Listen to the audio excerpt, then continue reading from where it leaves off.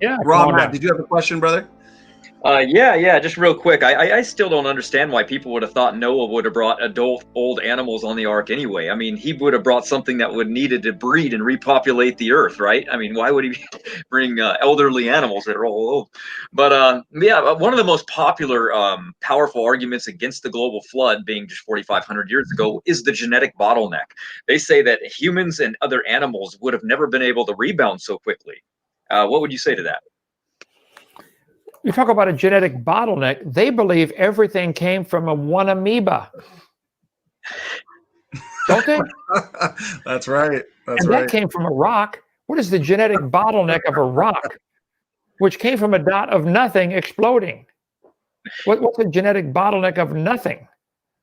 It is so insane that they would pick at something like that. I think that any farmer would take. Matter of fact, I was speaking on this one time at I forget what state I was in even, but I mentioned about there are 450 breeds of dogs in the world today, and they might have come from a common ancestor called a dog.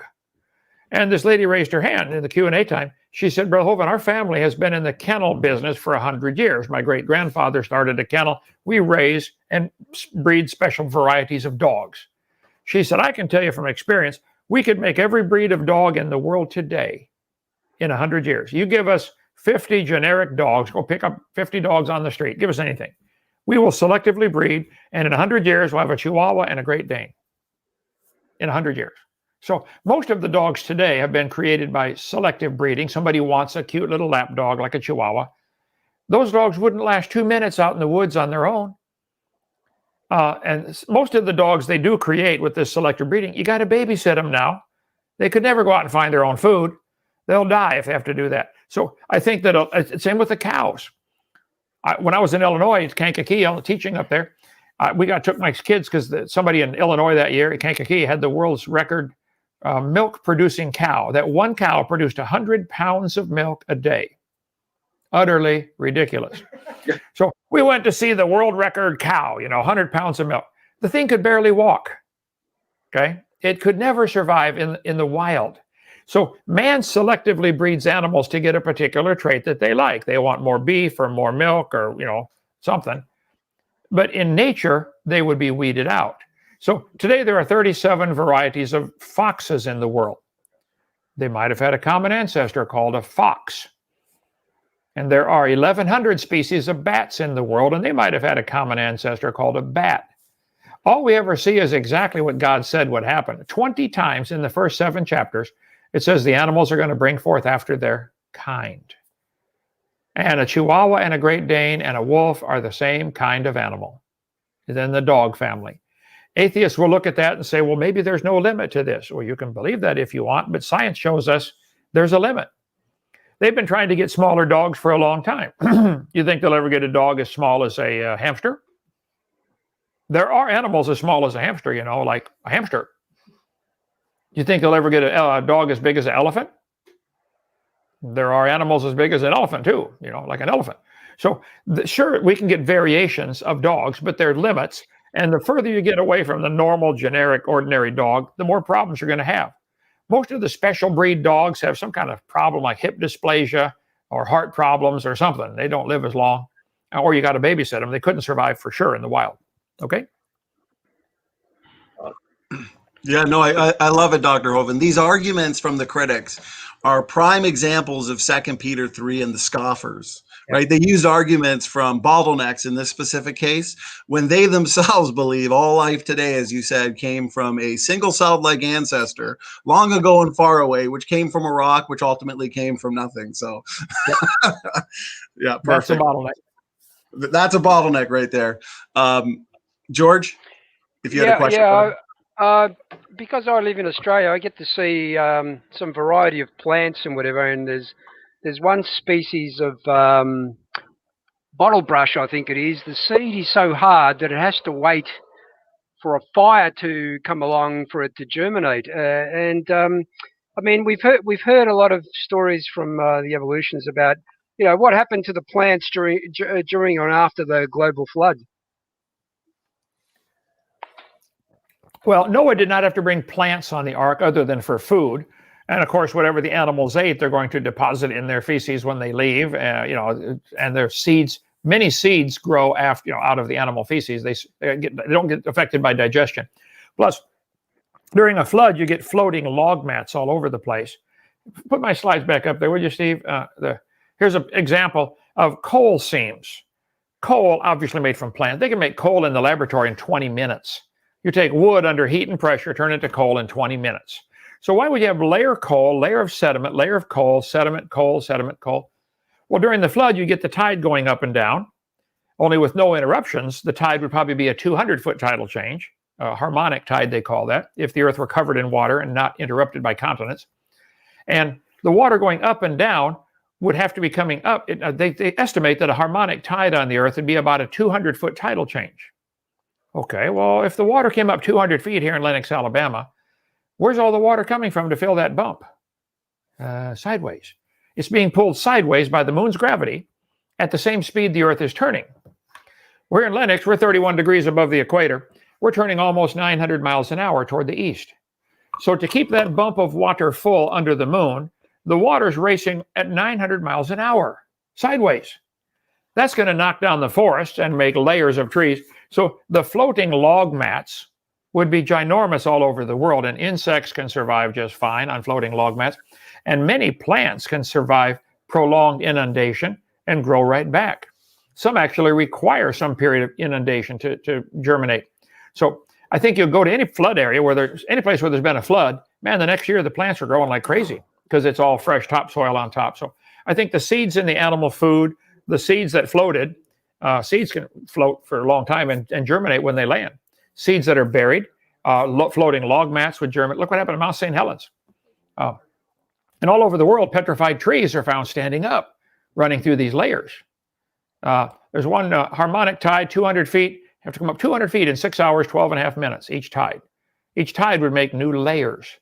And so the floating log mats would be one simple answer for the seeds. But again, an atheist will pick on something like that little question, which they think is like an insurmountable question, and it's not. And yet they turn around, talk about swallowing and straining at a gnat and swallowing a camel. They then believe all the plants in the world came from a dot of nothing exploding. That is a special kind of stupid that needs special care. Well, go ahead, George. Go ahead. I was just going to, we've heard a lot of explanations to the Polystrate fossils. There's one example that I can think about. In Nova Scotia, I believe there are Polystrate fossils of reeds, giant reeds. Now, how do they explain the Polystrate fossils where the actual fossil is a reed? They tell you that reeds are tender. Yeah. They wouldn't last long. They have to be buried quickly before it had a chance to decay. Reeds wouldn't last long at all. Yeah. Exactly. While we're on the Genesis subject, there are arguments made by biblical compromisers such as Inspiring Philosophy and John Walton that Genesis 2 is actually a sequel to Genesis 1. After God establishes the cosmos, he narrows in on one region of the earth to create a garden environment, and therefore the creation of Adam in Genesis 2 is not really the first man, but Michael Heiser has stated that Genesis 1 encompasses all of humans, while Genesis 2 picks up after this with the creation of or the election of two specific individuals to act as priests, if you like, in the Garden of Eden. And so the implication is that Adam came after, when all of humanity was made in the image of God. What are your thoughts on that? Okay, again, this is not what the Bible tells you. Like when Jesus gave his reasons for marriage, he goes to Genesis 1:27 and 2:24. So God, in the beginning, God made them male and female. For this reason, a man will leave his father and mother, be united to his wife, the two will become one flesh. He's linking Genesis 1:27 with 2:24, showing he's talking about the same humans in both cases. So this is what Jesus believed. That this is actually one creation account, referring to both. So both of them referred to Adam and Eve there from the beginning. a single man and a single woman. That's what Jesus said. He didn't have any problem thinking that these were the same people involved. And there's some truth about recapitulation and what these guys said. They just got it all wrong, how they apply it. I mean, in the ancient Near Eastern literature, often they would have a detailed, sort of overall summary account, and then they'd focus in on one particular aspect of that.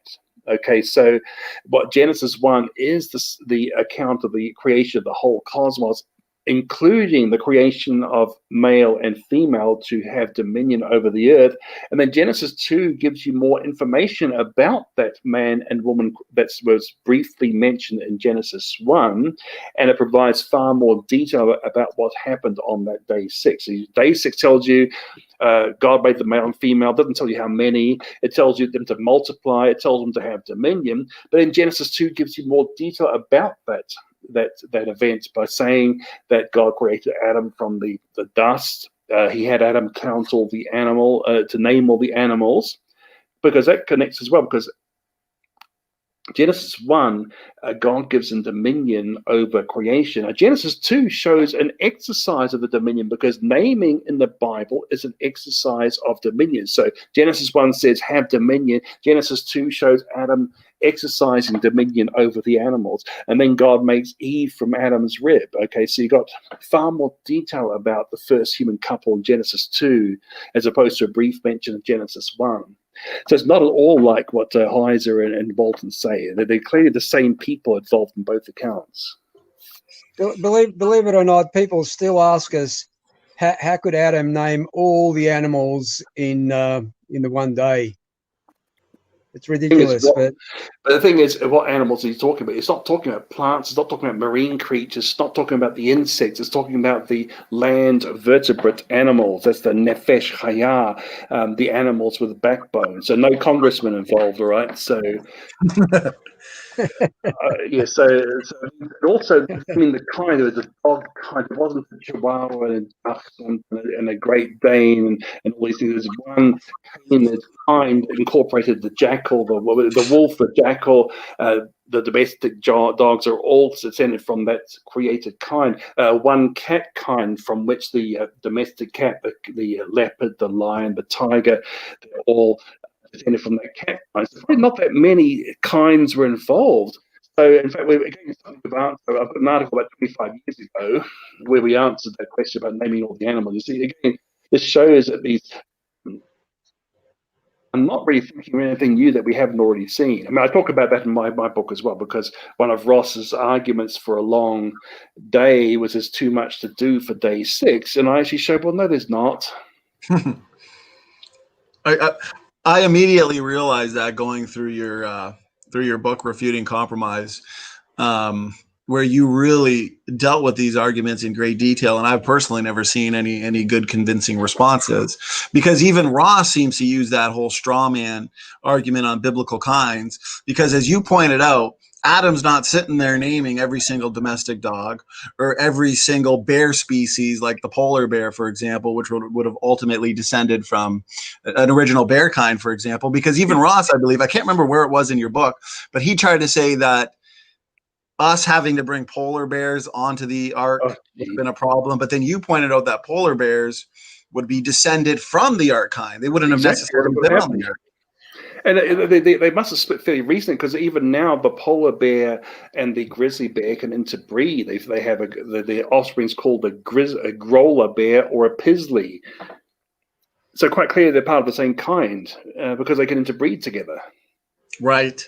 And see, Ross teaches a discredited view called fixity of species. Now, there are a lot of people who want to accuse us of believing in fixity of species, but Ross really believes that. But see, creationists, even before Darwin, understood the kind was broader than what they call a species.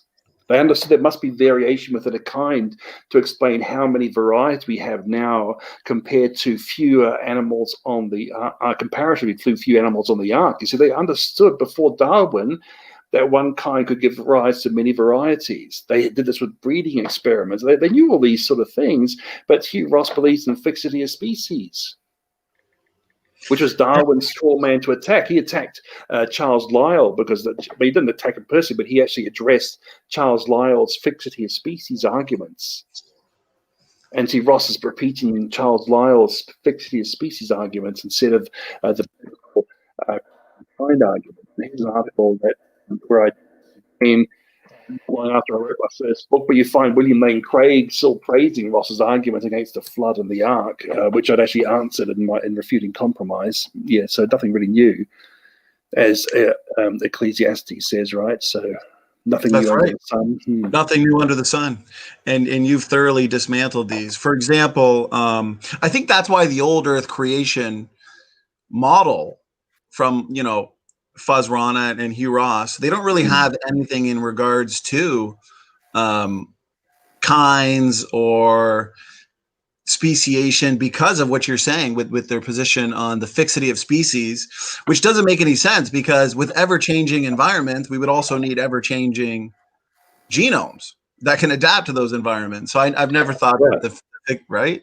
Right, and also the thing is, when you look at modern biology, they understand that the best way to get something, a variety established quickly, is to have a small and isolated population of something, as opposed to a large population when they can interbreed and sort of average out, a reversion to the mean. So if you want to get a variety, you have to isolate it, which is how you breed dogs. You've got to isolate them to stop them interbreeding with the main parent population. Okay, that's how you get varieties of dogs that we see, because you're breeding and isolating small populations.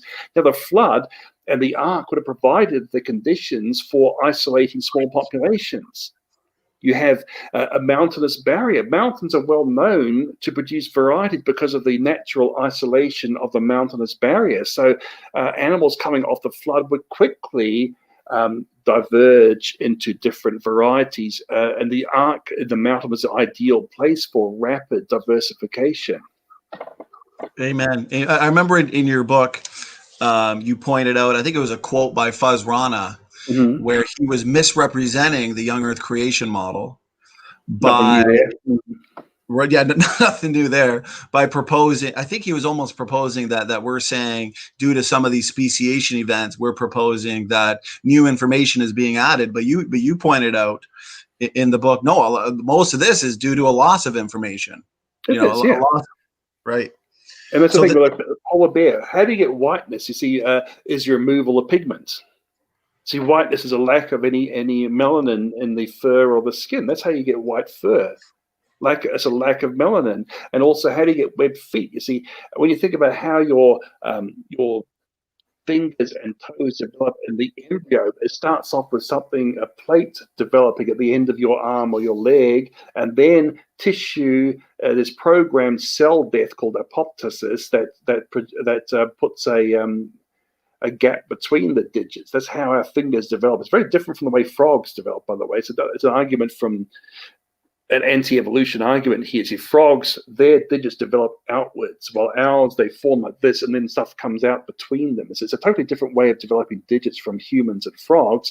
The thing is, if this process is somehow mutated, the separation is not complete, so you have webbing in between instead of total separation. So you can understand how a loss of information can convert sort of separated digits like this to a web digit. You see, so it gains a loss of information to produce some of these things that would be good for a polar bear. A polar bear wants to be white. It wants to be camouflaged against the snow so that the prey can't see it coming. It wants to have the web feet so it can swim better. You see, so these defects would be an advantage to the polar bear. This question you have answered before with us, John, but it also is one of the favorite talking points of local flood proponents. So I think it's important for the audience, especially because we've got about 50 people in the audience, to hear an answer to this. So here's the criticism, John. If there really was a global flood just 4,500 years ago, then how is it possible scientifically to get millions of species within that time frame since the flood bottleneck and today? All right. One reason I've said before is that I decided to add genetics to my geology degree was that we geologists only studied dead things. So I went and I not only did genetics, I enjoyed it, I did very well, and got to understand the difference between evolution and speciation. Now, when you have a look, the Darwin that we know of chose the title Origin of Species. He did it very well because he actually graduated in theology, and he knows the Bible talks about kinds. Now, kinds are not species. Species are a very small unit right down the bottom of a big group called kinds. So if you look at the duck kind, you have 146 varieties of ducks. And, you know, if it quacks, it's a duck. That's the general sort of rule. And I have never met anyone who, once they've seen one duck, can recognize some kind of duck. Now, when you say, well, how could you get that many species of ducks? The answer is we've never seen ducks produce new species, but we have seen a lot of things produce species, particularly the ones that we began to experiment with. And here's what we know about speciation. Okay, I'm a gardener. I've bred plants for a long time. My smallest pea that I deliberately grew is that big, and my biggest pea one is way up above the head of me right here and now. I grew one tomato plant with mini tomatoes that big, and my other tomato reached way up to the roof of this building that we're in. Okay, all from the same common ancestor. When you have a look at speciation, don't confuse it with different kinds. You can have hundreds of species in the same kind, and Noah only had 2 of each kind of the unclean and 7 of each of the clean kind on the ark. Okay, go one step further. When you use plants, we have discovered that if you take, say, colchicine, a common heart drug, but if you inject it into a plant at the point just before it divides, you know, plant cells divide, what you'll discover is the colchicine can't affect its heart, doesn't have a heart. But what it does is actually cancel the instruction for making the cell wall. And so instead of having one set of genetic instructions in a cell, you now have 2 sets of genetic instructions. Now, what it does is produce twice as much of any one thing. Of course, if there was 2% different between that substance and this, there's now 4% different. And so you start affecting the external shape, the size, the fruit size, the color. It starts to show up as these percentages multiply.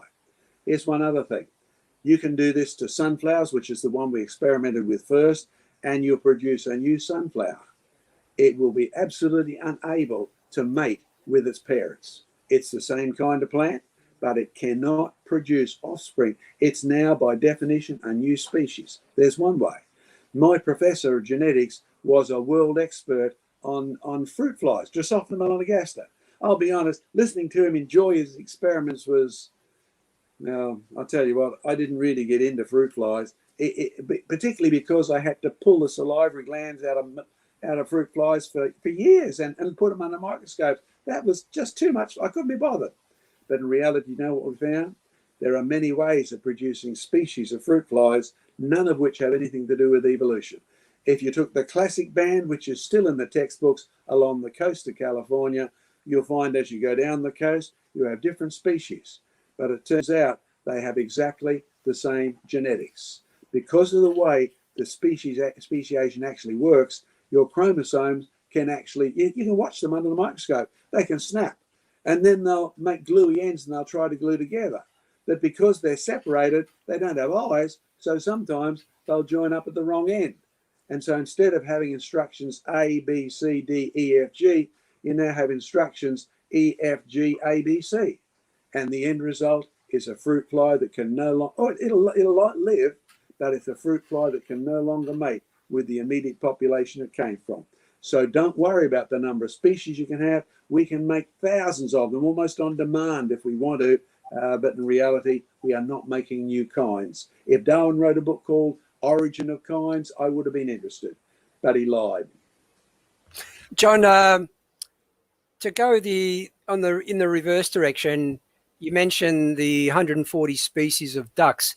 If we've had ducks for, I don't know what the period is, let's say millions and millions of years, why don't we have more than 140 species? Well, probably for the same reason we don't have dinosaurs. You've got several processes happening. One is the foxes who eat the ducks. So there are natural balances out there to limit both the number as well as what we're seeing, say, with COVID. The longer it's here, usually with any virus, the weaker it gets, right? It mutates until finally, just like even the Great Plague, these things just disappear. So you'll find that this happens with animals of any variety, with plants of any varieties. There's almost an inbuilt, you can't take over the planet by yourself sort of rule out there in genetics. And I was going to point out too. Oh, I'm sorry. Go ahead, George. I was just going to add. I believe the human version of the H1n1 virus apparently is recognized as going extinct or gone extinct. That's what I've heard anyway. Well, you've heard it, but of course you haven't been around looking for too many H1n1 viruses lately and trying to find us a devil of a job. So let's be honest, when it comes to viruses, what we really meant was we don't see any consequences of that particular virus resident now. Yeah. That's the only observation you've actually made. Yep. And I'd like to add too, I've had numerous discussions with theistic evolutionists and naturalistic evolutionists, John, and that was a great response and some great genetics there.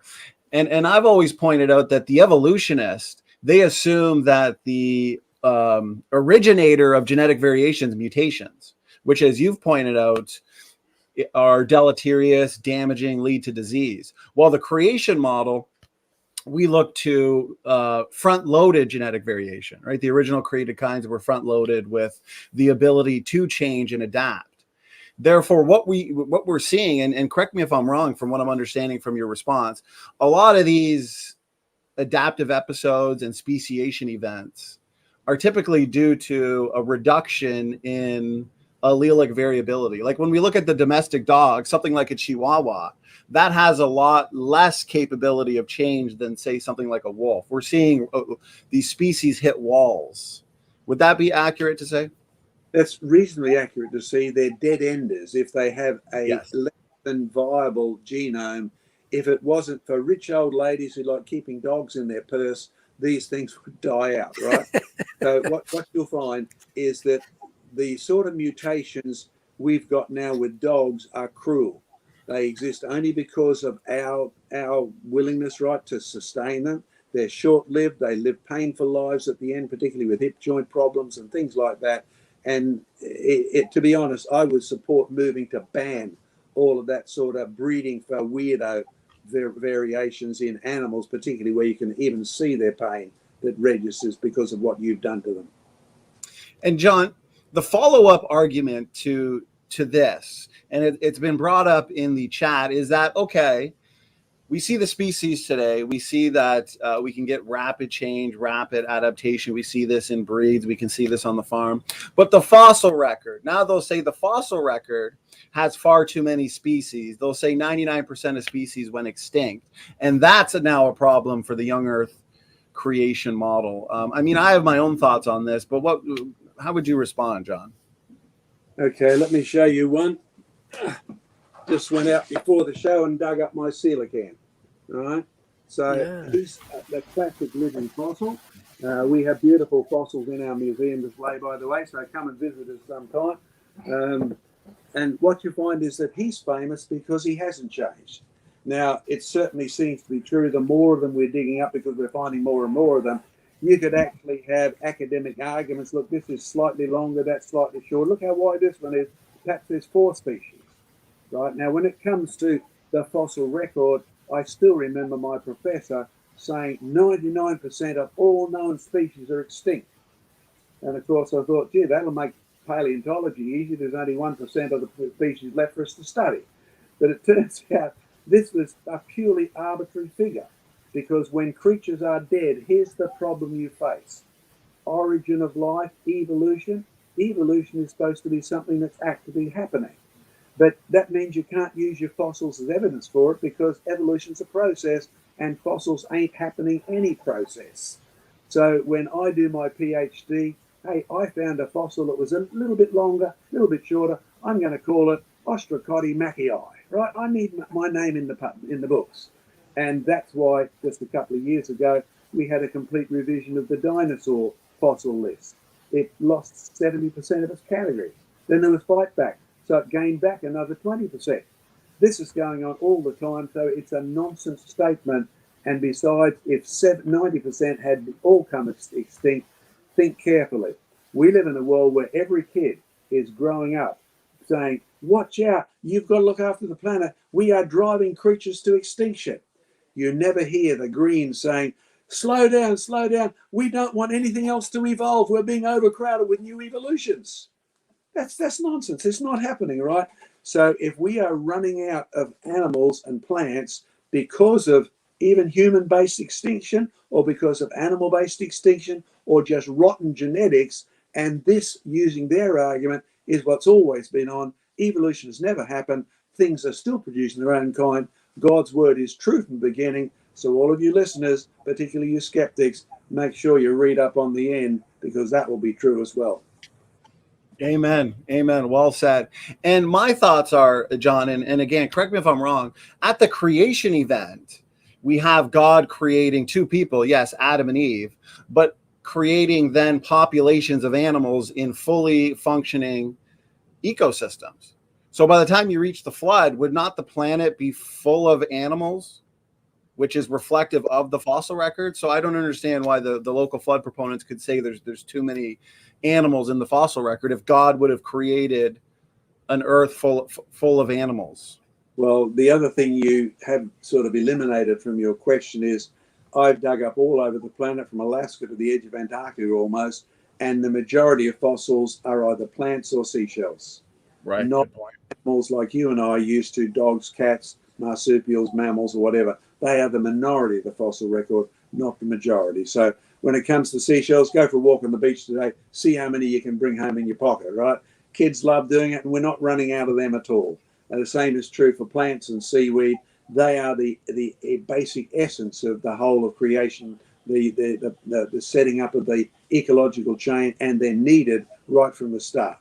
In terms of the animals, I'm pretty sure God did what you said, created batches of them, and they were still a minority even by the time you get to the flood.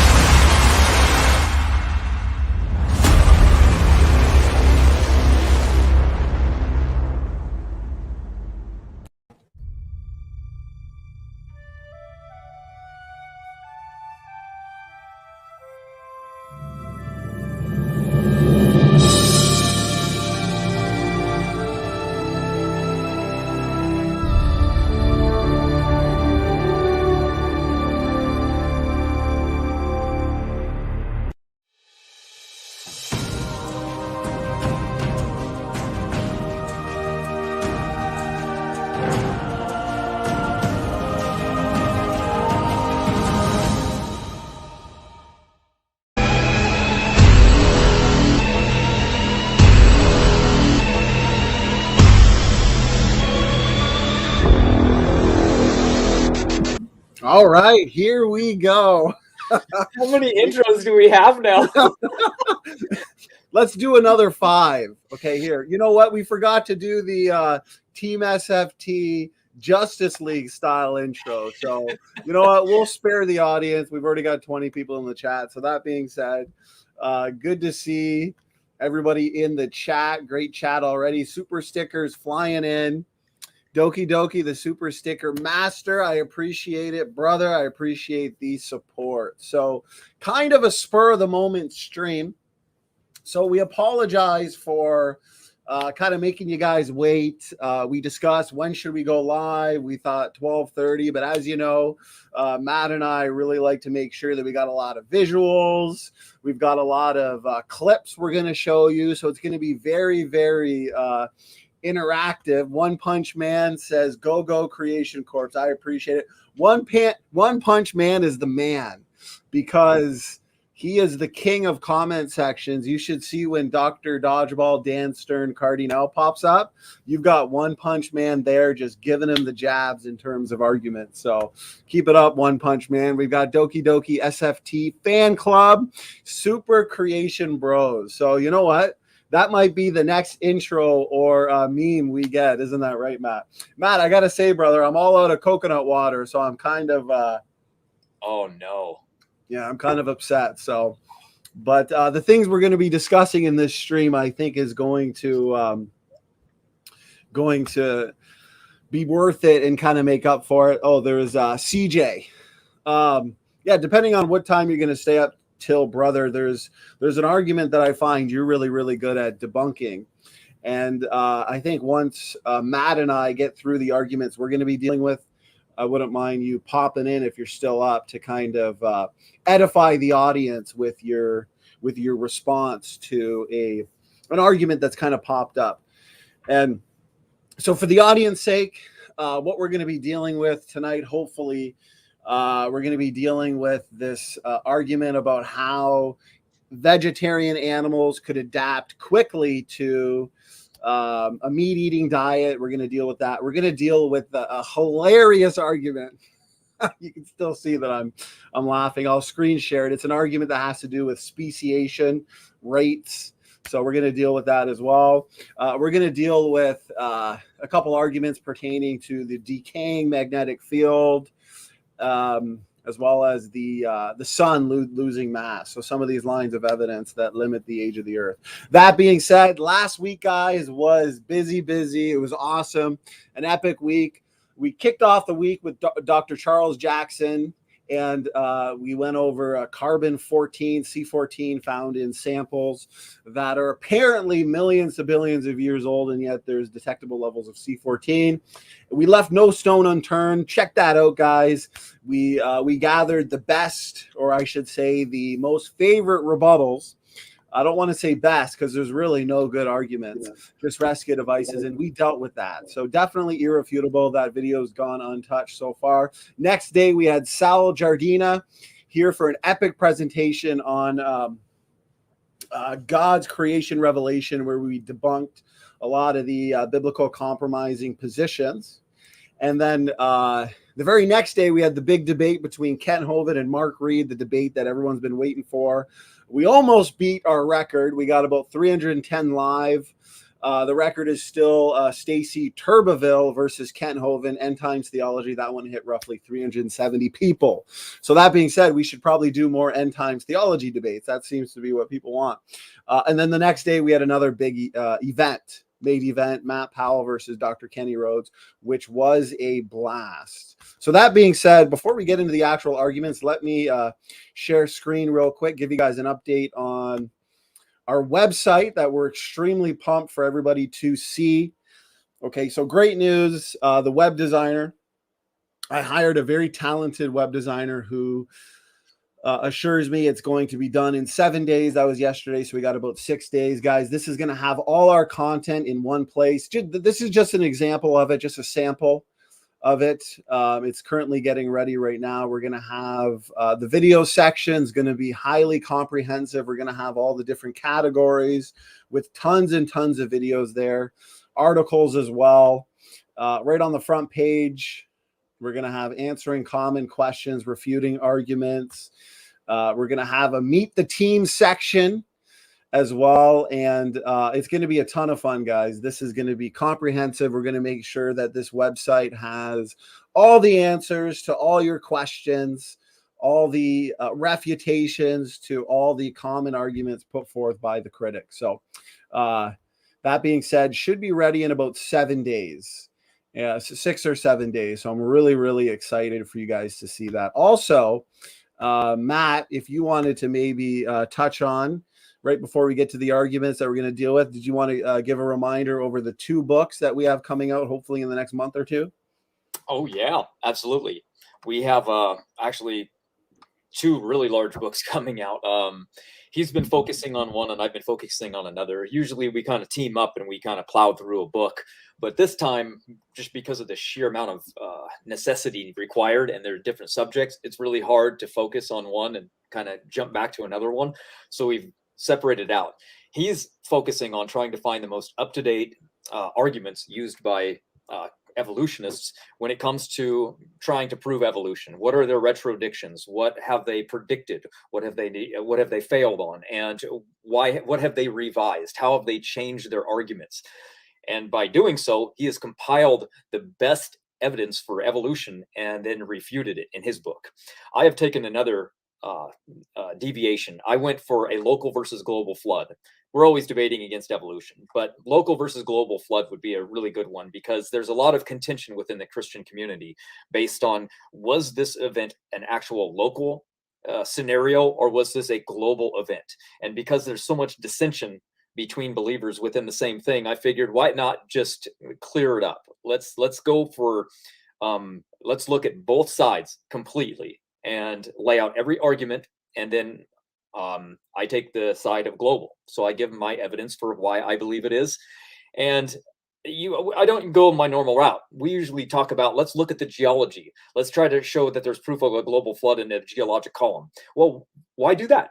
Let's talk to the Christian about what the Bible actually says, and let's go for the scriptural evidence, and then let's look at it from a historical evidence, and then a genealogical evidence, and then linguistic evidence, and then we go over the math and everything.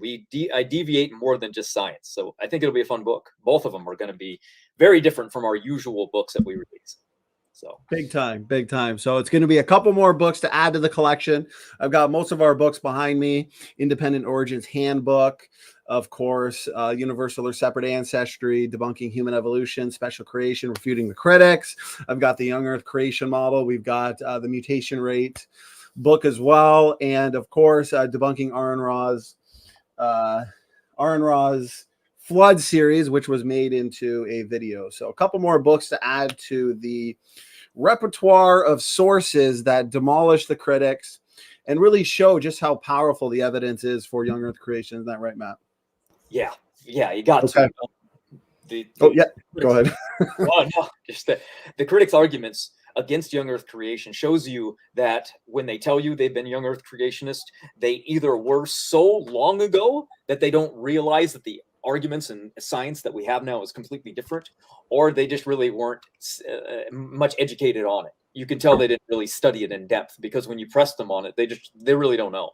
So, I mean, now they have a place to come. We have the resources for pretty much everything now. I mean, how many videos do we have? 2,000? Yeah. and that's the thing. So we've got so many videos out there on the channel. I think we've got over 12 or 1,300. And I'm just looking for a thumbnail here too. Okay. So we've got so many videos that even on the website, when it first goes public, we're going to have probably about 100 of our videos up there. I made sure that it's 100 videos addressing all the common arguments. But as time goes on, we're slowly going to upload all the videos. But we've got brother CJ Cox in the live chat, and I was looking for the thumbnail that we have for his epic debate.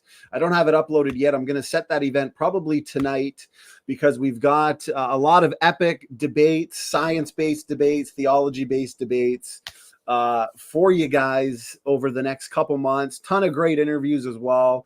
I'm already starting to book interviews for November, December, January. So tons of fun, some big names as well. So this is going to be awesome. Brother CJ Cox is going to be debating Randall Rouser on,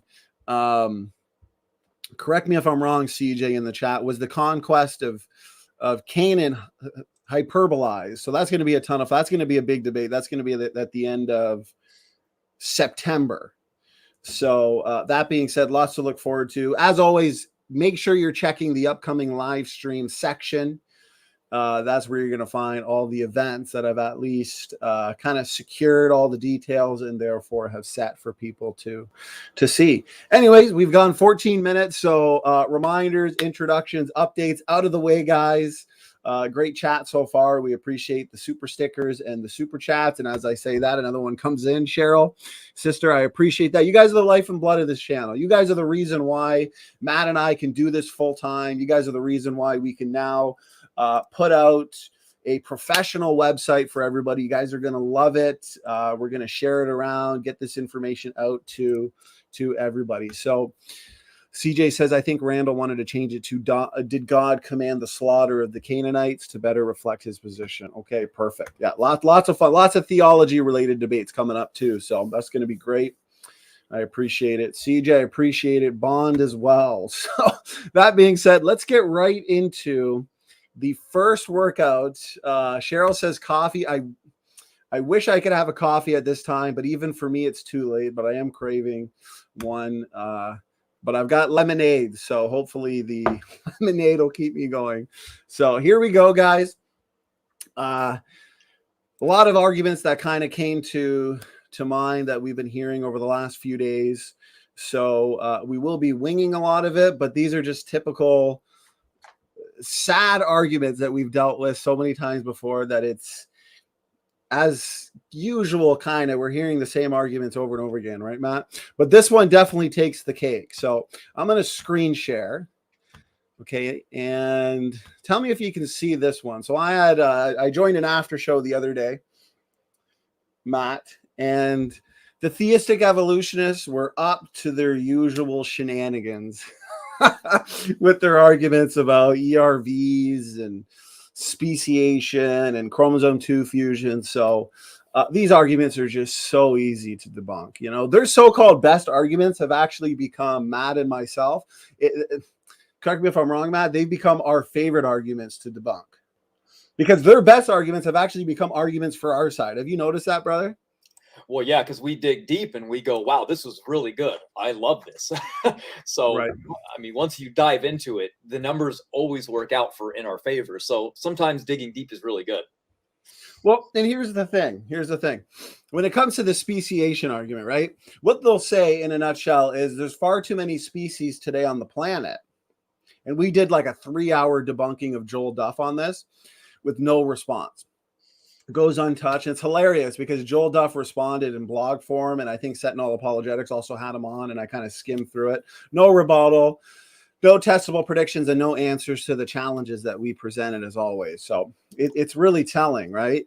They're kind of cornered, and they know they really don't have a response. So it's a lot of posturing is what we're getting. While we stick to the data, the evidence, okay? So that being said, the argument is there's too many species to have arisen in just 4,500 years, okay? And then we point out a number of reasons, including technical papers, right? I'm just going to do this in a nutshell. We're going to go into more detail. That what we're seeing today is actually rapid adaptive episodes, okay? And oftentimes this is done through reduction in allelic variability, reduction in heterozygosity.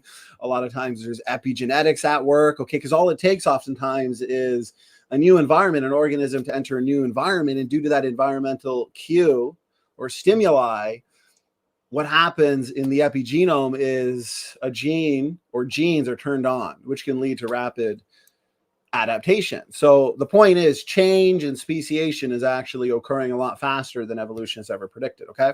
Then what we do is we actually go into the numbers, and we've pointed out that we've seen new bird species originate in real time on islands that we are actually studying, for example, on the Galapagos Islands. So that being said, an argument was put forth here by the Smokey Saint comedy show, okay?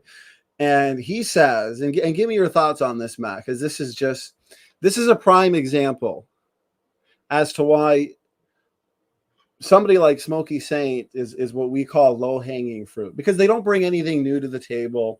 They clearly have not read the technical literature coming out from young earth creation scientists on certain arguments such as this, such as speciation. We've got a very detailed model, a very technical model with testable predictions laid out that clearly these types of critics aren't looking into based on their responses. So Matt, tell me what your thoughts on this are. Is the screen shared, brother? You can see? Yes. Okay, so he says, if SFT's formula is right, why aren't there at least thousands, Matt, of species on the Galapagos, right? Because we saw new finch species form on the Galapagos Island. I've got a couple papers that demonstrate that, I believe, from 2017. And when we look to the genotype, we always recommend look to the genotype, okay? When you look to the phenotype, you don't necessarily know what's actually going on in terms of genetics. And what we'll see is what's going on in terms of genetics is no help to large-scale evolution, fish-to-fisherman evolution, because we're seeing reduction, right? What we've seen in these Darwin species is what's called a shift in heterozygosity. Heterozygosity is just a fancy word that means a state of DNA diversity towards homozygosity, okay? All you need when it comes to rapid speciation is what? Especially with our model, if the DNA differences are front-loaded and they're there at the beginning, then simply through recombination, gene conversion, migration, isolation, inbreeding, shifts from heterozygosity to homozygosity, boom. As long as there's enough distinctiveness, we've got a new species. But remember, it's through shifts in more allelic potential or allelic variability to less, okay? You're not going to take a fish to fisherman by losing money and only losing money, okay? So that being said, so he says, if SFT's formula is right, why aren't there at least thousands of species on the Galapagos? Matt, go ahead. How would you, what are your thoughts initially on that argument? Go ahead, brother. I would say, for one, have you ever actually seen the Galapagos Islands? Look at me right now. Ready? That, right there. These are the Galapagos Islands. They're not very big. Why in the world would anybody think that you would get hundreds of thousands or millions of bird species on such a small group of islands to begin with? So, of course, they would be... Matt. Yes. Let me be devil's advocate. I'm going to be the Smokey Saint comedy show here. Well, because, Matt, you guys said that you predict roughly 2 to 3 new bird species per year. So if you got 2 to 3 new bird species forming on the Galapagos Island, then, I mean, before you know it, you got thousands of species. So what's the deal, bro? We're not talking about a single group of islands. We're talking about worldwide. Worldwide. No.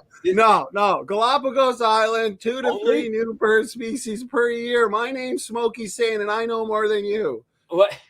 The islands are small. You can't just have this. Wait a minute. You meant 2 to 3. Not the islands. Wait a minute. You meant 2 to 3 new bird species per year worldwide? Yeah, of course. Oh. Of course. How in the world would we predict an island bird species? That doesn't even make sense. So what you're saying is we got another critic with egg on his face. If that's what he said, he put his foot in his mouth. That's crazy. His arguments are almost as good. His arguments are almost as good as his arguments for soteriology, which are really bad. Before I know I'm interrupting you, Matt, but it's just too good to be true, right? Okay. And this is what he'd say if he was in here debating, so might as well debunk it, right? Praise I am's in the chat, so we might need a thumbnail with the Smokey Saint comedy show egg, and we're talking about a Tyrannosaurus Rex egg. Like, we're talking about a big egg here, because this is a lot of egg on his face. Okay, anyways, as we can see, this is a bad argument to begin with, right? So, yeah, keep going, brother. What are your... Let's deal with the argument. Let's deal with the evidence and the data as we always do. Go ahead. Okay, well, first of all, me and you weren't the ones to predict this. This was actually predicted in 2017 by Dr. Jeanson, and the next year it was actually proven. And I cut out a video clip for everybody to prove this. Check this out. Not only does creation explain the obvious evidences, the popular evidences equally well as evolution, it explains the most fundamental fact of biology much better than evolution does. And when we drill down into the genetics, this is the last point I'd make, I guess, in the elevator, is when you look at the most important lines of evidence for evolution, the most important field of science when it comes to the origins question, that's the field of genetics. Creation actually explains it better. You get down to the technical evidences, creation explains the technical evidences for evolution far better than evolution itself does. And there's great irony here. One of the subfields of genetics in which creationists are actively succeeding and surpassing evolution is the rate at which genetic mistakes or mutations occur. Mm-hmm. Here we have the engine of evolution, and irony of ironies, it's the creationists who are doing a better job making predictions about the rates at which this should occur. And that's the essence of the creation evolution debate. Evolutionists say we don't do this, so now you can explain it to your kids. Here's what they say we can't do, and the reality is that's factually incorrect. So I've put the date of this scientific article here down here in the lower part of the screen, January 2018. That's significant because this finding, this announcement, was published several months after I published my book in fall of 2017. And one of the predictions I made, so we put the book in print, and there were many sleeps that followed before this paper came out, was that there would be a certain rate at which species form. And so this comes from the concept of Noah taking kinds on board the ark, which is about the level of family, those kinds coming off the ark, and then forming new species. And given just 4,500 years of history instead of millions of years of history for animals, there's very different predictions that evolution makes versus what creationists makes on the rate at which species form. Well, exhibit A for evolutionary biology has been these Darwin's finches. There's a group of finches, a few of them shown here, in the Galapagos Islands, and only in the Galapagos Islands, that have been studied for several decades. Well, this brand new finding that was announced in January 2018 was in this particular this species of finch. They said a new one formed. And I found out about this actually in February, Darwin's birthday, a favorite day for evolutionists to try to put a stick in the eye of creationists, saying, na, na, na, na, na, na, see what you don't know or can't do. And so they were announcing, here, here's a good thing to shove in the face of a creationist.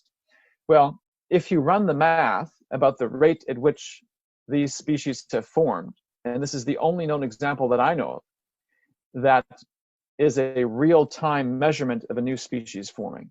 So here's our first example of it, formation of a new species documented in real time. And what is the rate? It matches exactly what the Bible predicts. It's remarkable. And again, it's highly ironic. Just as creationists are predicting the speed with which copying mistakes occur at the genetic level, the engine of evolution, we are also predicting the rate at which species form in their favorite example of evolution. Darwin's finches are what shows up time and time again in the evolutionary textbooks as to, here's evolution in action. So as you guys can see, it's pretty clear. The prediction was made, and then that's exactly what we saw, and it lined up with what Scripture is saying. Based on, if there was a flood, how many bird species would we predict to see based on that criteria? So if I'm going to screen share, because I tried to upload some images, and you have like 100 already uploaded, so I couldn't even upload one image. So I'm just going to screen share for this, because it's sure, no problem. All right. So I'm going to open this one right here, and we see that Darwin went the very first time in 1835 when he went to the Galapagos Islands. Now, he was quite young at this time and hadn't documented anything yet. But as time went on, we actually found that he documented about 13 species of finch. Well, today we can look and we can build this chart and see that there are many more. Actually, sorry about that. There are 18 today on that island, but when Darwin did it, there was 13. So we see a increase in the species of just these finches, and it's accounting for a small island. So if we're accounting for a small island where speciation would be less, would not really be going on. Remember, Darwin predicted, based on evolution, based on the size of the island, that the finches would speciate once every 3,000 years. We're finding the exact opposite is true. So when we look over here, we find that the new study shows that a new species develops in about 2 generations. That's 3.4 years. Think about that. 3.4 years, that's nothing. We look at the number of finches that are in the family, and we see there's 233 species in that family alive today. So, I mean, we're talking a low number, what would be required for evolution to be true. So what happens is we can run the number. I want you guys to Google this yourself sometime and just go over and type in how many bird species are there. It says sometimes they say around 10,000, but to help evolution, I found the highest number I could. And that number is 18,000 different bird species. So if you actually do the math and you run it, what's 3.4 forming, dating back to when I believe the flood was, 5,318 years ago, using the Greek Septuagint instead of Masoretic text, you get 18,081 bird species. Well, it's exactly what we see. I mean, the evolutionist goes, well, you know, you're not accounting. Well, wait a minute. Yeah. Are you saying that we're seeing a new bird species every 3 to 4 years forming on the Galapagos Island? How come there's not thousands of birds on the bird species on the Galapagos Island? Oh, not again.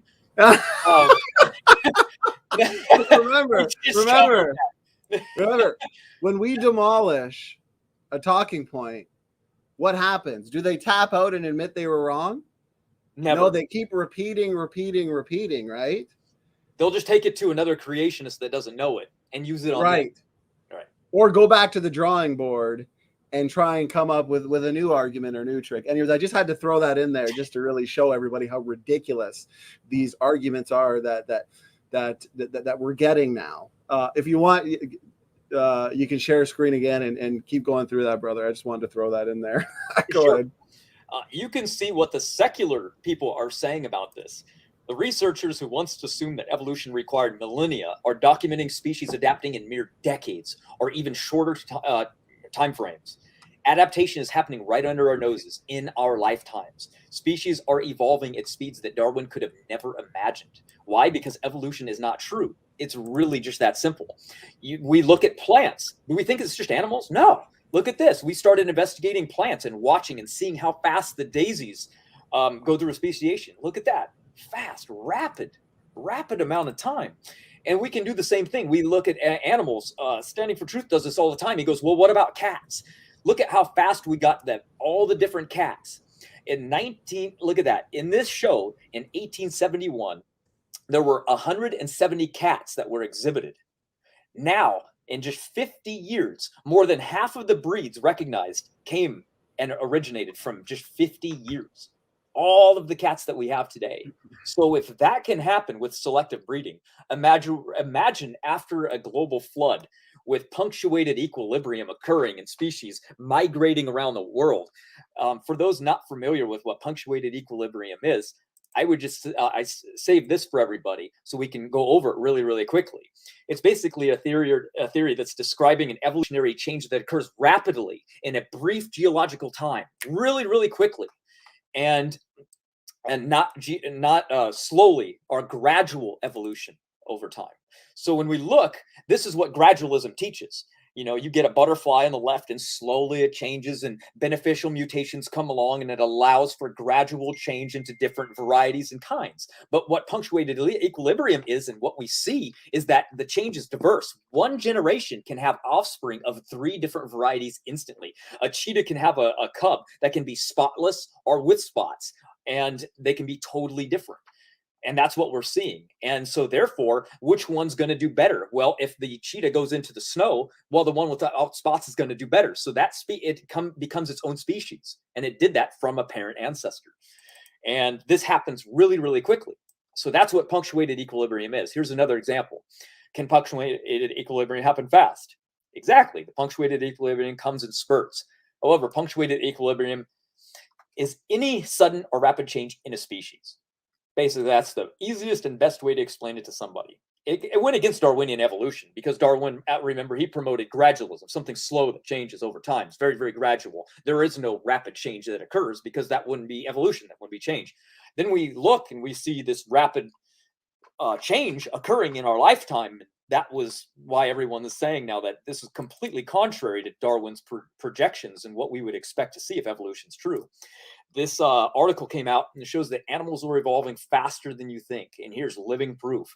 And they go down and they show what happens in almost every different thing you can see, from aquatic life to turtles to plants and to animals. So if we have an example of speciation happening rapidly in all these different forms that we're finally observing and keeping an eye on, then what makes people think that our model isn't true when we're making the prediction that that's exactly what we're going to find? You see, what makes the finches a really good example for us is because of the fact that speciation shouldn't really be occurring too quickly on that island. It's already populated. So something that would get onto the island would actually speciate much faster. But since it's already been that way, speciation should be much slower. And we're still seeing it occur rapidly. So another thing comes down to that is when something's isolated on an island, you pretty much have an animal or an organism that you can test that can't run away, meaning you have a great test subject. It's not going to leave the island very easily. I mean, even though it's a bird, it's still got to fly over the ocean to get to the mainland. It's not. So you have a really good criteria of like, I can study these finches. That's why Darwin probably liked them too. Is that I can study these and get a really good criteria of what's going to happen. And that's exactly what we see. So when we went back and they were using the finches as a great example, they said, oh, these will be perfect for Darwin's birthday. We can study the finches and they'll help prove more evolution. And you know, you release a dog into a wild or a deer, it's just going to run around, and they're breed really quickly. It's hard to keep track of them because they'll just run around. And, you can lose track of them. But on an island, they're really stuck. And what happened on an island when 2 deer were released? Just 2 deer alone. What happened after a few generations? Yeah, that was another great example of what we would expect if creation were true. Because when an animal were to get off the ark, what we would expect to see is that the animal would diversify and it would move out and migrate, and reproduction wouldn't be hindered from inbreeding. And that's exactly what we found. We found 2 deer were released in New Zealand. And actually, it was 1 male and 3 female. And they were released in New Zealand and let go. And exactly what we would predict happened is they populated the island by so much that within 100 years, there's over 100,000 of them. And you can basically go to New Zealand and kill these deer as many as you want. You can go hunting and just slaughter them, mass slaughter, because they can't get rid of them fast enough. That's how much they've taken over just New Zealand. We have examples of goats and all kinds. Right. Exactly. Rapid speciation, rapid breeding, rapid and exponential population growth. And what I find funny, Matt, there's a couple things that come to mind based on what you're saying. Okay. So one thing, we're actually studying Darwin's finches on the Galapagos Island, correct? Yeah. We've got people there, we're studying.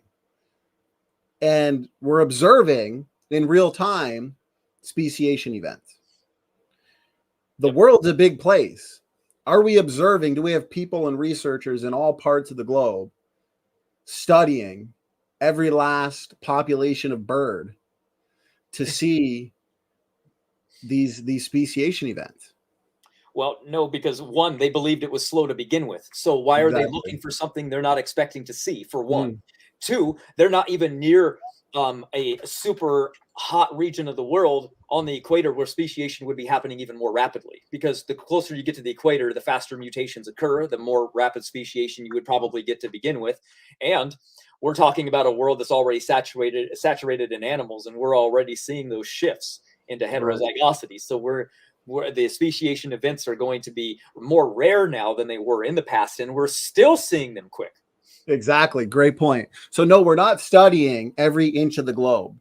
Okay. And yet what we are studying, we've got this new data that suggests, wow, a new bird species forming exactly how Dr. Nathaniel Jensen predicted they would based on the created heterozygosity model. Okay. Shifts in heterozygosity to homozygosity. As years go on and you get more shifts, as you were pointing out, from heterozygosity to homozygosity, you get a lesser potential for genetic change, right? Creationists, we look back to the creation event. We look back in time to the expansion of genetic information, the expansion of allelic variability, okay? And as time goes on, we get a reduction in allelic variability. So at first, you have more rapid speciation events. And today, thousands of years later, speciation events should be a little more rare. And yet we still see it. And yet we still see very few numbers of species overall. And something you said, Matt, which was a great point, is we like to look to birds and almost give the evolutionists the benefit of the doubt, because we're looking at roughly between 12 and 18,000. Which is one of the greater number of species that we have on the planet, right? When we look to lizards and we look to snakes and we look to rabbits and we look to whatever, I mean, we got numbers on everything, felids, canids. There's not that many, easily explainable. Right. So we go with birds, which we find more species for, and yet what do we find? The data is matched perfectly to the Young Earth creation model, going back 4,500 years. So what I find funny, Matt, is you'll get these theistic evolutionists or these old earth creationists, okay? And they'll put forth this talking point. Oh, there's just too many species. How do you explain why there's so many species? So then what we do, Matt, what are your thoughts on this, brother? And then we'll spend a few minutes showing, no, there's actually too few species. What we see is perfectly in line with the biblical creation model. And the data has resulted in successful testable predictions. And then we ask them, why are there so few species? And what do they say? They start fumbling all over themselves. Well, I mean, like, you got to think about extinction events, and what about stasis, and what about this, and what about that? And it's like suddenly they're on the defense. Do you notice that? They wanted to put us on the defense. And within a few minutes, you have them on the defense. Well, I mean, the young Earth creationists are not considering X, Y, and Z. And what did we ask Adam Heap, zoologist and herpetologist, when we debated him on Modern Day Debate? We asked him, what testable predictions can you make? Right. Right? And he said he can't make any. Right. Because there's too many factors at play to make any. Oh, really? Well, the gold standard of science is to make testable predictions. We've actually heard an argument in the past recently where somebody said, you know, a really bad young Earth creationist argument is to say that young Earth creation is the gold standard of science. No young Earth creationist has ever said that, okay? This was just completely wrong. No truth to it.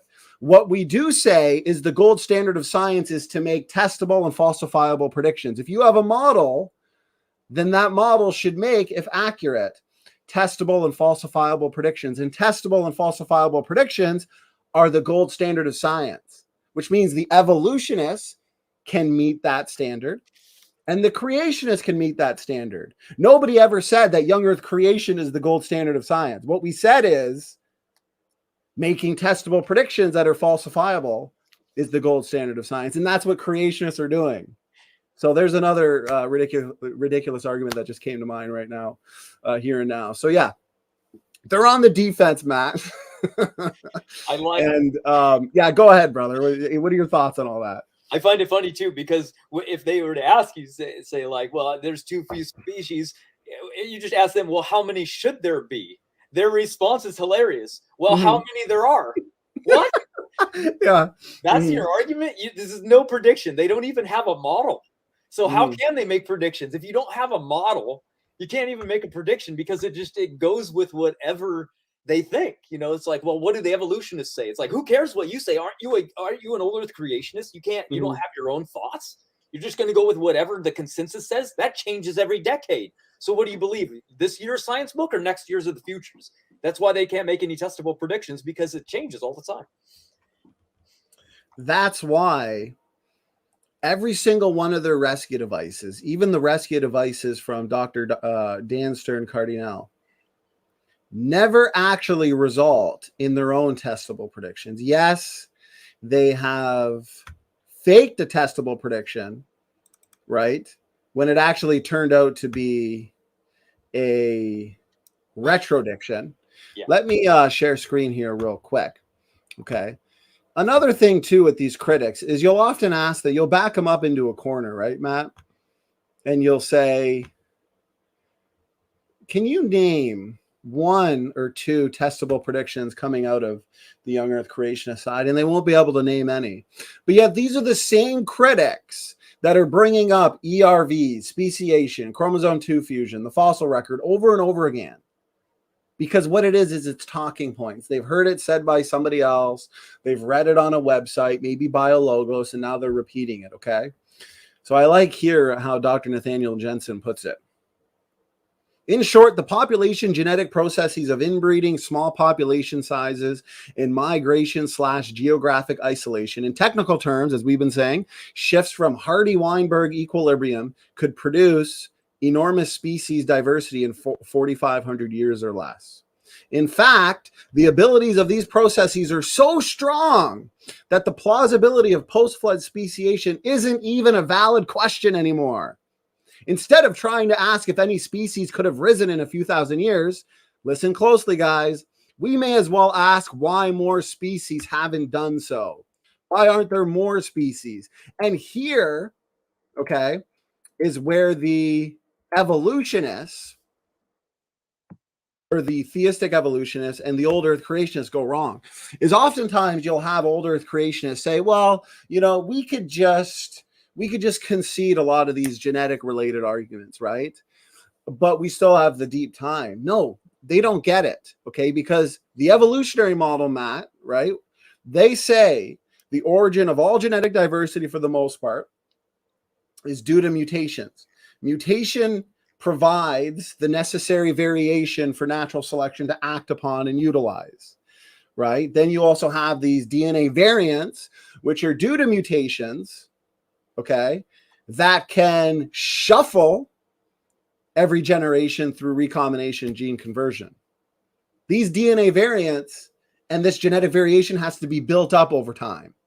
That's why evolutionists need millions of years to build up the genetic variation necessary for change and adaptive episodes and speciation to even be possible. But Matt, the model we're putting forth as Young Earth Creationists is what? Design diversity. Okay? The original organisms, the original kinds were front-loaded with internal diversity that could then be utilized by natural selection. The pre-existing DNA variants and differences can go through recombination, gene conversion. We can get new varieties quickly. The DNA differences are already built in. Then you get a lot of old Earth creationists that say, yeah, that makes sense. That makes sense. We're not going to argue about that. Now they're stuck between a rock and a hard place because they are now, and I don't think they understand the implications of it, they are now holding to this position that naturally results in rapid adaptive episodes. So now the old Earth creationists, their main struggle is, oh no, why aren't there more species? And them also conceding, Matt, that, okay, yeah, genetic entropy puts shelf lives on genomes, and the low variation in Y chromosome and mitochondrial DNA means that humanity is young. That doesn't work either, because the implications of that is what? Well, they're going to have to reject the geological column, which they don't want to do, because then you have people like William Lane Craig who recognize that you got these fossil groups like Neanderthalensis, Heidelbergensis, Naledi, Floresiensis, Erectus. You've got them in layers where that just wouldn't work out if man is young, unless you want to say Neanderthals and Erectus and Heidelbergensis are not humans. You've got William Lane Craig with a new book where he suggests, based on the fossil record, that what? The origin of humans go back about 700,000 years to Heidelbergensis. Heidelbergensis is the last common ancestor of Neanderthals and humans. So point is, it becomes very contradictory, inconsistent. It's only the Young Earth creation model, Matt, that is consistent. And because it is consistent, it can result in successful testable predictions. Go ahead, brother. No, I'm shocked that he even wrote a book. I mean, he has no idea what he's talking about on the subject. Amazing, he has a book on it. So what a ridiculous thing that would be, huh? And by the way, you were right. Matter of fact, if you actually go over to that study of the Darwin finches, check this out. You can see right here, it's an increase in homozygosity on the Darwin finches. That new species that arose, it's higher in homozygosity. Yeah, exactly what you said. Exactly what was predicted. Isn't that funny? Young Earth creationists making successful testable predictions based on speciation rates, which the critics still want to put forth this argument that says, well, why is there so many species? Or better yet, why aren't there thousands of species on the Galapagos Islands? So, it's just getting bad. And you know what? Here's another argument. And I've used this in debates. And here's why we say that some of these critics are low-hanging fruit. Okay, we've got a lot of projects. We've also had tons of debates. Matt, you've had a ton of debates. You and I have debated Adam Heap, who's a professional, at least in terms of zoology and herpetology. And he'd understand this probably better than a lot of people. I've had 2 debates with conspiracy cats. The second debate, we focused a lot on speciation. We've debated some pretty serious students and also very knowledgeable PhD scientists in evolution on this topic. So then when you get other critics that are just coming in and they're thinking that they're going to be able to put forth some arguments that we haven't dealt with, it's just funny. It's like we've dealt with this for years now. We've even had extensive debates on this. So here's another argument. Okay. Another argument is you can just look to breeds. Okay. And we like to look to, right, Matt? We like to look to the horse, donkey, and zebra family, because we know that when it comes to wild species, there's what? 3 species of zebra today, 1 wild horse, and 3 asses, wild asses. There's about 7 species in total. How many breeds of horses and donkeys in the world are there, Matt, roughly? Oh, a lot. Well over 50 horses, because there's a lot of money to be made in horse racing. So Yeah. lots. Yeah. When it comes to, if you want to consider horses and donkeys, you're looking at like 800. Okay. Wow. Okay. So Insane. ask yourself this. Where did all the breeds come from today? Anybody in the audience, where did the breeds come from? Well, obviously we know that since humans, right, artificially selected for certain traits in the genome for breeds, then we know humans are the ones that are responsible for producing all of these breeds, okay? So even the evolutionists would have to admit that all the roughly 800 breeds of horses and donkeys came from a common ancestor within human history, if humans are the ones selecting and producing them, right? It's pretty basic. But they want to now say that it is impossible to get 7 species of equids from a pair of, say, equid archetypes on board the Ark thousands of years ago. But yet, even by their own standards, humans can produce roughly 700 to 800 breeds just based on pre-existing DNA variety, right? That's what the created heterozygosity model says, is that the original created kinds, the original archetypes of all the species today had the genetic capacity for this type of change. And that's exactly why we see rapid adaptive episodes in paper after paper. Okay. And this is just one simple example as to how easy it really is to get all of these species in just a few thousand years. We can just look at what has been done on the farm, and we can see this. And here's one last thing I'll say is the 7 wild species of equid, according to the evolutionists, took roughly 4 million years to come about. But then they'll agree it only took thousands of years for the 700 plus breeds. But remember, the evolutionists assume that all genetic variation, for the most part, is the result of mutations. That's not what we say, and that's not what the data suggests. The data suggests that the vast majority of genetic variation came from pre-existing means. Okay, they were pre-existing, which means species can come about just as quickly as breeds. Go ahead, brother. I don't even know what to say. I mean, it's pretty simple. I mean, I don't understand why they're convoluting it and trying to make it as though it's still an argument. You can literally create a dog breed yourself, as long as you don't have something at the bottom of the barrel like a Chihuahua. If you have a wolf, you can make other dog breeds from it, which is essentially a speciation, but it's not taking place in the wild, so it's not a speciation event, because obviously nature didn't select those traits. You did. You forced it. You're like, I want a wolf to be hairless. Okay, go ahead. It's not going to be a new species, but it'll be a hairless wolf. So you can essentially make animals yourself based on what was there. So what animal was on the Ark? Well, essentially, it was a species of a family that has the genetic diversity of all the animals that we see in the world today that spawned from it. Very simple. So imagine the animals and the diversity that came from before it. Because if that's just a random species within that family, you got to remember that the genetic diversity that is part of that species in particular, it lost all of its brothers and sisters that might have had different genetic variances within it. That's why we don't see a sloth that's 6,000 pounds or 7,000 pounds today, because that species is gone. What was on the Ark was a different species of that sloth. So we're left with its leftover. We're left with whatever the genetic variety of the species was that made it onto the Ark. That's what we have. That's why we've lost some from the past, because that's all that Noah had. He had one of each of these kinds. So really easy to explain. I mean,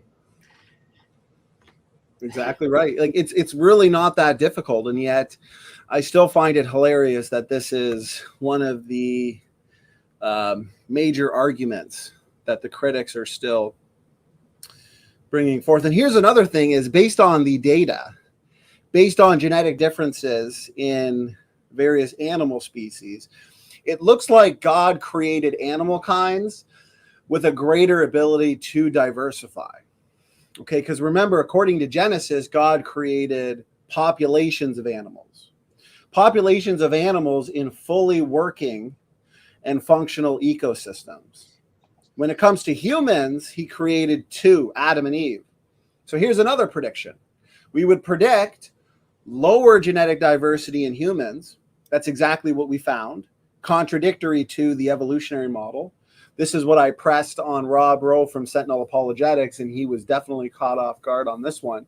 But it's not his fault, because every evolutionist we've debated has been caught off guard on this line of evidence, because it's precisely why the evolutionary community, I should say, had to resort to the post hoc, ad hoc, out of Africa population bottleneck rescue device, right? Because the evolutionary community is saying, wow, why do humans today have such low genetic diversity? Every single human being on the planet is 99.999% similar.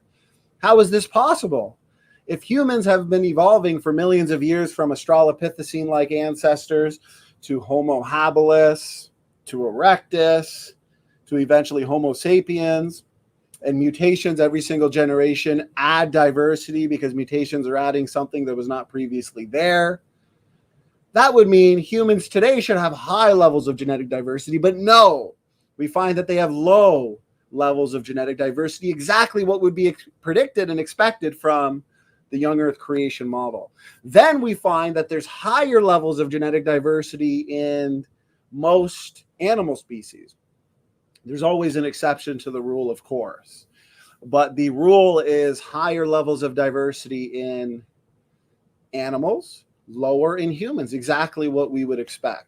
So it's just really bad for the critic, really bad for the evolutionist, and sorry to the old Earth creationists, bad for you too, because you can't say humans are young and animals go back further, because Matt, if you can expand on this, what do we know from the CO1 gene about diversity in animals? Everything went through a bottleneck all at the same time. There's no doubt about it anymore. It was completely reset from aquatic life to birds to humans. All of them came out of the same exact bottleneck. So, well, but why does that study, Matt? Why does it say 90% and not 100%? I mean, what's the deal? Well, what would we expect if our model was true? What did Noah do? Did he bring 100% of the animals, or did he bring about what, like 10% of all existing life? Oh, he did. Shocker. Yeah. Like, for example, what did Dodgeball Dan say? He made an argument implying that we're saying this data, this DNA diversity data, suggests the special creation event. No, Danny boy, the flood event. Yes. Go back to the drawing board and try again, because Matt, we did a 3-hour video a couple months ago, maybe 3 months ago. Who knows? Time flies by when you're having fun. Refuting his, there's no nice way to put it. I mean, it was sad. His sad video trying to refute the mitochondrial DNA CO1 gene barcoding study. Yeah. So we put out a really thorough refutation, and essentially it's been ignored. But that's all you can do, is ignore it when you have no response or rebuttal. So no, you have the barcoding data in animals, and then the low genetic diversity in general data plus Y chromosome mitochondrial DNA for humans that shows what? All life originated not that long ago within Young Earth creation timeframes. The old Earther wants to try and have their cake and eat it too. They want to say, oh, Young Earth, young creation, but, animals go back further. Nope, that doesn't work based on barcoding. Oh, well, the Earth goes back further. Well, that doesn't go well for you either for another bunch of reasons that we'll get into now. So Jamie Russell, I appreciate the super chat, brother. And great to see 41 people in the chat, even at 2 a.m. So he says, standing for truth creation ministry is bringing the truth for such a time as this. This is my conviction. If you agree, donate what you can. I appreciate that, brother. As I said, we greatly appreciate the support. It's how we can do this full time. and defend the truth of biblical creation, as we say. So, Brother Matt, I want to say that the Joel Duff video, which we did for almost 4 hours, touches on about 4 hours of this. So there's no sense in us, anybody who wants more details on speciation, go check that out, or even go check my discussion/debate with Vector the other day. I want to ask you a question, Matt, before we get into a couple of these clips. This argument about rapid adaptation after the fall, okay, where a lot of these animals that would have essentially been vegetarian, how could they go from vegetarian to meat eating? How is this possible so quickly in the Young Earth creation model? Very common argument. Do we have a response, brother? Yeah, we have a couple. I don't know why this didn't occur to me earlier. And I started thinking about it, and it makes complete sense. So if you don't want to go with the science, that's fine. We'll get into that, showing that even obligate carnivores today can still choose to eat plants, and they only had to do so for a while before there was sin. And we know that God already knew that the fall was going to take place, so he could have set this genetic diversity within the animal anyway. But that doesn't need to be done, because we have to remember, what did the fall do? The fall cursed the ground, it cursed the plants, and it cursed the animals. Now we know when it cursed the plants, what did it cause them to do? It caused them to grow thorns and thistles. And so what do we know about those? Well, it didn't occur on every plant either, did it? No, of course not. Because there are plants outside that don't have them. So we know it cursed some plants, not all of them. Now, what would the curse of animals do? Well, it could have made them turn into carnivores. So they could have been complete herbivores first, and then the curse caused them to be scavengers and attack man. Because remember, one of the curses was now that man would be fearful of the beast. But why would we be fearful of a vegetarian animal to begin with? Unless God cursed the animal to become a carnivore. So there's that as well. And I do not know why that did not occur to me earlier. It came to me last night. It makes total sense, because we're seeing a cursed plants and then a cursed animal, but with no description of what the curse was. But if the curse was to make them violent, like the plant is violent to us now, then it only makes logical sense that this curse would have been carnivory. And we see it. Not all plants have thorns and thistles. Not all animals are carnivores. So it makes total sense. But if we want to get into it, I also made a video, which I will show as well, that shows you that carnivory animals that are complete obligate carnivores will choose plants over meat as well. And if we can see that today at the very end of the potential of animals, that's what we believe, then what makes us think that the great ancestors that had a far superior genetics wouldn't be able to do what animals today can do? So for example, a lot of people have trouble picturing a copperhead venomous snake slithering around the ground and eating seaweed and choosing to. Yet we have an example of that. We also would find it hard to believe that a great white shark would choose kelp over flesh of any kind, especially blood. But yet we have evidence of this as well. We have another shark put into an aquarium and it chose to only eat the turtle food. So we have a lot of examples of obligate carnivores choosing plants. And we're not just talking bears, because you get to a brown bear, they're omnivores, they're going to choose a little bit of everything. But you get to the polar bear, it's going to choose fish because, well, there's nothing else for it to eat. So there's not much option. So I made the video for everybody that we can play real quick, if you would like, anyway, that shows obligate carnivores today doing just that. Absolutely, brother. Absolutely. Right, I like Doki Doki SFT Club. Fan Club says, thorn is a modified expression of same gene for leaf. Instead of unfolding, folds into itself to a sharp point and hardens. Very, very interesting. And we've had some good shows on that with John McKay, the creation guy, as well, and Dr. Diane Eager. So yeah, let's definitely play this video, brother. All right, here we go. The Bible tells us that all animals were created vegetarian in the beginning. Is there any evidence for this outside of the Bible? Of course there is, and not only everywhere we look currently, but also in the past as well. So what happens when you put a shark or a bear or a lion on a plant diet? They can thrive. That's right, all obligate carnivores can live off of plants, even to this day. Sharks and spiders and snakes and buzzards and piranhas and dolphins and wolves, lions, panthers, house cats, alligators, crocodiles, Komodo dragons have all been witnessed and documented doing just that. During World War II, when meat was rare in Europe, they were feeding the zoo animals in London vegetables because that's all that they had. They all lived on cabbage.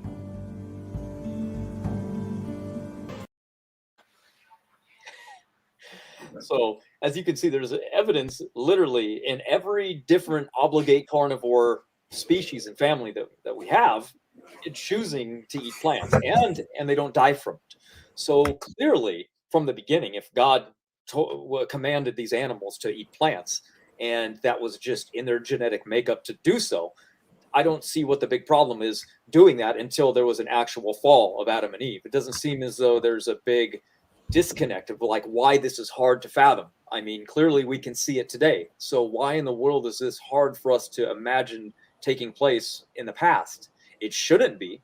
So they're making a really big deal because they're like, I can't look at the teeth. It's obviously designed for carnivory. It's kind of like, well, okay, well, there you go. The curse changed them. We know that epigenetic modification can change teeth today.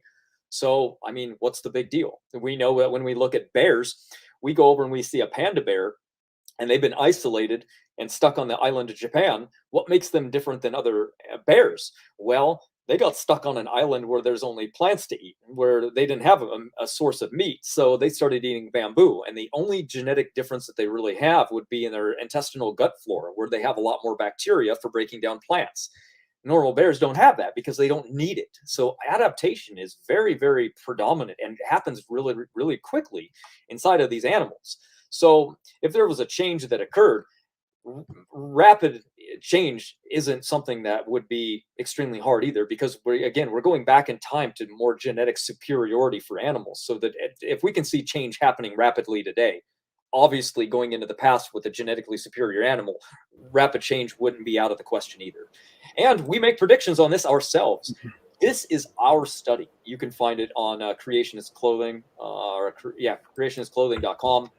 And inside of the study, we go to the CO1 gene and we make predictions of what animals were actually on the ark and what the original cat kind was, for example, based on the mutation rate, on genetic diversity, and we destroy the neutral clock theory, which says that everything mutates at exactly the same rate, because that's the evolutionary prediction. And we just destroy that because it's very easy to falsify now based on mutation rates. We can even see there's different mutation rates in human beings. So here's an example of just part of that page. If anybody really likes the science, we're not going to get into that right now because we're going to keep it fun, and numbers aren't fun. So this is study and showing an example of the cat that we predicted was on the ark and why. So, well, here's another thing too, brother, and I want the audience to understand this, okay? Because another thing that your old Earth creationists can't deny is, for the most part, is what's called the overturning of junk DNA, okay? So not only, as you pointed out, brother, not only does the created heterozygosity model predict that in the beginning, Adam and Eve and the original created kinds were front-loaded with pre-existing genetic differences. They were also front-loaded with variation-inducing genetic elements. And we've got a great deal of functional DNA elements in the genomes that were once thought and still thought to be what's called junk, or genomic fossils, or evolutionary leftovers, like pseudogenes, which we now know are necessary to sustain healthy life processes in the cell. We've got paper after paper confirming that. We've also got endogenous retroviruses, ALU sequences. We know that redundancy is key and beneficial. Redundancy, when it comes to human design, is recognized as something beneficial. It requires forward thinking. We see that in our genome. So remember, the evolutionists also assume that the vast majority of our genome and DNA elements are junk. Now we know that's been overturned. We know the trajectory favors genome-wide functionality. This is based on the preliminary data that we have. So what does that mean? That means more potential for genetic change and adaptive episodes. And it's why evolutionists are constantly saying, wow, You know, we are shocked at this rapid adaptation. Epigenetics, for example, got millions of DNA switches just waiting to be turned on via environment. This is all forward thinking, which points us back to the forward thinker. So all of this is exactly why we can also make testable predictions. In the future, we can look ahead and say, listen, once we start doing more extensive genetic sequencing knockout tests, you know, we will predict that this genetic sequence is functional in this way. And if you knock out this DNA sequence, it may result in this disease. I mean, prediction after prediction, which is what? The gold standard of science. So that data as well demonstrates that there is such a great potential in the genetics of living organisms for what, brother? Change, adaptation, and speciation. Now, remember, if anybody's confused in the audience, when we talk about speciation, we're not talking about speciation that's necessary and required by those proponents of large-scale evolution. Remember, proponents of large-scale evolution look back in time to the contraction of genetic information, not the expansion like us. They look back to billions of years ago, a single-celled-like ancestor that evolved from non-living chemicals in a process called abiogenesis, which has been dismantled and overturned. Okay. That single-celled-like ancestor would have to evolve into a multi-celled ancestor, which would have to evolve into a fish, into an amphibian, into a reptile, a mammal, a monkey, and human. This requires the expansion of genetic information. And that's also why they predict that the vast majority of the genomes of living organisms are junk. Two opposite predictions, and it's the creationists that are getting the predictions right. So these speciation events that we see are not helpful to large-scale evolution, because what we're seeing, Matt, as we said multiple times, shifts in heterozygosity to homozygosity. Okay, we're losing. Species are hitting walls. They're losing the ability to speciate. They're losing the ability to change and adapt because these events are horizontal changes, not vertical changes like large-scale evolution needs. Okay, so I want to make that clear. Although we say speciation, it's not what people like Aaron Ra, who actually refuses to debate, which is why he needed Dr. Dan Stern-Cardinal to come on his channel and repeat the same arguments that we've already demolished, because Aaron Ra can't stand up with the big boys. He's not up to date on the data, okay?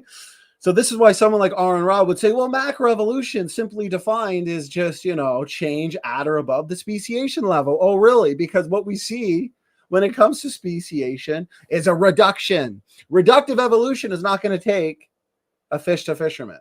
So I know I was ranting there, brother, but any thoughts there before we go on to the next portion? No, I mean, Aaron Ra could be refuted really easily with asking him, are lions and tigers a different species?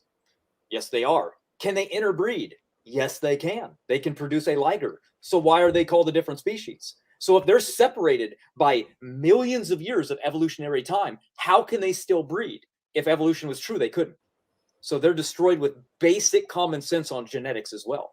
But nonetheless, I know we still needed to cover a couple of things. I just thought I would throw that in because he's never thought about it. He's just believed the textbooks. And the more you dig into it and the more you question it, you would have to be an imbecile to believe it after a little while.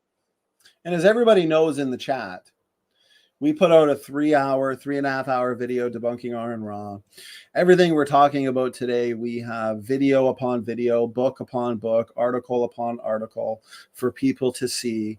And here's the thing, it does not prevent these critics from putting forth the same arguments, which is exactly why we like to do these streams and oftentimes address the same arguments, because we have new subscribers and sometimes it's difficult to navigate through the 1,300 videos. But that's actually why we're getting the professional website as well, to make it easier for people to click articles, click videos. They'll see categories, and it'll be easy to find answers to these talking points that will no doubt still be repeated. But that's fine. That's fine. Ignorance is bliss, but it's not a virtue. So, okay, let's move on now. Matt, I am going to play this clip from a debate between Dr. Kent Hovind and Smokey saying, okay? Okay. Oops. 44 people at this late, Praise says, yeah, it's awesome. You know, we're going to be doing more of these, but you know, we do so many debates and interviews and discussions that when we do get the opportunity, we want to do these. People probably notice that we just set a show for this Wednesday, Matt Man, Biblical Longevity. So that's going to be a great lecture by Matt Man. So bring your questions. Okay, guys. So I'm going to screen share. This is a section from the debate between Smokey Saint and Kent Hovind. And Matt, we're going to get your thoughts on how Smokey Saint, okay, he pretty well conceded that these certain lines of evidence brought up do limit the age of the earth. But I don't think he quite saw it. I don't think he quite saw that he was actually admitting that his position is not feasible in light of the data. Okay, brother? So we're going to be seeing a brief discussion on the decaying magnetic field, okay, as well as a few other lines of evidence. So here we go, okay? So we're going to start wrapping it up with a few videos here, guys. And then, because we've been going on an hour and a half. So here we go. And then let me know if you can hear it. Okay. I enjoy science, and I mentioned that time is the pacifier. They have to have billions of years to make their theory. Job, it said in the book of Job, speak to the earth, it shall teach thee. Well, let's see, what is the earth telling us? Does the earth tell us it's billions of years old? The earth certainly has a magnetic field, and the earth's magnetic field, like all magnets, loses its strength gradually. We have lost 10% of our magnetic intensity in the last 150 years. The earth's magnetic field has declined about 40% in the last 1,000 years. Well, the earth's magnetic field is getting weaker. It cannot be billions of years old. It gives about a 25,000 year max. That means carbon dating can't work, because, and none of the radiometric dating methods can work, because the Earth's magnetic field is changing. That's one thing. National Pornographic, even Geographic, Earth's magnetic field is fading. I agree. Computer models indicate the strength of Earth's magnetic field declined 10% over the past century. Wow, interesting. During the next 150,000 years, it rose to a maximum strength and then began to decline. So the Earth's magnetic field is declining. I don't think anybody argues with that. They tried to answer this. Here's NASA had an article about the declining magnetic field. Earth's magnetic field is weakening 10 times faster now. So the way they've tried to come up with a solution for this, they'll say, well, the Earth's magnetic field is reversing. If you have a spinning planet that has a molten core apparently producing a magnetic field, it is absolutely physically impossible to reverse that magnetic field. It can't be done. The whole idea of reversals is baloney. What they've done, they've gone to the bottom of the mid-Atlantic ridge and drilled core samples and noticed there are areas of stronger and weaker magnetism. In some places it's stronger, some places it's weaker. There are no magnetic reversals. The Earth's magnetic field has never reversed. It can't reverse. It can get stronger and weaker. What they were measuring actually was the cracks where the Earth cracked up when the fountains of the deep broke open. The water rushing into the crack would cool it off, locking in a magnetic field.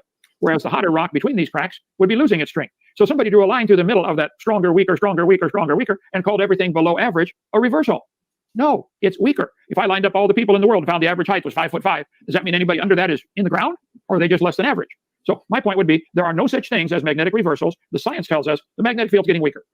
That tells us it can't be more than 25,000 years old. Okay? How do you get billions of years then just with the magnetic field? Well, you did say, go ahead, Smokey. Yeah, just a real quick response to that with the magnetic fields, if I could. I'll take your time. Appreciate it.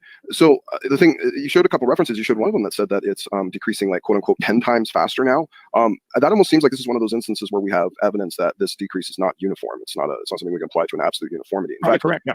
And I also found the idea, I think for the sun, like the idea of the decreasing sun, there was that paper back in the, I don't know, you probably know better than me, Kent, just back in the 50s, where they were measuring where it seemed like the sun was losing like 5 feet a day or something, or an hour or something crazy like that. And then they have had other measurements that they've done since that paper, I guess, supposedly wasn't actually published, but they've done other references too, where they've shown that it's actually fluctuating. Like there's times where it seems like it's decreasing over a period of time and then it expands and then decreases, and different metrics at different time are giving different results. And I also want to mention this too, for the idea of some of the planets you had mentioned about this kind of idea of uniformity, losing heat and stuff like that. And I get where you're coming from too, but I also do know that there are mechanisms even inside like Earth, you know, like our plate tectonics, that are a form of replenishing energy, you know, and some of these planets could have the very same thing kind of going on. And there is sometimes this assumption, I guess, maybe in the uniformity of these things, like, you know, throw it away when it doesn't fit and keep it when it does type thing. I said a lot there. I'll yield. Please go ahead.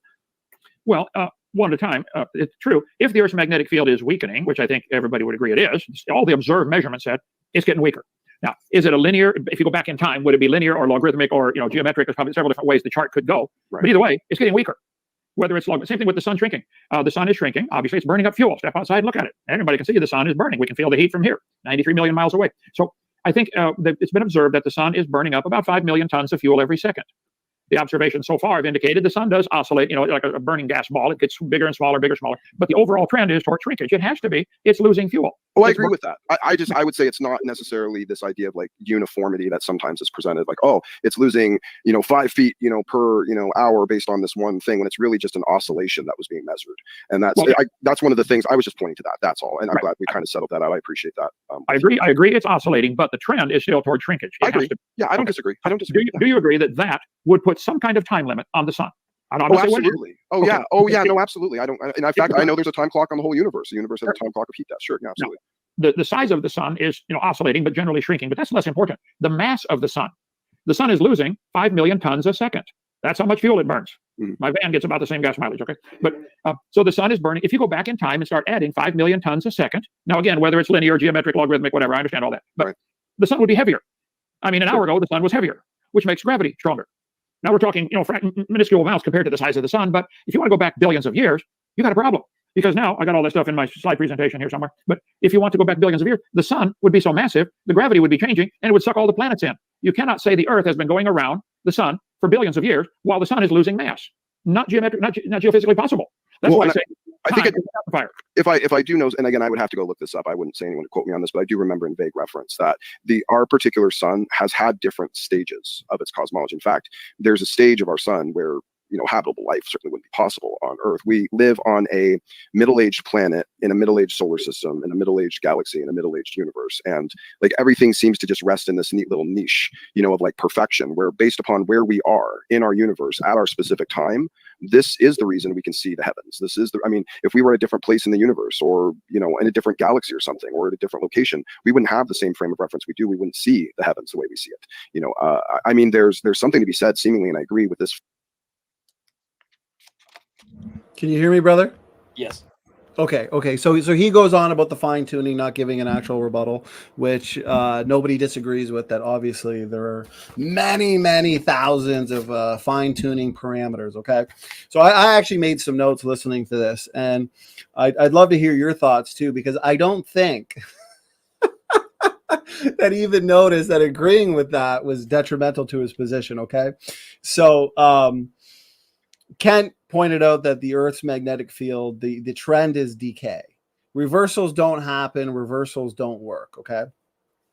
Decay means, what does it mean? It means there's no counterbalance. If the magnetic field is getting weaker, now whether it's linear or whatever you're calculating it by, is it exponential? Looks like it's exponential. Okay. It doesn't matter, because kind of like with the sun. Okay, these fluctuations or these oscillations, as they were discussing and both agreeing with, they don't matter because the overall trend is still shrinkage. There's still a time limit, and a huge time limit. It's like this, okay? It's like genetic entropy. We have low impact deleterious mutations accumulating from generation to generation, far too many for selection to remove, okay? We know beneficial mutations are far too rare, about 1 in a million. So you can have 20, you can have 30, 50 beneficial mutations, but guess what? It's not going to counterbalance the damage. The overall trend in genetics is what? Degeneration, extinction. Okay? That's the trend. Just like the trend with the decaying magnetic field is decay. The magnetic field is getting weaker. Okay, just like with the sun, the fact that the sun is losing fuel, it's burning up fuel. Okay, whether you got fluctuations or oscillations, nobody disagrees with that. But just like your rare beneficial mutation, it doesn't matter because the overall trend is still shrinkage. That's not an answer. So when Smokey actually agreed, and I think you noticed it right away as you were moderating, right? We got to stay neutral. He conceded the debate. He lost the debate. He didn't even try, he didn't rebut Hovind's magnetic field. How Hovind went right for the jugular because he demolished this whole argument and rescue device from reversals. And Smokey just agreed, sure, the overall trend is decay. that limits the age of the Earth to 20, 25,000 years. So do you think he noticed that, what he had conceded to, Matt? And what are your thoughts? Those are the notes I got, brother. So yeah, what are your thoughts? Go ahead. I think that he almost noticed, because Ken said, by the way, if that decay is off, if that ratio is off and this decay is off, that means that carbon dating is off, radiometric dating is off, and he agreed. So I don't know why he would want to continue to hold to old Earth, which basically really only comes down to radiometric dating and distant starlight. You take away those two things, deep time is just gone, you know. So I don't know why he admitted that those two things are falsified, when those are the only two things he wants and needs to determine that the Earth is old. So what he should have used as an argument would have been the sun's oscillating assumption, basically that the gravitational pull and the fusion created, expanding it, and then there's some type of energy that moves around the sun, allowing it to disproportionately take energy and move it around so that the sun shrinks and then it grows again. This would be an example that I pulled up right here. Can the sun shrink? They go, well, yeah, but every 11 years, the sun's radius oscillates up to 2 kilometers, shrinking it, and then the magnetic activity is high, expanding it again. So this is one of their concepts on how they try to save it. Now, what I mean by saving it is they need some kind of rescue device, because otherwise their theory is just dead in the water. So how are they going to save that? Well, is the sun shrinking? You're looking at an image right now that shows that there's a trend where the outer perimeter is going in. But like they said, every 11 years, it must be going out again. So this is what it comes down to. When the gravitational forces cause the shrinking on the surface to go in, they say that, well, there's pressure that builds up in the middle, and that pressure causes nuclear fission, which pushes the sun back out again and to expand. So that makes sense, but is it really what we see? And it's not, because the calculations now have actually been done. And this is what I'm going to show you right here. Is the sun's magnetic field actually weakening? We go back to the studies more recently. 2020 shows that there are solar magnetic fields that have been steadily declining in strength over the past 2 decades. Oh, isn't that odd? The last one just said, well, yeah, it's still declining, but in 11 years, it'll expand again, because the pressure allows it to build up, and then boom, the fusion as allowing it to expand. So yes, it's declining, but that principle of it being sucked in still causing it to expand. But here's the thing. We see the trend is not just weakening magnetism. By the way, here's I'm going to show you the actual math as well, so you guys can see that it's not just one assumption. These are the actual mathematic calculations that have been done recently in the 2020. This is what they've studied, and this is the math, and they've been doing these cycles which last 20 years. So the cycles go back farther than the 11 years, much farther. So if we're seeing a reduction in gravity and a shrinking of the sun, what does that tell us? Well, it tells us 2 things. Remember, you can't have fusion happening and occurring and pushing the sun out, because that's causing it to grow again, and then less gravity. So both have to be occurring at the exact same time.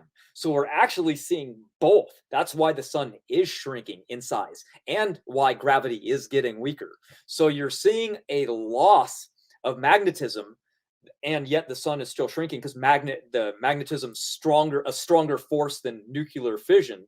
And then as it's shrinking and it's time for it to expand, let's say that it's trying to, well, guess what? Even with the pressure causing nuclear fission, it's still not enough to make the sun actually grow. It's still shrinking. So you have both effects occurring at the same time. So you have gravity weakening, you have nuclear fission weakening, and you have the sun shrinking. And that's why it's shrinking.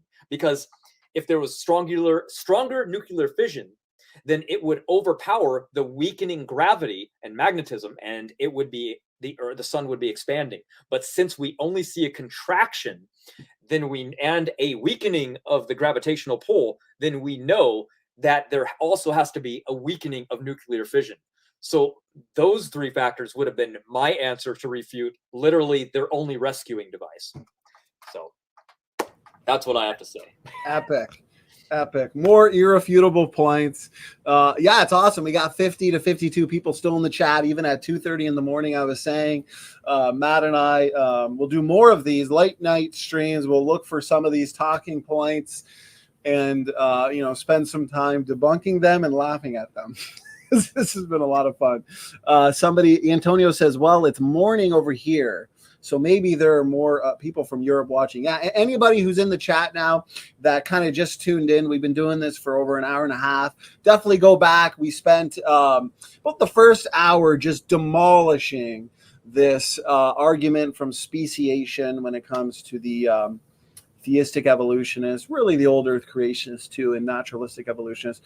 We got into rapid adaptation post-fall when it comes to your vegetarian animals to meat-eating animals. We've touched on a number of things.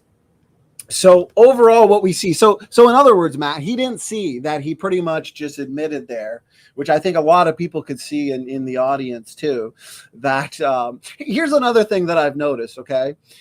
We've had, we've hosted 120 debates or so, some really big debates. We've hosted Kent Hovind for like almost 30 debates. And I've noticed a trend. And tell me if you've noticed this too, Matt, okay? So these old earthers or atheists, they'll debate Kant, and they'll get into the, the overall shrinkage that we see in terms of the sun, which limits the sun, or even the magnetic field. They won't actually challenge him during the debate, or they won't actually refute him during the debate, but afterwards they'll go around saying things like, oh, Kant's lying about this argument or that argument. But why didn't you refute it in the debate? Yep, why didn't you bring up your argument to Kant in the debate? Because they knew that it would get demolished. They just want to go talk tough in the comment section of their own stream. Yeah, have you noticed that, brother? Well, they come and they tell you that, I've been prepping for this debate for 6 months. Yeah, and you can't take a note. You can't write down that he's been lying and how to refute it. I mean, why not? Like, did you change your mind in the middle of the debate and go, well, it makes more sense when I'm talking to him? Like, I don't understand. Just use it. Like, here's the thing, okay? We understand that there's a nuclear source in the sun and that it can date old, but what do you expect the sun to not be created with nuclear fission? Of course, the nuclear energy source just means that the sun could last for billions of years. It doesn't mean that it is billions of years. It's kind of like creating humans and animals without any genetic diversity built in. What does that even mean? Are we Legos? We have to have genetics. Just like the sun has to have nuclear fission to work. So of course it has to have something. It's kind of like where are these arguments coming from? You have to think of it. Our starting point is Genesis, which says God created. Therefore, it's a creation hypothesis. You can't just have something created and be empty and be void. The atheists are always going, cars don't reproduce. I'll just say this one thing. Great points. It would be like what we always point out. If God created Adam and Eve with no pre-existing DNA differences, he just created them completely homozygous. That wouldn't make any sense. Now his command to be fruitful and multiply would be to what? Be fruitful and clone yourselves? Obviously, that pre-existing material would have to be there. Anyways, go ahead. Yeah. Oh, no. I mean, just like the sun. The sun would have to have nuclear fission occurring. It has to have gravity. If it doesn't have both of those occurring at the same time, we're doomed. We wouldn't be in a Goldilocks zone because guess what? The sun would grow and consume us. The magnetism would pull the sun's heat in, and we'd freeze to death. So which one is it? Seems like everything seems to be created pretty perfectly. So yeah, just because the sun can last billions of years, that's exactly how it was created. Sounds perfect. Exactly right. So what we see then is, and maybe I have a feeling Smokey noticed it afterwards. Maybe even right after he said it. I don't know. But, okay, this is why a lot of people rightfully pointed out, I mean, he lost the debate. By debate standards, age of the Earth, old or young, and you pretty well admit that, what we see is overall decay when it comes to the magnetic field, overall shrinkage when it comes to the sun. It's the same thing. The rescue devices are the same rescue devices that the evolutionists employ for genetic degeneration. No, when it comes to the genetics of living organisms, the overall trend is what, Matt?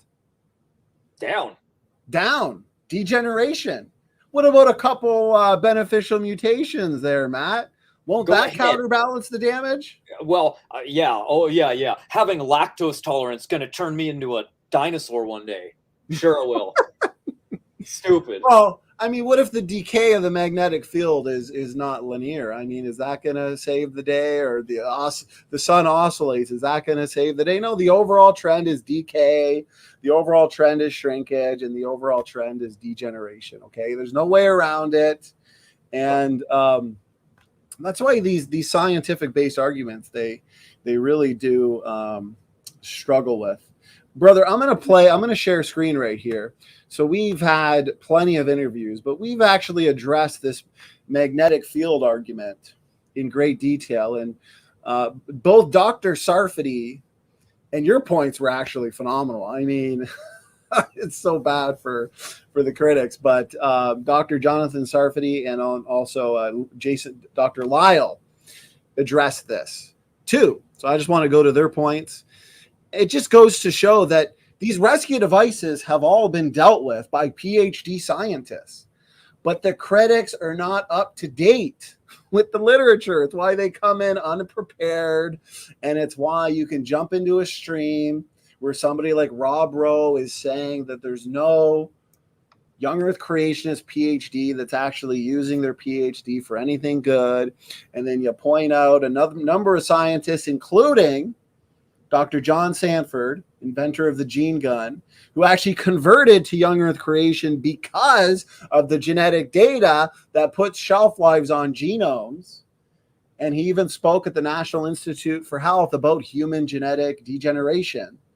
And he knows it's a problem because he has the Young Earth Creation starting point that tells us man was created perfect, free from mutations.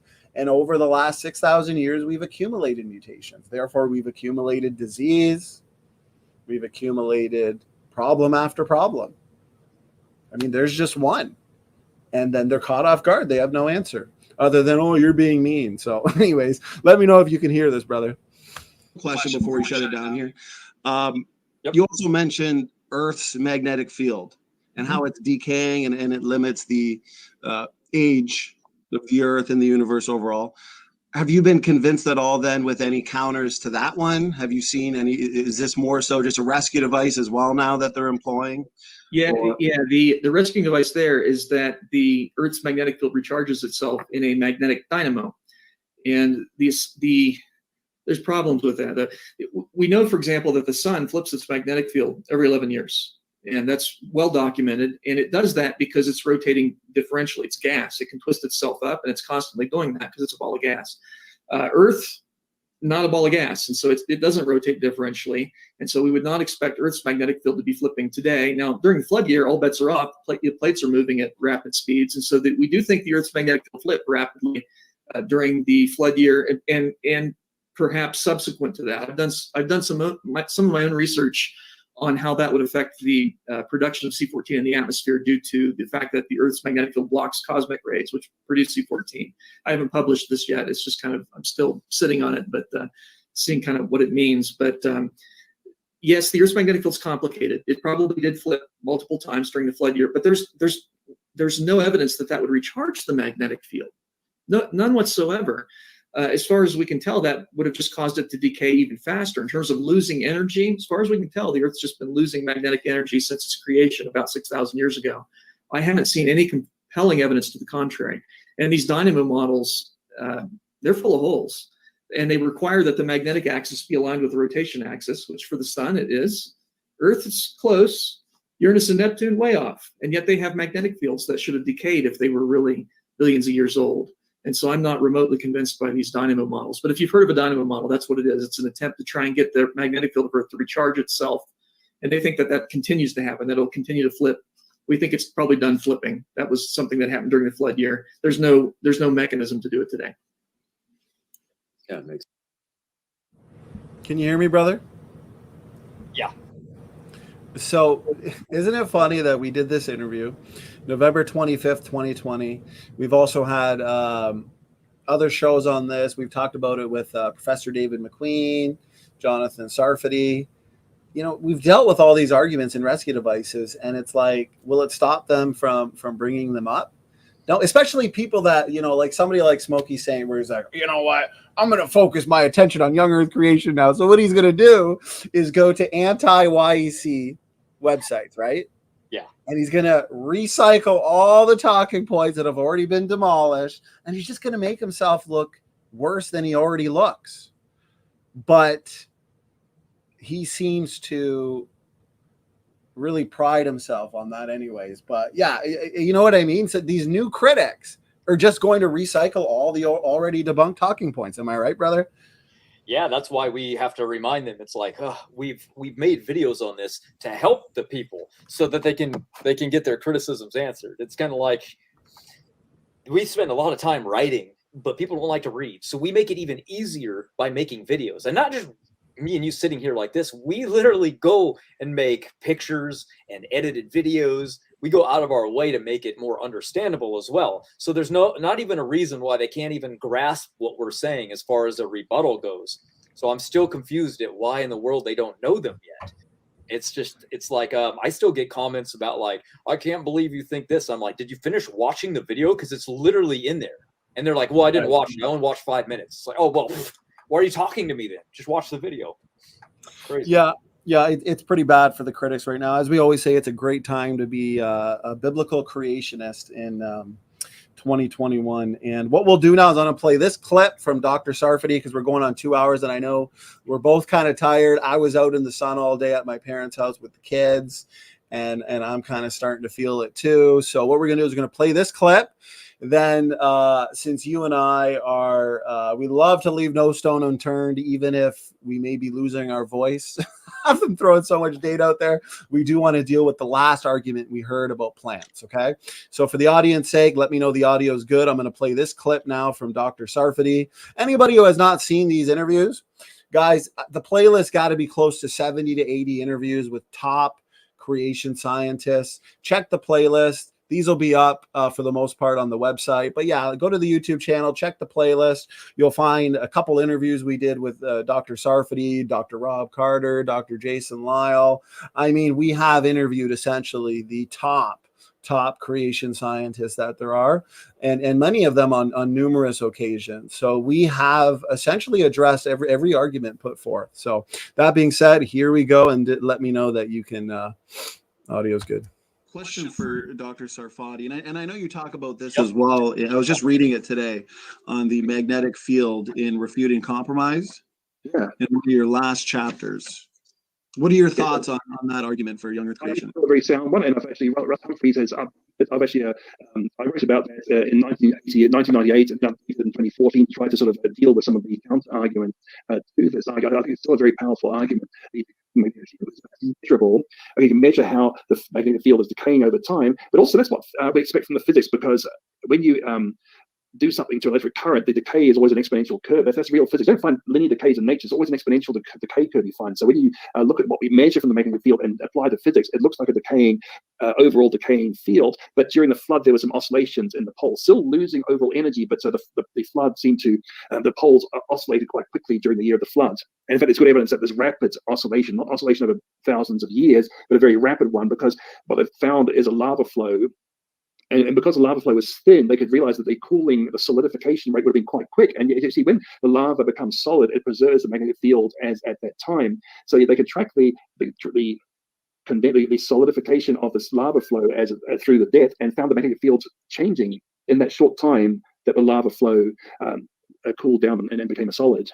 And that's also in that article I just put up above there. So even the rapid reversal of the pole is part of the modern creation arguments about the magnetic field decaying as a young Earth argument. Since we've digressed a little bit, and remember what we see in terms of our flood model and these really rapid magnetic reversals, that was actually predicted.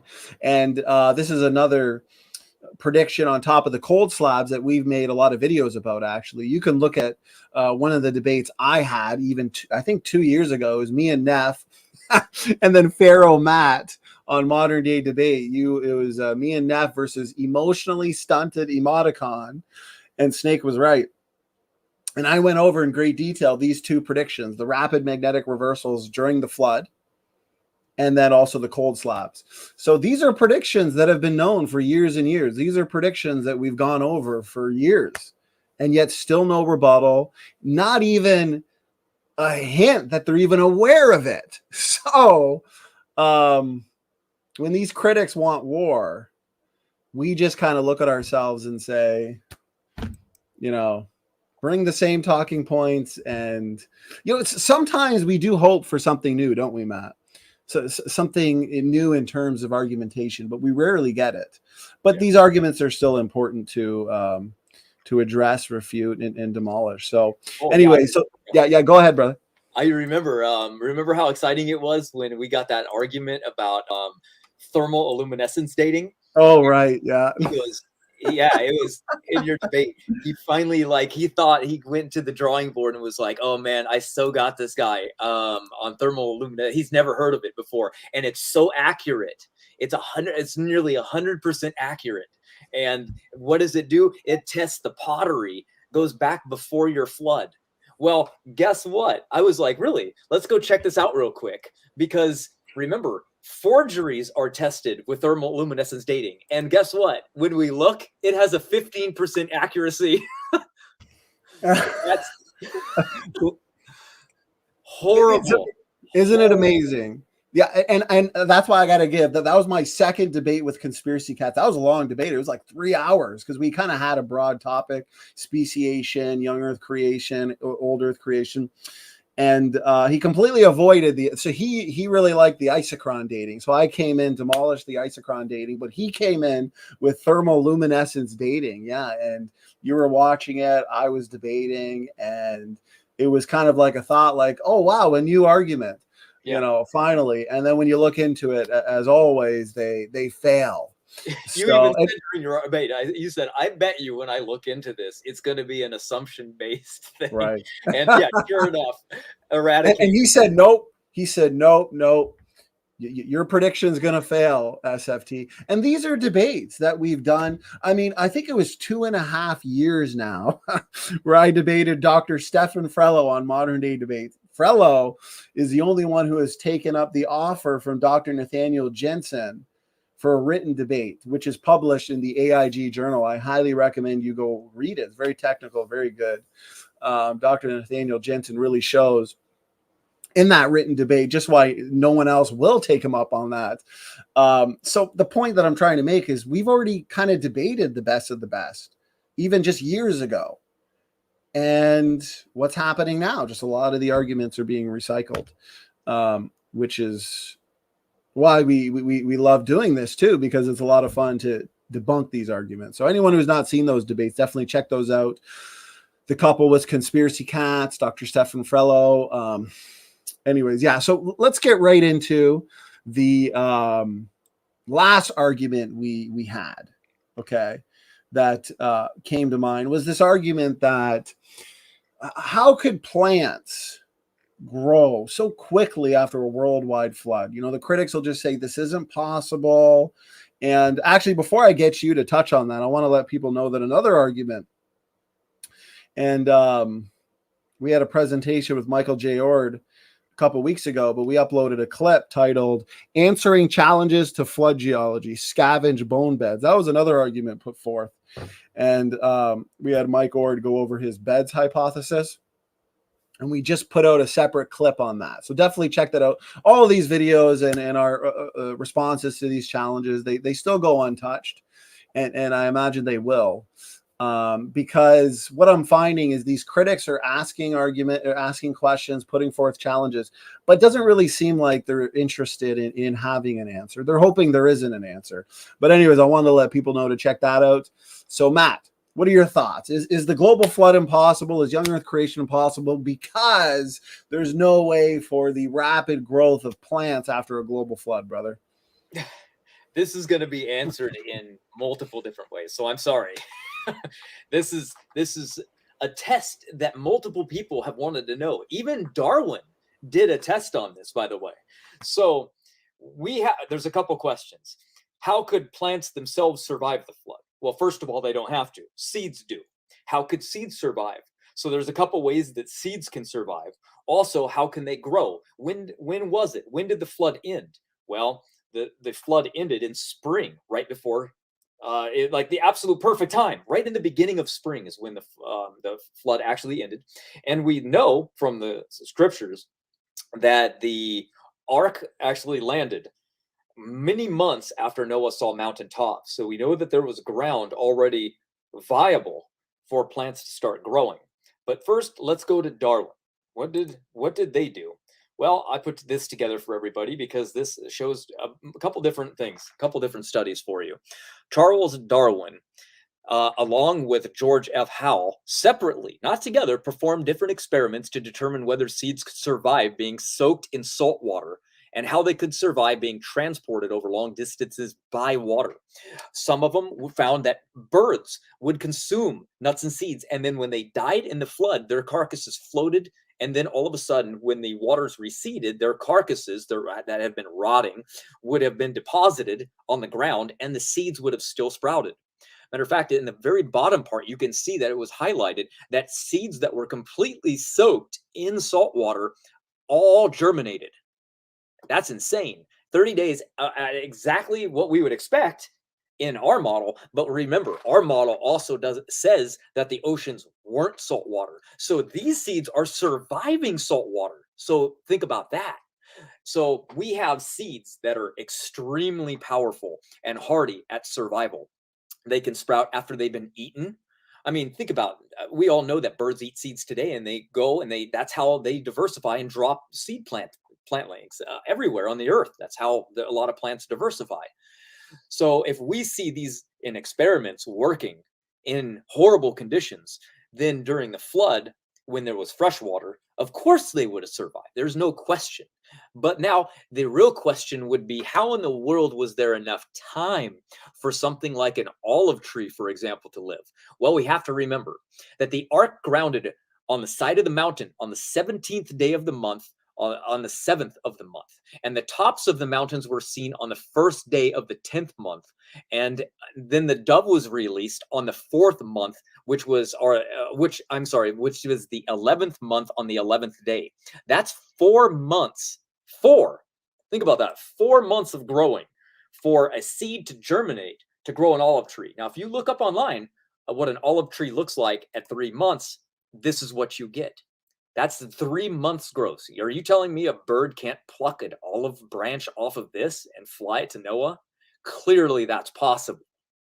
So if we have evidence that seeds can survive a flood, even salt water, and multiple different ways on how, we didn't even cover like the different log mats and different debris that would have been floating other than animal carcasses. But on top of it, we can see that just the seeds alone being in the ground would have germinated after the flood waters receded, because they can tolerate ocean water being high salinization. So meaning lots of salt in the water. But since we know that the ocean salinization is actually increasing today, so therefore in the past it had to be less salty, well, it makes logical sense then that the waters that probably came out and busted out during the fountains of the great deep during Noah's flood would have been fresh water. And we can see a good indication of this when we look at the North and South Pole, that a lot of the ice that's floating in icebergs is all fresh water. That's why it floats. Fresh water floats. Ice to salt water would not. First of all, it probably wouldn't even turn to ice, but it wouldn't float either.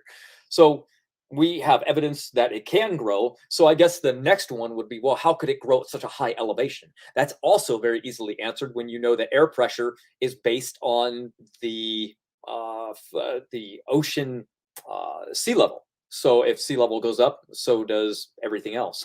So if the water is very high, and let's say 10,000 feet above where it is right now, that's the new sea level. So of course seeds can be growing like an olive tree around that area. As it's going down slowly over the next 3 months, it's not very hard to fathom that there would be an olive tree growing now at that region, because it's not 10,000 above sea level like it would be today. It's literally at the new sea level. So that's not a problem either. So literally you're looking at an olive tree after 3 months, and it's not hard to fathom. So we can answer it scientifically, we can answer it biblically, and we can answer it logically, and now we can answer it in this state as well. So when Darwin's proving young Earth creation, that's pretty bad, guys. He literally was trying to prove evolution, and here he proves Noah's flood was completely possible. And Darwin's finches, it brings us back all the way to the beginning, right? Yes. Darwin's finches have really served as a great response to their argument pertaining to speciation. Now, notice how data-filled our responses are. We show the technical papers, we back up the arguments, we show why it's consistent, we make testable predictions. This is not what we find. This is not what we receive from the critics. These arguments will go untouched. If there is an attempt at them, there will not be any better testable predictions presented. There will only be rescue devices, misrepresentations, and straw man arguments. So that was a great response, brother. But I think I have a refutation that you're not going to be able to deal with. It's the refutation of all refutations. Okay, you ready for it? Okay. If SFT's formula is right, why aren't there at least thousands of species on the Galapagos? Oh, come on. Not again. You got me. I thought this was real. This is what we're dealing with. And this guy, it's so funny, right? Because when we debate, okay, I've had roughly about 100 formal debates, formal/informal. And because we pointed out that any videos that come from a low-hanging fruit, we're pretty well just going to do something like this, right? Take the arguments, point out how silly they are, destroy them. He thinks that's a case of slapping and running, as I point out, right? I think everybody can now see that, you know, when this is the best you got, or as we pointed out in the debate, Old Earth creation versus Young Earth creation, where he literally conceded the debate. You know, this is really not a case of running away. Okay, it's just a case of you're not. What's the nicest way to put it?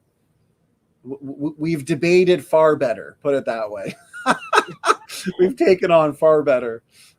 Is there any better way to put it than that, brother? No, I mean, when you're literally debating against a specialist of speciation, and then you debate against a specialist in mutation rates, and then you debate against a specialist in, you know, you name it. We're dealing with the specialist in every field. Right. When you get a critic that comes along and isn't a specialist in anything, and they bring up what chance do they stand? I don't get it. None. That's why they make up their arguments. That's why they say things like an olive tree can't grow on the top of Mount Everest. What? I know. When did we ever say it did? That's why they make the arguments up, because otherwise they have nothing to argue against, because if they understood the model, it wouldn't make sense. We're not looking at the Galapagos Island and going, man, I really can't understand why there's not 11,000 species of finches there, because it's obvious. That makes no logical sense whatsoever, because we would never expect finches to be every square inch of the island, because they would eat themselves and be cannibals. So it just makes no sense. And remember, according to our model, after the flood, what happens? We have a lot of environmental niches ready to be what? Filled. Right. And what do animals tend to do when we've got environments that need to be filled? They dive right in. They love it. Dive right in. They love it. They fill it. What happens when the environment's filled? Oh, man. Well, they better start speciating, because then they're going to start having problems with interbreeding. They're going to start problems with diversity. They're going to have, they're going to shift and have other problems. I mean, they're going to go somewhere else. They're going to migrate and cause more diversity. That's why Africa filled up first after the flood. It was a warm region. That's why India and Australia and Africa have the best, because after the flood, everything south was warm. Everything north was cold. It makes total sense in our model. It doesn't make any sense evolutionarily. No, And it doesn't make any sense in the old Earth creation model. So let me teach the critics a little something again. Okay? Mechanisms. Listen closely, critics. Listen closely, the Smokey Saint comedy show. Okay? Because what we typically find, Matt, like we found in that debate the other day, you have these guys say things like, well, evolution's true. I mean, we know allele frequencies happen. What's allele frequencies in populations over generations. Evolution's true. Oh, what's an allele? What's your definition of an allele? I'm not a biologist. Leave me alone. Why'd you bring it up? So it's just funny, right? So this is what you get from these guys. And it's the same thing with this speciation argument, okay? Okay, critic, atheist, Smokey Saint comedy show. What are the mechanisms of speciation? Oh, you're asking the wrong guy, apparently. Well, let me teach you a little something, okay? You can get new species, as we've pointed out. Okay, this isn't complicated. You have a breakaway population that migrates, okay? And then you have what's called isolation. And then you have inbreeding. And then you have, genetically speaking, shifts from heterozygosity to homozygosity. Okay, okay. Now, the evolutionists that reject design diversity, which the old earthers have at least seemed to embrace because the evidence is so strong for it. The evolutionists, the naturalistic evolutionists, they need millions of years to build genomes that have genetic variation, DNA differences, the potential for speciation. Okay. The creationist model has those DNA differences. Okay, you listening? The Smokey Saint comedy show? The DNA differences are front-loaded at creation. Ah, interesting. So now you can have, in just a single generation, okay, you can have breakaway populations. You can have recombination, shuffle up those pre-existing DNA differences. You can have isolation, inbreeding. What's the difference between the evolutionary model and the creationist model? Oh, those DNA differences are already built in. And the speciation events are due to reduction, not an increase in genetic complexity, not an increase in phenotypic complexity, no addition of body plans, no new and meaningful information added to the genome, no, reduction. Based on a genome that was already front-loaded with, for the most part, the genetic variation. Now, we know mutations do add some variation over time, of course, but it's negative variation. It's like the bumps and bruises and scratches on your car. That's negative variation. So that's why when we look to the data and we see rapid adaptive episodes that evolutionists are surprised by, we're not. Because this is what's expected and predicted based on the design diversity hypothesis. And this is why these critics don't stand a chance. So if war is what they want, they better be ready to face off against the data. But the data is contradictory to their positions. Okay? So anyways, I know that was a rant, but go ahead, brother. I think we're going to start winding it down, aren't we? Yeah, a couple hours. We're already 2 hours in. And, I'm starting to feel it. You know, it seems these days, after we've done this for 3 years nonstop, 1,400 videos, I am experiencing genetic entropy in the way that I used to be able to talk nonstop for 5 hours. Now it's like after 2 hours, it's like I can't seem to quench the thirst. But, you know, it's important that we get this information out there. Leave no stone unturned, guys. A specific critic gave this question that we just debunked that I also presented just a few weeks ago to John McKay, the creation guy. So we're going to end it with his response, just showing that these have all been dealt with. When you hear an argument against the biblical creation model, just know it's probably been dealt with. And it's actually probably a problem for the evolutionist who's bringing it up. Remember, they'll bring up arguments that turn out to be a problem for their model, like ERVs. And then you turn it around on them and say ERVs are shown to be functional. Show me some empirical data of co-option. Oh, I don't have that. And then they'll say, oh, there's too many species. And then you'll show them that, no, there's not enough species. Then they're on the defense. You see how their best arguments actually put them on the defense? They all. So anyways, yeah, let me, well, we'll play this one and then we'll call it a night, brother. John, that I want to get to. It's a question that came in from a skeptic of the Young Earth creation and global flood model. The question is, how could any vegetarian, and in brackets, he put trees, bushes, and grass, survive being submerged or even destroyed by salinated water? Okay, it is a good question, and it's one that I asked in the middle of the desert of Western Australia. You see, my background is geology. I went and did 3 years of genetics as well. I'd grown up with a dad who loved gardening. My first gardening book, even as a non-Christian, was the old Yates Gardening Guide. Some of you may remember that it started with "Man was made to live in a garden." And I thought, that's a wonderful idea. Later on, I discovered it's straight from Genesis, because God made a garden and he put the man in it. So man was made to live in a garden. But that didn't help me figure out, how does a gum tree survive a flood? We're here in Australia, we're noted for gum trees because A, they can actually send their roots down and find the water, but B, if you flood the earth, this dry land plant, how does it cope? So I had an opportunity. I was with the head of the agricultural section in forestry, and I asked him, I said, see that gum tree over there? How does it actually survive? How would it actually survive a flood that went not just 40 days, but over 364 days, plus a few extras, right? And he said, oh, simple, actually. He says, the same way they do now. I said, what do you mean? He said, well, built into the tree, and we don't know why, but every now and then in Australia, we have a year where there's a massive rainfall. Some of you may have read up on Jurassic Ark. Back in 2011, we had 16 inches of rain, 400 millimeters in 4 hours. It overwhelmed everything. And now we've got the opposite. We've got a drought. Now, the gum trees live through both. And I'm out in the desert, and this guy said, well, look, come and have a look at this. He said, this tree grows in this pad. He said, this is a little lake bed in wet seasons. The gum tree stays alive. And he said, sometimes the lake gets so deep, the gum tree should drown. But he said, here's what we've observed. They have a mechanism to turn themselves off. And he says, as soon as the water level gets to the right, humidity, they turn themselves back on again. Now, I had my students, after that conversation, I had my students run Charles Darwin's experiment for 7 years to see if those sort of statements held up. What experiment? Well, Charles Darwin still got bottles in the basement of the university in which he collected seeds, dry land plant seeds, wet land plant seeds, grass seeds, vegetable seeds, etc., and he put them in a bottle, filled it up with water. And then every week they would take one out and they would plant them to see what survived. Here's the general results you got. And by the way, I got exactly the same results of my students for 7 years in a row. So feel free to try and disprove it. You're not going to be successful. Domestic plants, corn, wheat, peas, all the things that Noah would have taken on the ark as feed for himself, they don't survive very well underwater. You put them in water, you end up with pea beer, right? It ferments. They don't do well underwater at all. But all your grass seeds, all of the wild plants, they survive like crazy. I mean, we see it in the real world out here. We have dams. We build massive dams in Australia compared to many countries. And what you find is you flood the dam will be underwater for 25 years, then there'll be a mega drought, and it will dry out, and instantly the grass comes back up.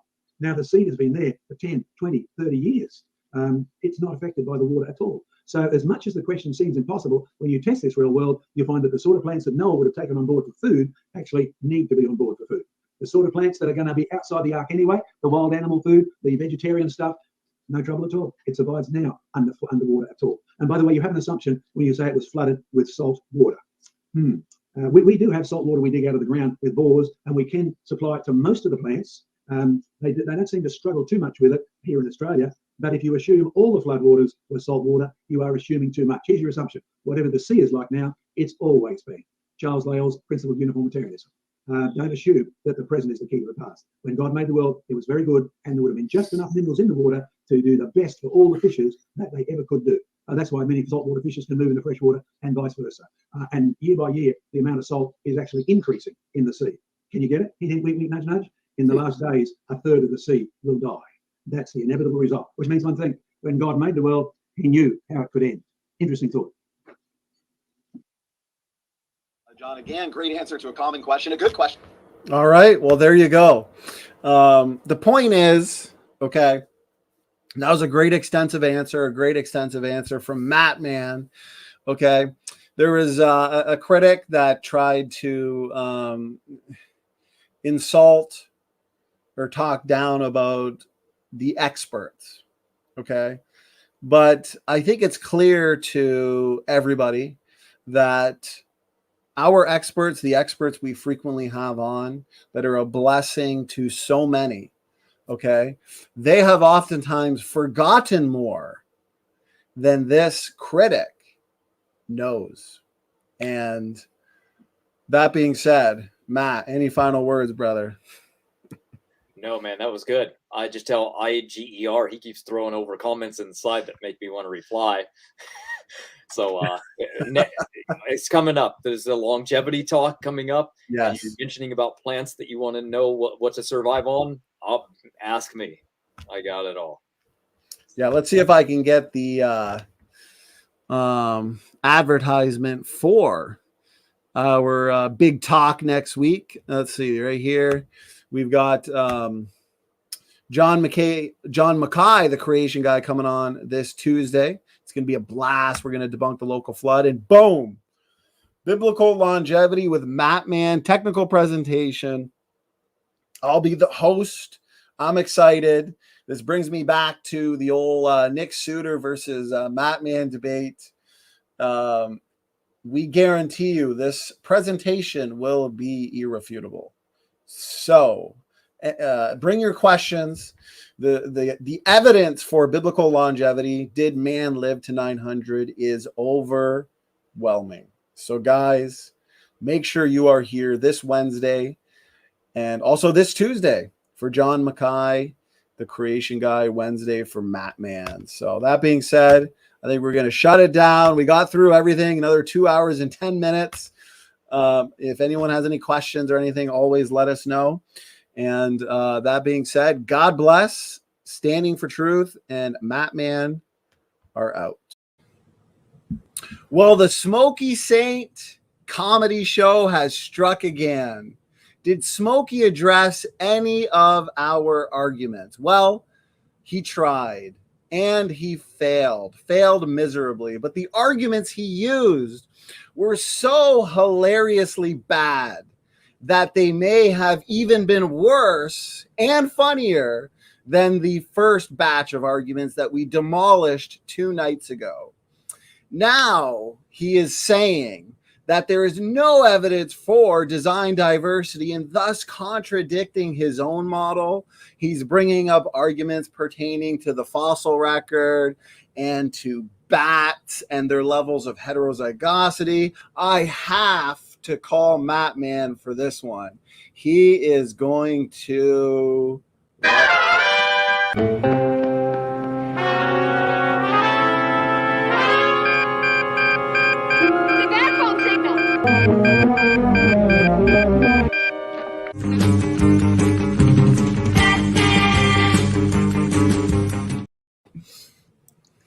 I'm here. Thanks for calling. Matt, what's going on? Thanks for taking that call, Matt Man.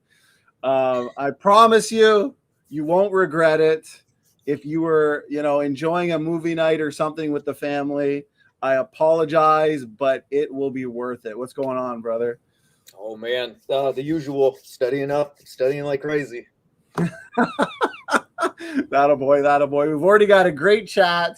We've already got a great audience. Let me see. We got a super sticker flying in. Steadfast and Easy says, "Good evening, all. God bless you. Go easy on the poor boy." Oh, we will. As you guys probably seen in the phrase says hilarious. Yes, guys, they say laughter's the best medicine. So at this rate, with these hilariously bad arguments being put forth by the critics, but specifically this time, the Smokey Saint comedy show, Matt, we may just live to 900 like our biblical patriarchs, because we're sitting here having a great time.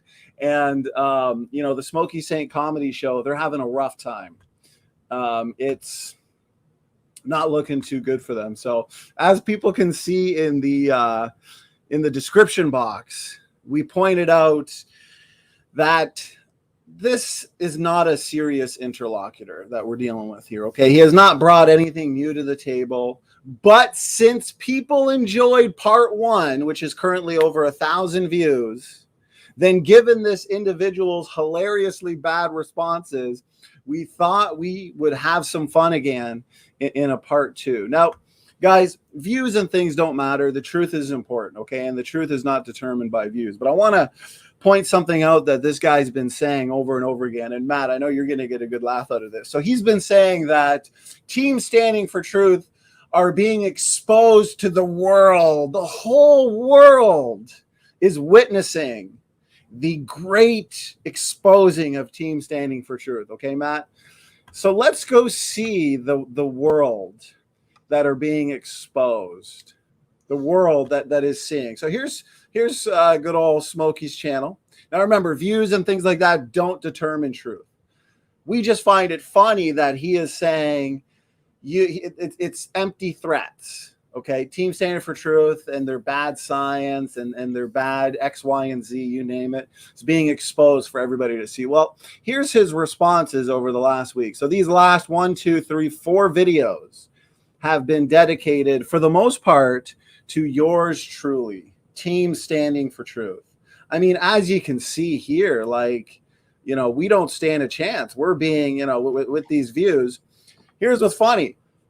Take his last 4 responses, Matt, all the views combined, and just our one refuting really bad and weak arguments why Smokey's saying is low-hanging fruit. Our one video has more than his all combined. So if anything, the person who's being exposed to the world is Smokey Saint. Okay. So do you find that to be as ironic or as funny as I do, Matt? Maybe he means the world as in local event, like the flood. Yeah. Yeah, his localized little channel there, right? Yeah. It's the same thing to them, right? Maybe, I don't know. Did he use the word arets? You know, or told I'm them. not. If you go back to the Hebrew, then apparently, yes. Yeah. Right, so, so just a quick update before we get into this, into the party. Our website's coming along nicely. I got another update today. Should be ready in the next 4 or 5 days. We've got a new Meet the Team section. This is going to be epic. We're probably going to release. We'll be able to release the website in the next 5 days or so. In the Meet the Team section, you'll get full biographies of Team Standing for Truth. So definitely looking forward to showing you guys that. We are going to go through the section of Smokey Saint's video tonight where he attempted to rebut and failed rebut our last couple hour video. So that being said, let's see the chat. Caleb, $10 super sticker. I appreciate it. I appreciate it. Steadfast and Easy says, good one, Matt Man. So let's see. Always a good chat. Godzilla Freak, SFT. World is local, obviously. Yeah. So if you guys haven't seen, just a few hours ago, we, as Prey says, the loud Chihuahua.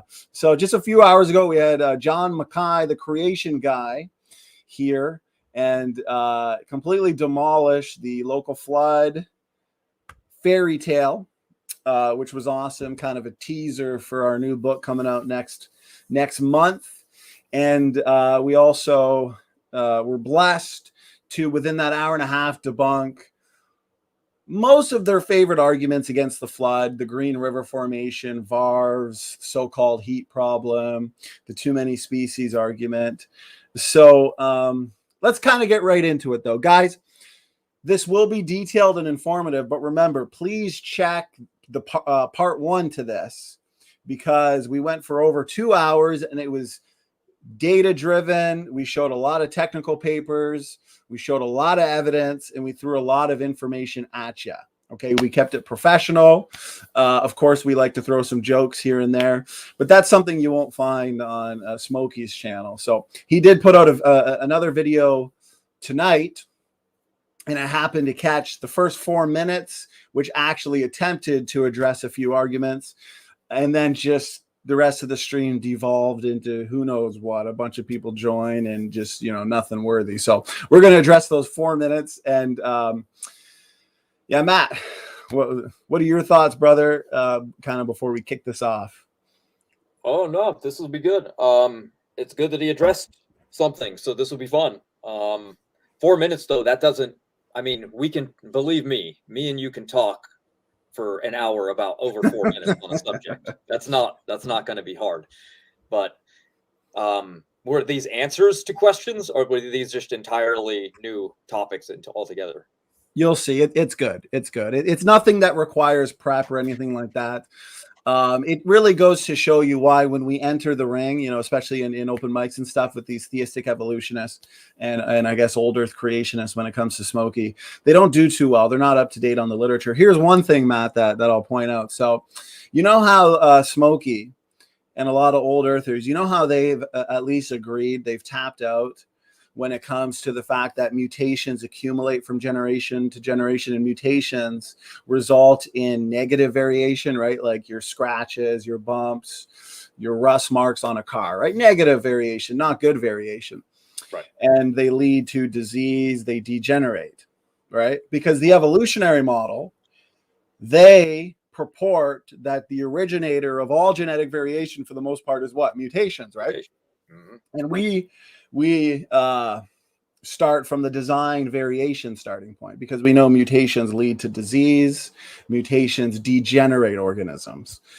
Now he has gone straight to evolutionist talking points and he's saying there's no evidence for design variation. So do you see the contradiction already, Matt? Yeah, who wants to have his cake and eat it too? It's all right. We'll remind him. We'll just remind him because he forgot that you can't have both, right? It's like, which one is it? Is evolution adding genetic diversity with these mutations, like they say, these beneficial mutations accumulating over time and causing, or are they too few and far between, and there's too many step backwards to take one forward? That's all. Think about it. Okay, if mutations lead to disease, mutations degenerate, and mutations don't result in new body plans. They don't result in true novelty. They're functionally compromising to organisms. My question to somebody like Smokey or an old earther that wants to deny design variation, how do you then explain, okay? How do you explain genetic variation and genetic diversity? If mutations are not the source for genetic variation and genetic diversity, then what is? Because if you don't want design diversity, but you don't want mutations, then what is there? So if there's anybody in the chat that holds to this kind of model, the question is, DNA differences across species, within species, what are they the result of? We'll see if we get an answer. But we know according to the evolutionary model, they're the result of mutations. So what we see here is inconsistency, contradictions, simply to just disagree, right? And we are going to really, really tackle that. And another thing, Matt, that you'll see that this specific critic and other critics as well are saying, and I'd like to get your thoughts, is that we as Young Earth Creationists, we believe in more evolution than the evolutionists. But how many times do we have to explain? Clearly, again, more times than we should have to. Evolutionists explain the origin of genetic diversity as being the result of mutations. So they require millions of years, okay, of mutations adding diversity for natural selection to then act upon. And for recombination and gene conversion, these types of genetic related processes to shuffle up those DNA variants. Creationists are saying, no, those DNA variants were front loaded. We have evidence to back that up, which we're going to get into. They were front loaded at creation. Now, you've had old earth creationists like Smokey admit, yeah, this had to be the case because mutations degenerate. Mutations lead to disease. We've seen this. So how then is that more evolution than the evolutionary model? Matt, can you expand on that, or what are your thoughts, brother? Yeah, first of all, it can't be hyper-evolution because we don't agree to the terms of even what they agree with when it comes to evolution. Remember, they're saying for a land animal like the size of a little badger that's related to a bear and a dog went into the ocean and it slowly became a whale over a long time, millions of years, because of beneficial mutations. We're saying we agree that mutations are happening, but that scenario can't take place because, one, we don't believe in the mechanism of beneficial mutations taking that creature to that. So how in the world can we say that happened quickly? Because If we said that that same scenario did happen quickly, we would be literally watching that process happen in front of our eyes. But we don't. We're watching the process of speciation happen quickly. We're watching the process of diversity happen quickly. We're watching epigenetic modifications happen so quickly, and in one lifetime, something can move somewhere. Epigenetics will change it, alter its ability to live in that environment before mutations can ever, I was going to say, and that genetic variation is already present. Right. Already there. Right. Exactly. The capacity is there. Right. It's already built in. And then when new mutations start rolling in that new environment, sure, you'll get something, maybe that blue eyes will pop up, and you'll get a new genetic, natural selection will act upon it. But it's already after epigenetics has allowed the creature to already live in the environment. You can't even get migration without rapid adaptation to an environment. So adaptation and evolution are two different things, but they equivocate the words. So they say, see, you believe in evolution too. It's just equivocation. It's a wordplay game, because remember, to them, evolution just means change. It's such a broad spectrum word that I evolved when I walked out of the kitchen, apparently, because I changed. My hair's a little longer, my nails are longer, but it doesn't obviously mean I evolved in any way, shape, or form. So. Right. Exactly. And let me give a lesson to Smokey saying here, another lesson. Okay. He's being taken back to school. We'll see if he accepts correction. When it comes to epigenetics, now I've had many debates on this. You have as well. I debated Derek Barnes on this months ago, probably about a year ago now, on Modern Day Debate, and we discussed epigenetics. We know epigenetics points us back to a forward thinker. Okay, because natural selection acts on the short term, not the long term, right? Natural selection worries about us surviving till tomorrow, not about getting cancer 50 years from now. Right. So therefore, how does selection build that which requires long-term thinking or long-term planning? That's what epigenetics are. We have millions of switches in our genome just waiting to be turned on via environment. It's kind of like a spare tire, where the evolutionists or naturalists would look to a spare tire as meaningless, as junk, as meaningless redundancy. We know a spare tire at the back of a car requires forward planning, forward thinking. In case one of the tires gets a flat, we now have that spare tire. We're thinking ahead due to environmental conditions, okay? So that's what we see in the genome. We see a lot of redundancy.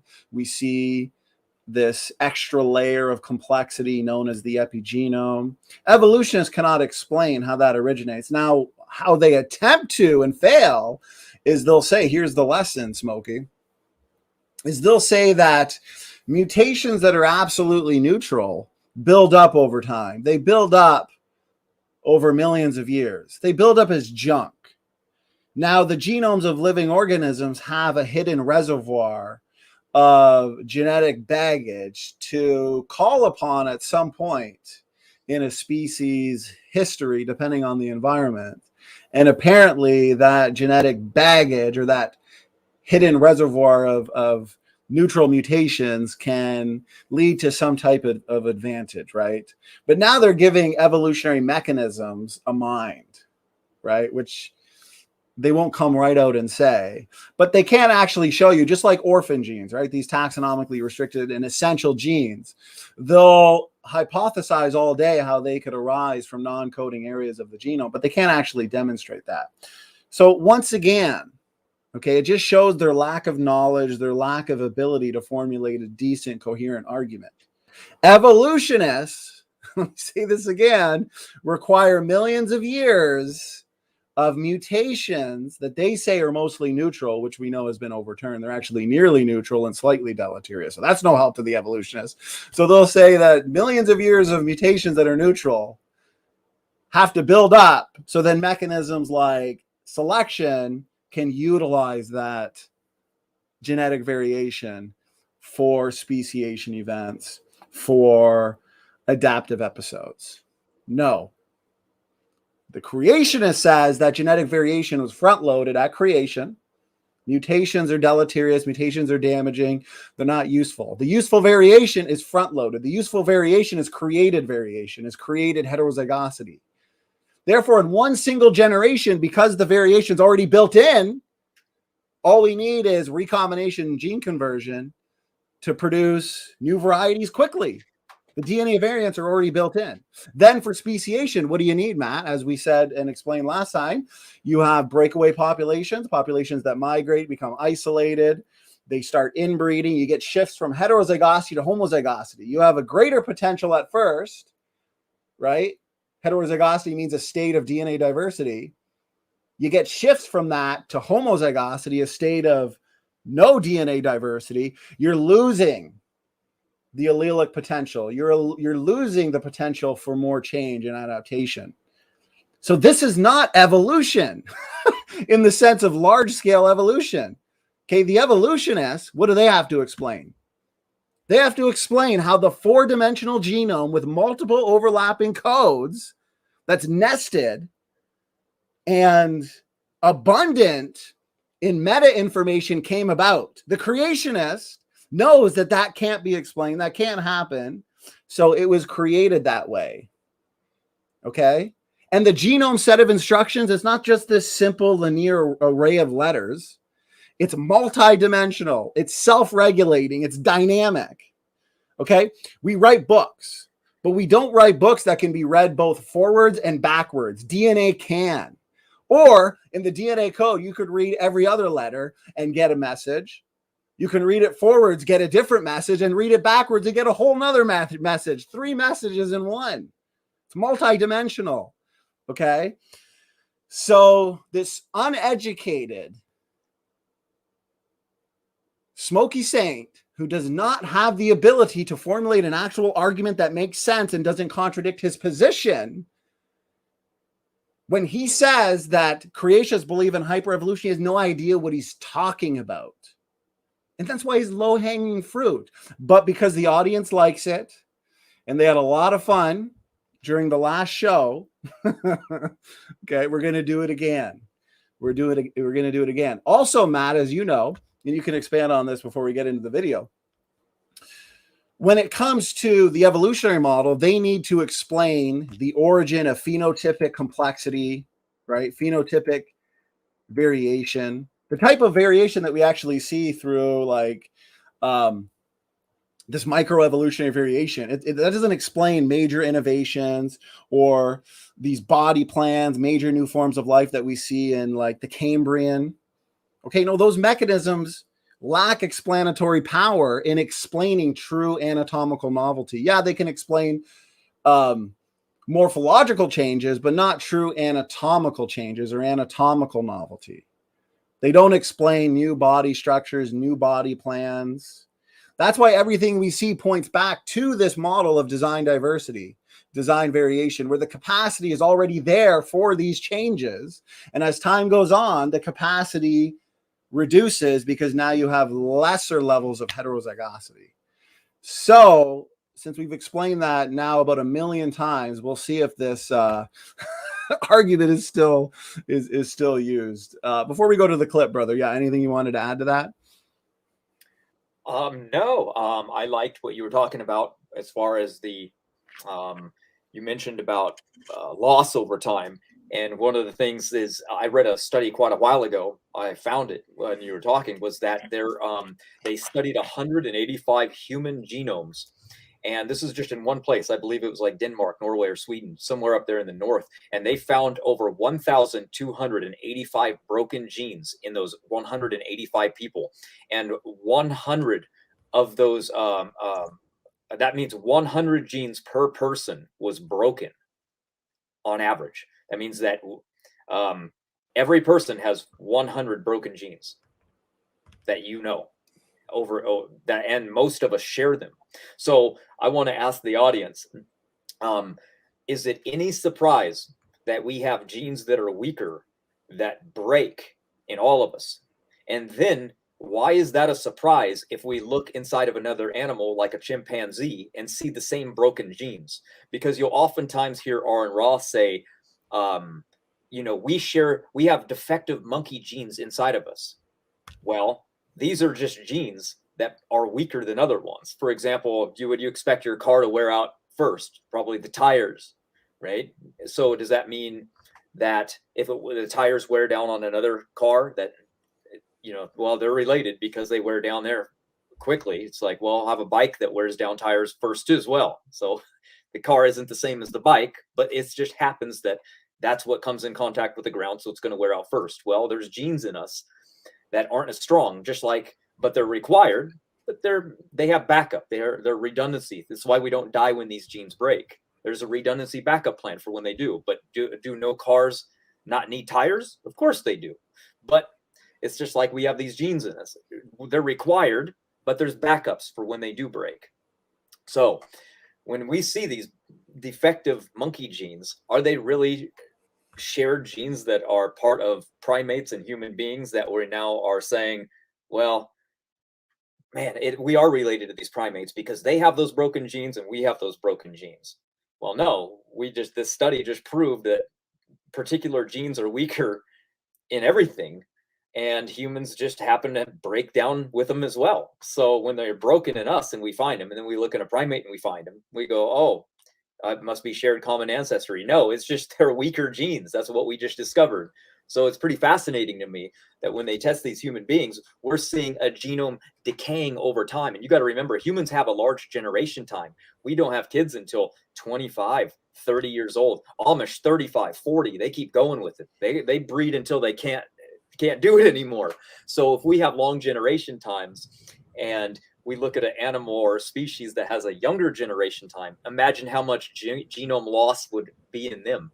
The numbers would be much higher, much higher. Humans only have 20,000 genes, somewhere around 18,000, they think, but we'll just go with 20 to make the numbers easy. We don't have that many genes in us overall. So pretty amazing. And that's actually, save that. Okay. Okay. Because he puts forth this argument about bats and levels of heterozygosity, okay, and looks to the size of the bat genome and says this is a refutation of created heterozygosity, which is a fulfillment of our predictions from our last show, because I pointed out how we have had numerous debates on this. I've had between 80 and 100. This bat argument is something I debated with CRISPR over 3 years ago. So point is, we're dealing with low-hanging fruit, but these arguments are so hilariously bad, even though we've debunked them 1,000 times over. Let's have some fun, right? Laughter is the best medicine. To back up what you're saying, brother, right here, Alexei Kondrashov in the Crumbling Genome. In the average human genome, over 100 genes are dysfunctional or altogether missing, and over 1,000 genes are substantially impaired. So it was Caleb that was perfectly saying in the chat right here. Smokey is probably a closet evolutionist, said that somewhere, or maybe it was Praise that said that. Yes, it sounds like it, because he wants to now fight design variation, right? The fact that God would have designed the original organisms and therefore design them with internal diversity. I mean, does Smokey just think there's the phenotype, the outward appearance, with no underlying proteins, DNA, RNA, coding genes, non-coding genes? Obviously, if the creatures were designed, then they would have had to be designed with what? Internal genetic diversity. How to be made of something. Designed with DNA, RNA, proteins. I mean, is this really what we're dealing with here? So if he wants to then say or attack design diversity, but what we know about mutations, as we've seen there, leads to disease, breaks down functional complexity, they're functionally compromising to organisms. Well, what is it? Did this variation come about through mutations, or did it come about through design means? Smokey's not theistic evolution by any means, though. He's old Earth creation. So right. So he's contradicting himself. He would believe that, you know, humans were created, but God didn't recreate the layout plan for how we were going to be made. He would just reuse it. It's like making a computer program and building the ultimate system and then saying, you know what, I'm going to start over with every animal on Earth. It just wouldn't do that, right? He would just take the general plan and just distribute it among all life. And that's what we see. That's why there's only, what, like 22 amino acids. Minerals, there's around 100. There's not that much to share in general overall. So of course we're going to see the same things in all life. And evolutionists like to use that as like, oh, that's proof of common ancestry. It's like, well, what do you expect? Yeah, I mean, we're made out of the dust of the ground, just like the animals were. So yeah, I mean, of and course. Remember, right, exactly what you said, brother, spot on. A lot of these intelligent design advocates who we support and we learn a lot from, they're old earthers, but they recognize that the evidence suggests design variation. They recognize that mutations don't add beneficial variation. I mean, we know that these non-protein coding RNAs, okay, we discuss frequently how they literally regulate almost all aspects of the gene expression pathway. Okay, I mean, we can go into functions pertaining to pseudogenes, ERVs, ALU sequences, introns, orphan genes, whatever, you name it. So even intelligent design advocates that believe in an old Earth recognize that all of this did not come about through mutations. But now Smokey wants to attack that, which now puts him between a rock and a hard place. So I'd like to hear an answer is, how do you explain the origin of genetic variation for the most part? Is it mutations, or was this variation designed? If he says designed, now he's contradicting himself with his arguments, right? Do you see how these old earthers kind of have a problem? Now, if they admit that it's designed, now they have to admit that adaptive episodes can happen quickly, rapidly, since the variation's already front-loaded and you don't need millions of years to add it, right? See, to us, this makes sense. To the audience, this makes sense. But to the critics, it's like you need to hit them over the head with a hammer 1,000,000 times before they actually get it. But I think a lot of them do get it, but they don't want to admit that they're wrong, so they got to keep repeating the same arguments, refuse to get it.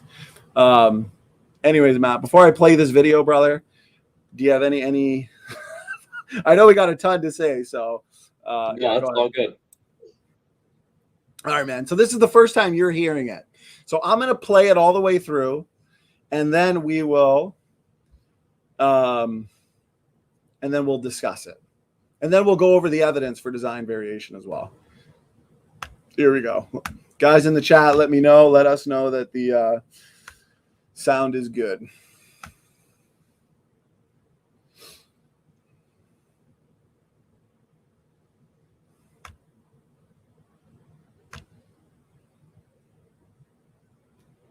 That I don't hold, and says that he won't respond to me until I go back into his refutation and pull up all the arguments he made against a model that I don't hold.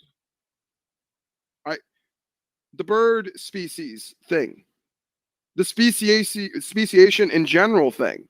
This is not a secret that young Earth creationists believe in hyper-evolution, the most extreme form of evolution you have ever seen.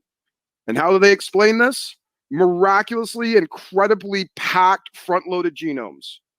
All the information of all the descendant animals are packed into these creatures. Which ones are they? Well, they wouldn't know without looking through morphology, which they seemingly do try to do.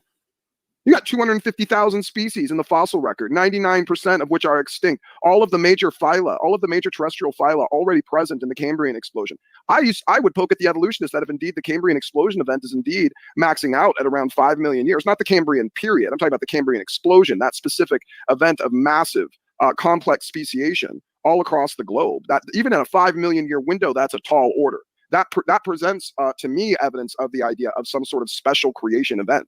That not all of that complexity manifested through a series of deleterious mutations of simpler life. That argument doesn't hold as much water to me as God clearly engaging in a series of miraculous creation events with complex speciation already present and created in its functional form. But no.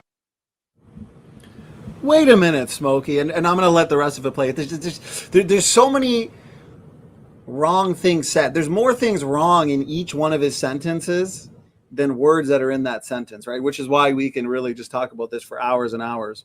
And I just want to make sure you can hear me. Okay, good. So he's admitting that God would have had to, especially because of the Cambrian explosion, we talk a lot about that as well, had to through a miracle, through supernatural means, had to design organisms. What that means Design organisms would also have designed internal genetic variation, right? Which is evidenced by the evidence that the genome is near fully functional, and we're going to get into that later. So it's just a contradiction to his model, and you see that he still said that, you know, we believe in hyperevolution. We already addressed that, but you know what, we're going to have him finish his thoughts here, and then we're going to comment on it all. Just a second. No, they have to talk about kinds and some sort of genetic front-loaded progenitor, which I don't even really know. I don't generally hear much evidence presented for this, other than the fact that here, this animal somewhere on Earth exists and has this, so maybe. There's a progenitor species they could maybe point to morphologically and say, look, it's got a very, very heavy loaded genome, therefore progenitor species. What about the bats? How many hundreds of species of bats, all with genomes so incredibly loaded that they couldn't possibly have progenitors? What about them? There's a signification. There's a sign of my, hey, standing. There's a prediction. There's a prediction you would expect to find in my model, pre-created speciation that can't be front-loaded. There you go. There's one. There's a predictable part of my model. Bats. Bats are a rough one for you. How about the other thing that you avoid? Matt, as we get through the rest of this, I know it's tough, it's difficult. What do you think he means by this pre-existing species? I don't think he really knows what he's talking about. Pre-existing speciation? What does that mean to you? I think you're on mute, brother. Thanks. I'm really on it, huh? I would say, I think this is from Rob as well. Lions have always been lions, and tigers have always been tigers, and cheetahs have always been cheetahs. So species were created by God from the beginning.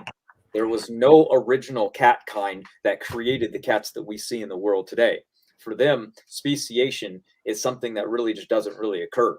So change maybe a little bit here and there, but overall, animals have remained the same. That's why in that one video we did with Rob talking about, he said, if we look into Egypt, we see a picture of a lion on the wall. There's no way that lion should have been there, because he believes that the lion already existed. So Smokey's model is like the old Earth creation model, where those animals already existed, right? And they were created and designed and do not change. So his model would say it doesn't need as much front-loaded genetic diversity because they were already created in the form that didn't require that much, because they're the same as they are now. Right. But the diversity that would have been there in these original created species would have had to been created. Even the old earthers would have to admit that. I wouldn't imagine that Smokey and these old earthers would say that the original created species were created with deleterious mutations. They would also have to agree that there was pre-existing genetic variation. Now, maybe they'll say there wasn't as much because God created your black bear, your polar bear, your brown bear, whatever. They would actually benefit from saying there was too much, because they now have to account for millions of years of genetic mutations building up. So if the larger genome was there, it could erase the genes and it could erase the genome and break it down, and they can get away with it. So actually they would want a larger genome size in the beginning. They'd need to, because they need a lot of redundancy. They need a lot of junk just to absorb these mutations that are accumulating, because the mutations put shelf lives on genomes, right? So we see these organisms that have not changed at all, or just very little, in supposedly millions and millions of years, hundreds of millions of years. Well, we know based on mutation accumulation, low impact deleterious mutation accumulation today, that could not be the case, because those species would be extinct. So here's my question before we finish this then. It sounds like to me there's a straw man argument. And I have noticed this, Matt, and I wonder if you have, with the old earthers and the theistic evolutionists. They think the whole two of every kind applies to the creation event as well. When we've made it clear that from scripture, at creation event, let's say 6,000 to 7,000 years ago, God would have created populations of animals in fully functioning ecosystems. You wouldn't have just two bats. You wouldn't have just two felids. You wouldn't have just two canids. You'd have populations, and therefore many different kinds of these animals. Well, we do see in the scripture, it says God created the bird kind. Clearly, he didn't create a dove and a and a eagle came from it, right? So obviously he made birds in bulk. So I'm sure that there are birds that are extinct that we will no longer have. That is obvious. Everything that we now have obviously came and survived the flood. Now, if it was local, then they would have things that could easily have survived from the time of the dinosaurs. If things didn't change, obviously they don't believe a Tyrannosaurus Rex evolved into a chicken, but that's what the genetic evidence would say happened. So therefore, they would have to say, since things don't change, how come none of those creatures that existed in the time of the dinosaurs would be alive today, except for some of these? I'll give you an example. Living fossils. Some of those were found to exist because, again, didn't die in the flood, or they were on the ark. Simple for us to answer.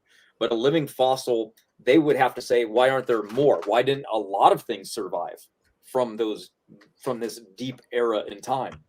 Because the flood was just local. And if species don't change, then how come we have species that we look in the fossil record and, you know, we go, well, look, they've changed. They're the same kind, but there's, you know, we still see their lineage alive today, but they're a little bit different.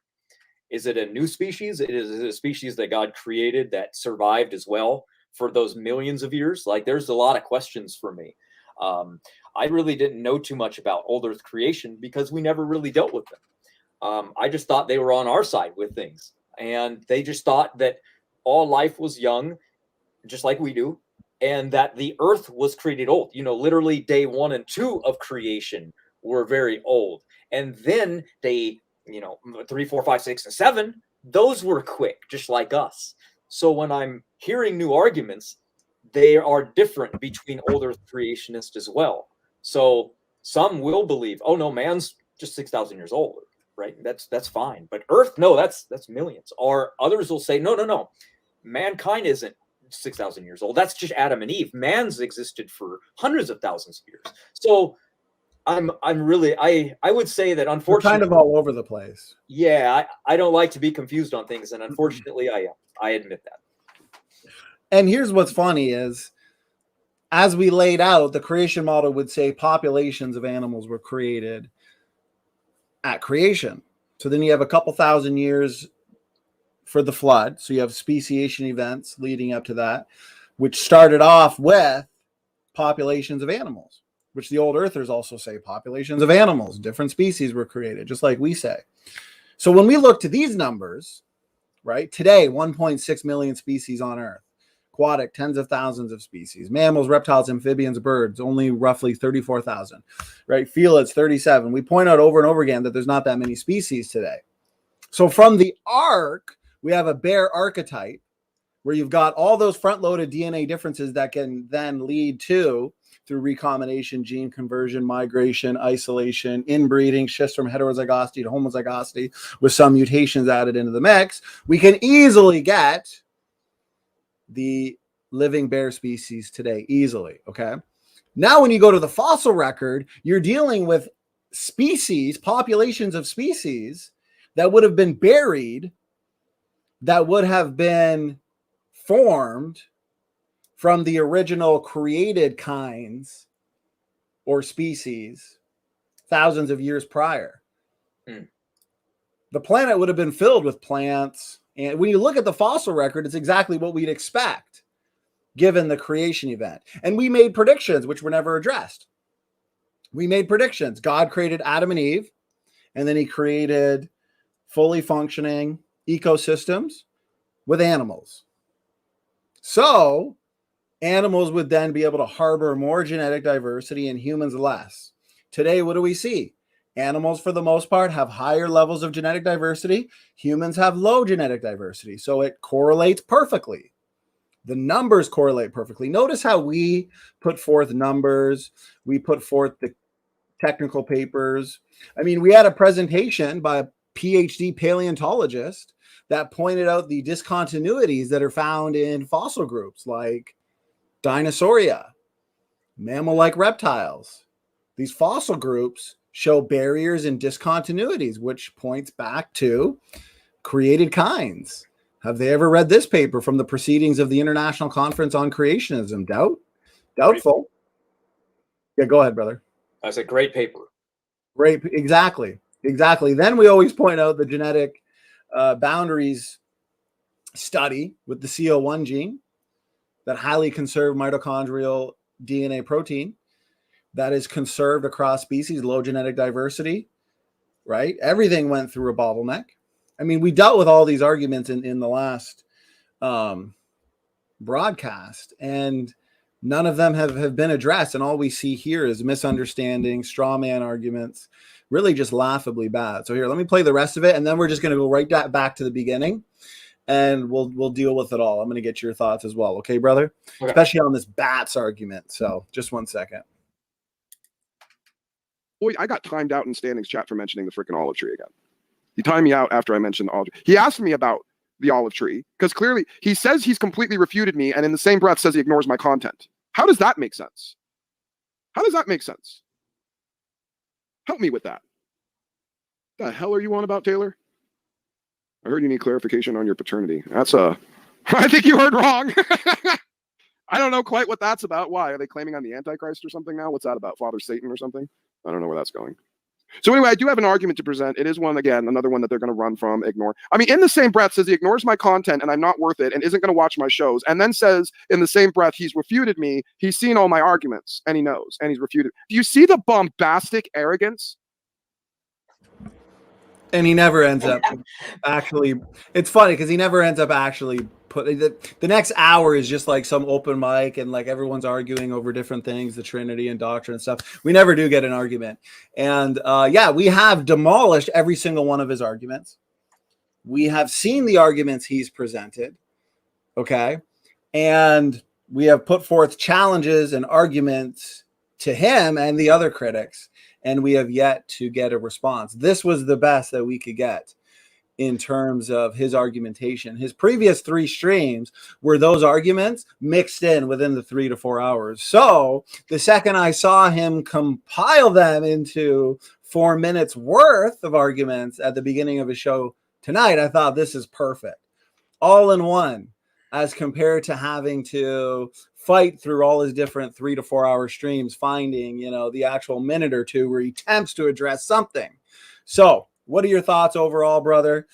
He said a lot there. No evidence for design variation, apparently. We believe in hyperevolution. We already dealt with that ad nauseum. Said that bat species have too much levels of heterozygosity, that you could never have a bat archetype because that bat archetype would be overloaded, apparently, with genetic variation. So what are your thoughts, brother?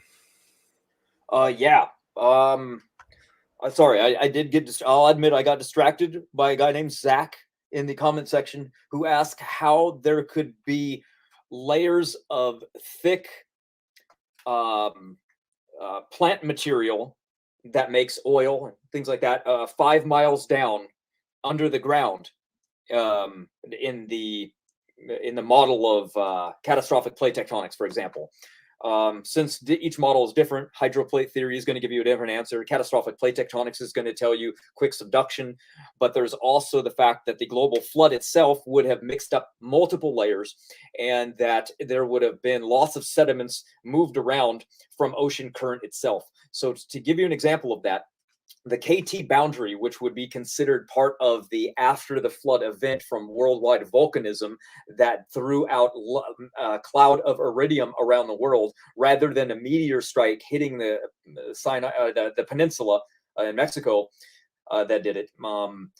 That is 12 miles down. So that layer would actually be the flood layer. And then you're talking about layers on top of that. So we're just talking about a whole lot being mixed around all together, and things were being dragged down with subduction in subduction zones. But when it comes to how oil was made, that's pressure, that's conditions, and the conditions that would have been during the flood would have been massive amounts of sediments brushing over plant life and animal life, burying them and crushing them down. Now, not everything that's crushed turned into oil. For example, we know that the lot was fossilized. So Sorry, that was completely out of left field. That had nothing to do with what you're talking about today. So I will backwind. His first comment that I took a note on was no speciation. We touched on that for a minute. And then he said there were 250,000 species in the pre-flood world. Well, yeah, sure. Pre-flood world. We'll just say that. In the fossil record that are extinct. Okay. Species, again, species are different. We believe going from an animal family, you would get multiple species from that. For example, let's say there's around 50 to 55 dinosaur families. Then, okay, we have how many dinosaur species from the Tyrannosaurus rex family that could have come from? Not sure what the basal ancestor root was, not too into dinosaurs, but really what you get is about 5 T-Rex species in that family. So we believe that they could have diverged from that. So we would explain the different dinosaurs that would come. And we're talking about a Tyrannosaurus rex. What's their generation time? It's around 19 years. That's what they predict anyway. It's the longest. It's the highest. So I picked the one with the highest generation time so that it would explain why there was only about 5 families. I'm sorry, 1 family and 5 species of that kind. But we can move over and get into the numbers now for you to explain a huge chunk of those 250,000, and that would be the trilobites. So if we look at trilobites, how many species do we find when we're looking in the fossil record? We see about 20,000. Now, 20,000 is a lot. Did God create all 20,000 species of trilobites? Maybe. I wasn't there. But in our model, he created probably like 1. And it went around the world, diversifying. Not around the world, I'm sorry. We've only found their fossils kind of around the Denmark, Norway, Sweden coast. And then when the continents ripped apart, it brought a lot of them down into South America. So, and it's along the northeast ridge of the South America. So another reason we believe the continents were more ripped apart during Pangea, and it was fast because it pulled those fossils with it as it happened. If that were millions of years, we wouldn't believe that those fossils would have remained in the same layer at the same height with the same species exactly in the same region. It just doesn't really make much sense. So the reason we believe now that speciation would have happened very rapidly is because before I get into the flounders, let's explain the why it was so quick in something like a trilobite. Well, trilobites have a fast generation time. So this is going to be kind of technical, I'm sorry, but I wrote everything down for everybody as well, so I can even share what I wrote, because I answered this question for Emotionally Stunted Emoticon when he said, how in the world could there have been 20,000 species of trilobites in a couple thousand year period before the flood actually hit and wiped everything out? And it's actually answered with how fast they have offspring. It's really, really easy. So how I would say is that I think the question that Smokey is asking is, how in the world can there have been 250,000 species? So if 20,000 of these were trilobites, and I'm going to explain how quickly they can form a species and how quickly they diverge, maybe it'll make sense, I hope. So I chose the trilobite because of the sheer number, and the numbers really help his argument too, because there's so many of them. So we're going to first look at flounders. In the Baltic Sea, they've diverged basically into 2 different lineages over hundreds of subspecies and different hybrids. So they have a generation time of about 3 years. And we see that the flounders with left eyes, there's about 100 species, and the flounders that have right eyes have about 240. So literally it's the species that went onto the bottom of the ocean and just laid down on their side and their eye moved over a little, or they were created that way. It's pretty cool. Anyway, they have a generation time of just 3 years, and they only have a couple young. So in reality, you're not going to get a lot of species. And that's exactly what we see in the world today. There's about 340 species that are alive today. Nowhere near 20,000, because they have a 3-year generation time. Now, let's look at the trilobites. Trilobites are interesting because they lay eggs, and they lay hundreds, maybe they laid thousands at a time. Now, this is also huge difference because you're not getting that with flounders. So we found in the fossil record in 1994, they found a trilobite that had inside of it eggs, and it was giving birth as it was buried and crushed and fossilized perfectly. So the eggs are still there. So if they're anything like a horseshoe crab, which scientists believe that they are, then they're a subspecies. That means that they go through what are called 16 or 17 molts, M-O-L-T-S, I believe. And these molts are when they have offspring. So literally for like 16 or 17 times in their life, maybe once a year, I'm not sure, maybe more, they literally have offspring where they lay hundreds and hundreds of eggs. So we have short generation times, multiple generations, and hundreds of eggs being laid as they travel around the ocean. So we got a lot of diversity. And we also have to remember the pre-flood world was extremely beneficial for animals to live. There was more oxygen, there was more magnetism. It would have been very conducive for animals to thrive better, just like it would have been better and more conducive for man to live longer and better as well. So if we see, there's nothing really like that today. Just the one species that would have made it through, which would have been a horseshoe crab, but nothing like the trilobite. So there's nothing we can really test. But the numbers show that having such a fast generation time and having so many eggs that it lays, we would find and expect a lot more diversity, and that is what we see. So I can go back to the numbers for you, okay?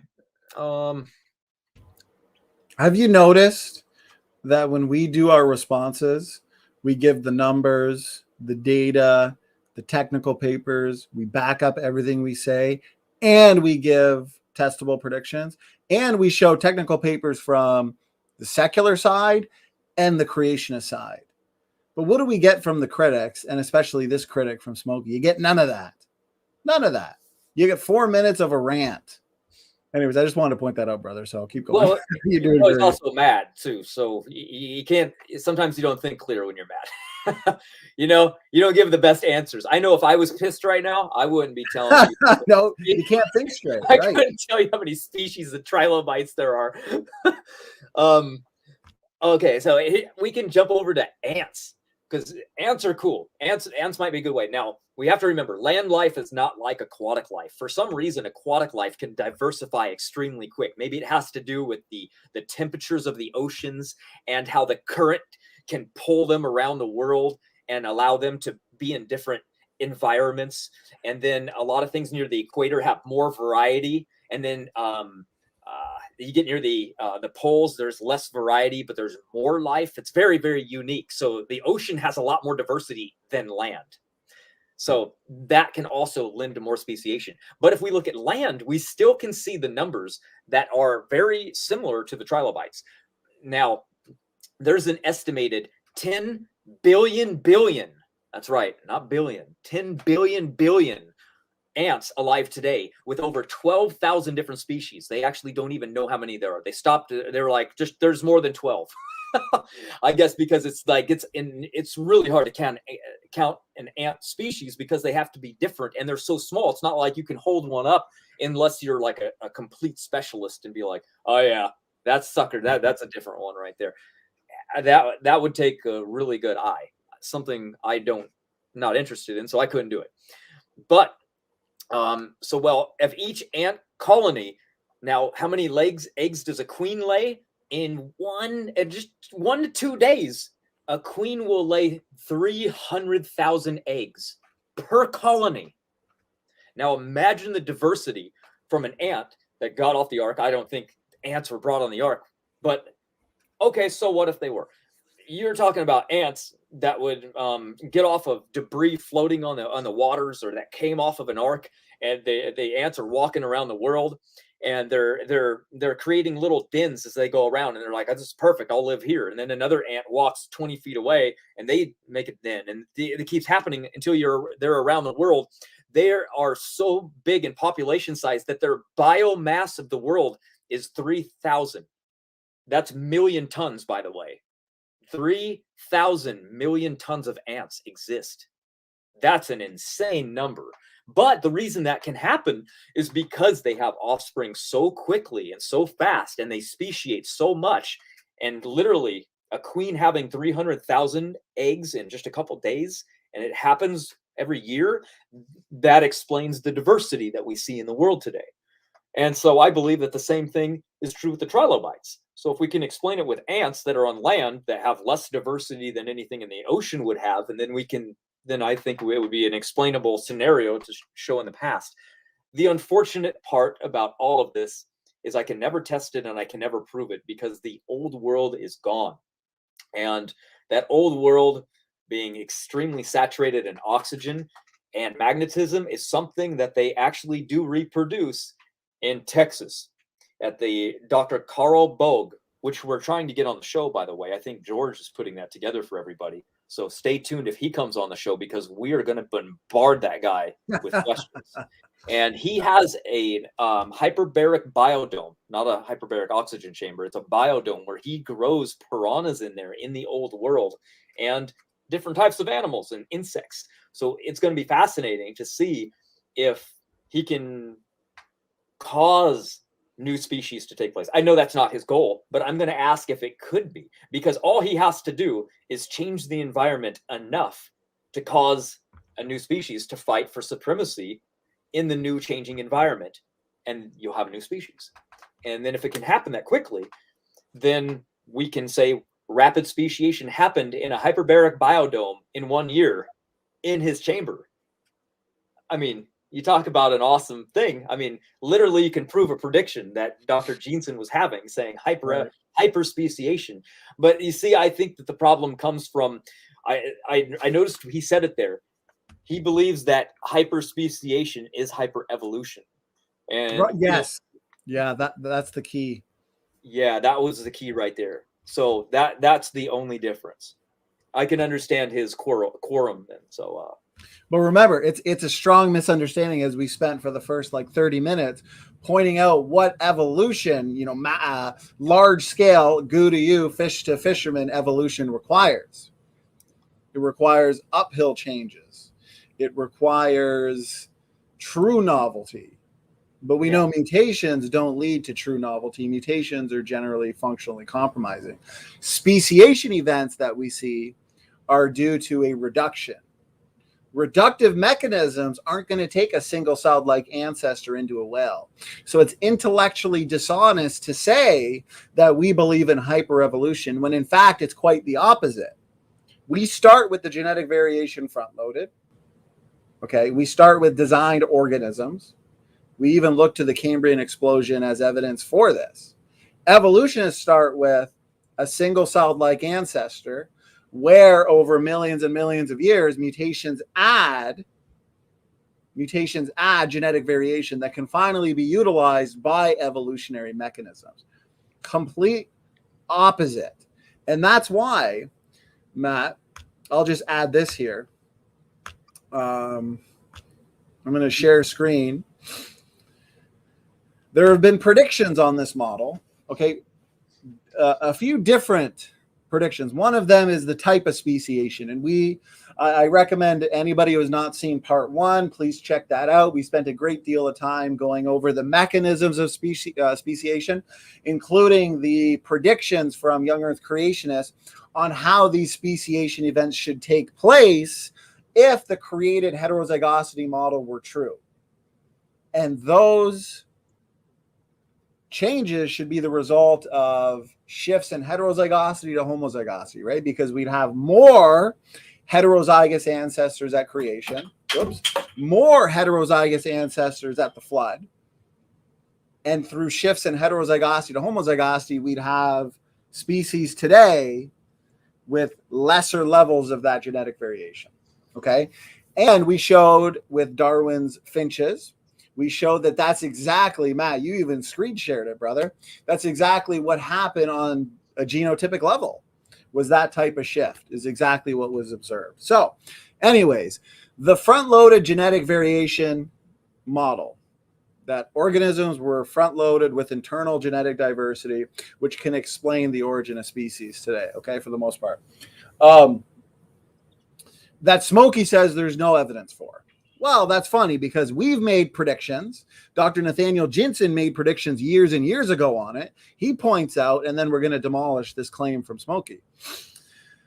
So Jensen said, once the animals stepped off the ark, their reservoir of DNA differences, right, because these DNA differences were front-loaded at creation. Thousands of years later, God probably brings on the most heterozygous ancestors. So you'd get two archetypes out of a greater population of this kind. Okay. So he points out their reservoir of DNA differences could have easily translated. And when you understand recombination gene conversion, which a lot of these critics don't, when you understand these mechanisms, when you understand that selection actually sorts out genetic information over time, selection is a fine-tuning mechanism. When you understand what results with these DNA differences when they're subject to recombination, you understand that, yes, they could have easily translated into a massive amount of morphological change. This fact is best illustrated by a consideration of a recent objection to the young Earth creation view of speciation. Over a decade ago, one of the main complaints that could be levied was based on the function. Now, our old Earth creationists, I know intelligent design advocates wouldn't, but is Smokey so desperate to actually have an argument, which he hasn't had one argument yet, and that which he has put forth has been laughably bad? Is he actually going to hold to the evolutionist position that says that the vast majority of our genome is junk? I've debated a number of biologists, and they'll say, max, you've got 10 to 20% of the genome that's actually functional, when we know that it's actually over 80% of the genome that's active, which has led to testable predictions. So are they really going to sink that low and say, yes, the vast majority of the genome is junk, just to have an argument? I certainly hope not.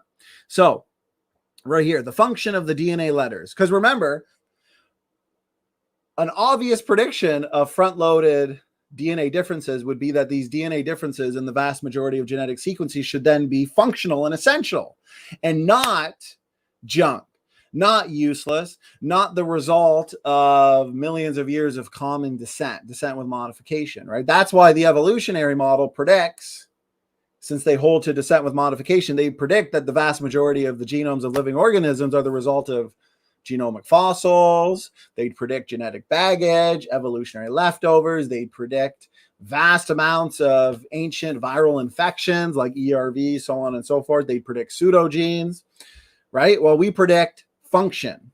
Okay, so here we go. Actually, it was the apparent lack of function of DNA differences. Right here. When the sequence of the billions of human DNA letters were first elucidated in 2001, many in the scientific community concluded that the vast majority was junk, useless leftovers from the human evolutionary process. Presumably, similar amounts of junk DNA existed in other species as well. However, this claim was not based on rigorous laboratory testing of the billions of DNA letters in the human DNA code. Instead, it was based on appearance to evolutionary scientists. The DNA looked as if it were non-functional. Since 2001, a large body of laboratory, example experimental, evidence has accumulated. While preliminary and largely biochemical, this evidence has a trajectory suggesting that the vast majority of human DNA is, in fact, functional. Now, here I want to dismantle a straw man that I've heard. I've heard a straw man argument from, I've heard it, where they will say, oh, young Earth creationists are wrong because they'll say that all the DNA is functional. We know this, it's a fact. No, we've been clear. The data that we have is preliminary. It's largely biochemical, as in it suggests activity. Okay, so we've never said it's a fact, but because of the preliminary data and because of the trajectory being so strongly in favor of genome-wide functionality, we have been bold and confident enough to make predictions that, yes, the vast majority of the genome is functional and will prove to be functional through years and years of extensive testings, including knockout tests, okay, and other types of tests. You can even mutagenesis. You can mutate certain DNA sequences and see what the result is. Okay, so no one's ever said it's a fact, but it's so obvious because why else would the cell bother transcribing all this useless junk, selection would have read this junk long ago. So obviously it's there for a reason, and we're confident enough to make predictions, okay? Which I don't see the critic here, Smokey, making. So here we go. This evidence has a trajectory suggesting that the vast majority of human DNA is in fact functional. With a few more years of experiments, here's the prediction, testable, future testable prediction, the evidence for function will likely increase. In addition, this trajectory seems to be true of other species. As more functional testing has been performed in non-human species, more evidence for DNA function has accumulated. Hence, the long-held ideas of how DNA works and how much of it is functional have undergone a massive shift within the last decade. You see, I can almost predict that the critics have not read these articles and technical papers. There's lay articles like this, which you can read, and then there's technical papers that have it laid out for everybody in great detail. But what's funny is most of the critics aren't even reading the lay articles, which is why they've lost so badly, essentially. These results have profound ramifications for the speciation question. Since DNA now appears to be extremely functional, it would seem that the production of a new species would simply require a few DNA differences to arise. Fancy that, eh? In fact, as we observed earlier, millions of DNA differences separate species within a kind. A massive potential for speciation exists all over the planet. And we have paper after paper from non-coding RNAs to pseudogenes, as you can see here, all from secular papers, okay? Here's a bunch of papers on pseudogenes showing that they're necessary to sustain healthy life processes in the cell. They're essential endogenous retroviral functions, okay? We have, I mean, it's undeniable the amount of papers that we have, even on ALUs, intronic ALUs, influence alternative splicing. Okay. Redundancy of the genetic code enables translational pausing. That's how I was talking about how we have even third position codon variation, which critics have often said was just neutral variation, but now we know it's functional variation. Okay. Protein mood lighting. You've got these proteins that have various functions, like kind of like a multifunctional tool. You got one protein that can do so many different things. Introns, the functional benefits of introns in genomes. Orphan genes. Here's a bunch of papers on the orphan genes. Epigenetics, as we talked about, Matt, you can even get into that. So therefore, this rapid change that we see, it's not surprising to the creationists because we expected it and we predicted it. So when Smokey says there's no evidence for design variation, he has no idea what he's talking about. And when they try and say that, you know, the genomes of certain species today, like bats, could never go back to a heterozygous ancestor, that's because the evolutionists are assuming that the vast majority of the genomes of living organisms, including bats, is junk and the result of evolutionary leftovers. That has been overturned. So the fact that Smokey would be so desperate to formulate an argument, to go to an evolutionist-based argument, which assumes junk DNA, which I've even got Dr. Fuzz Rana from Reasons to Believe coming on in a couple of weeks to show that the evidence does suggest genome-wide functionality, doesn't work. Doesn't work. We've made direct predictions that would flow naturally from the designed variation hypothesis. And as you can see here, something the critics don't do, something that Smokey doesn't do, we can go all day talking about the technical literature that supports our positions. Okay, look at this. Pseudogenes have long been labeled as junk DNA, failed copies of genes that arise during the evolution of genes, because evolutionists assume genetic baggage, genomic fossils, right? However, recent results are challenging this. Some pseudogenes appear to harbor the potential to regulate their protein coding counterparts. Now, I mean, we've done tons of shows on pseudogenes and on the function of the DNA code and the DNA language. There's one other one here too, Matt, and I know I've been long-winded, so I want to give you the floor. Signs, lines, ALU sequences. Look at this. One paper even suggested that repetitive ALU sequences might be involved in the development of higher brain function in humans. Numerous other functions have been discovered for various types of non-protein coding DNA, including repairing DNA, assisting in DNA replication, regulating DNA transcription, aiding in folding and maintenance of chromosomes, controlling RNA editing and splicing, helping to fight disease, regulating embryological development. I mean, the evidence for design diversity is overwhelming. It would take 10 hours to cover all the evidence, but you've got Smokey so desperate to have an argument that he says, what, Matt? There's no evidence for design variation. So that was long-winded. Matt, what are your thoughts, brother? Go ahead. I don't even know what to say after that. Yeah. I'm still caught up, I guess, on the speciation thing. Like, can I share my screen real quick? You'll have to allow it. Actually, yeah, you have to pop it in. I hope everyone can see it. My screen's pretty large. So I typed in how many dinosaur species are there in the top. I've got 700. So if dinosaurs are anything like birds, I did the numbers for everybody right here. So I would say that if there were 50 to 55 dinosaur species, I think I've heard Dr. Jensen say 55, but let's just go with 50. Let's make the numbers really easy for everybody. So I don't think it would be hard to imagine 50 becoming 700 species before the fall. Now, what I mean by that is if we do the math, we divide 700 by 1,500, which would be the minimum amount of time from creation to the flood. Obviously, I believe it's longer, 25, but who cares? I digress. This would require one dinosaur kind to speciate every 2.5 years. That would be if God only created one dinosaur. Now, clearly, God didn't make just one. He made multiple. So if there was 50 families, now we're looking at each family having one speciation event every 14 years. Considering dinosaurs were most like birds and laid eggs, then think about that number. What do we know today about birds? We've ran those numbers. Remember, I've showed everybody. Birds were speciating in about 3.4 years. They were having a new one.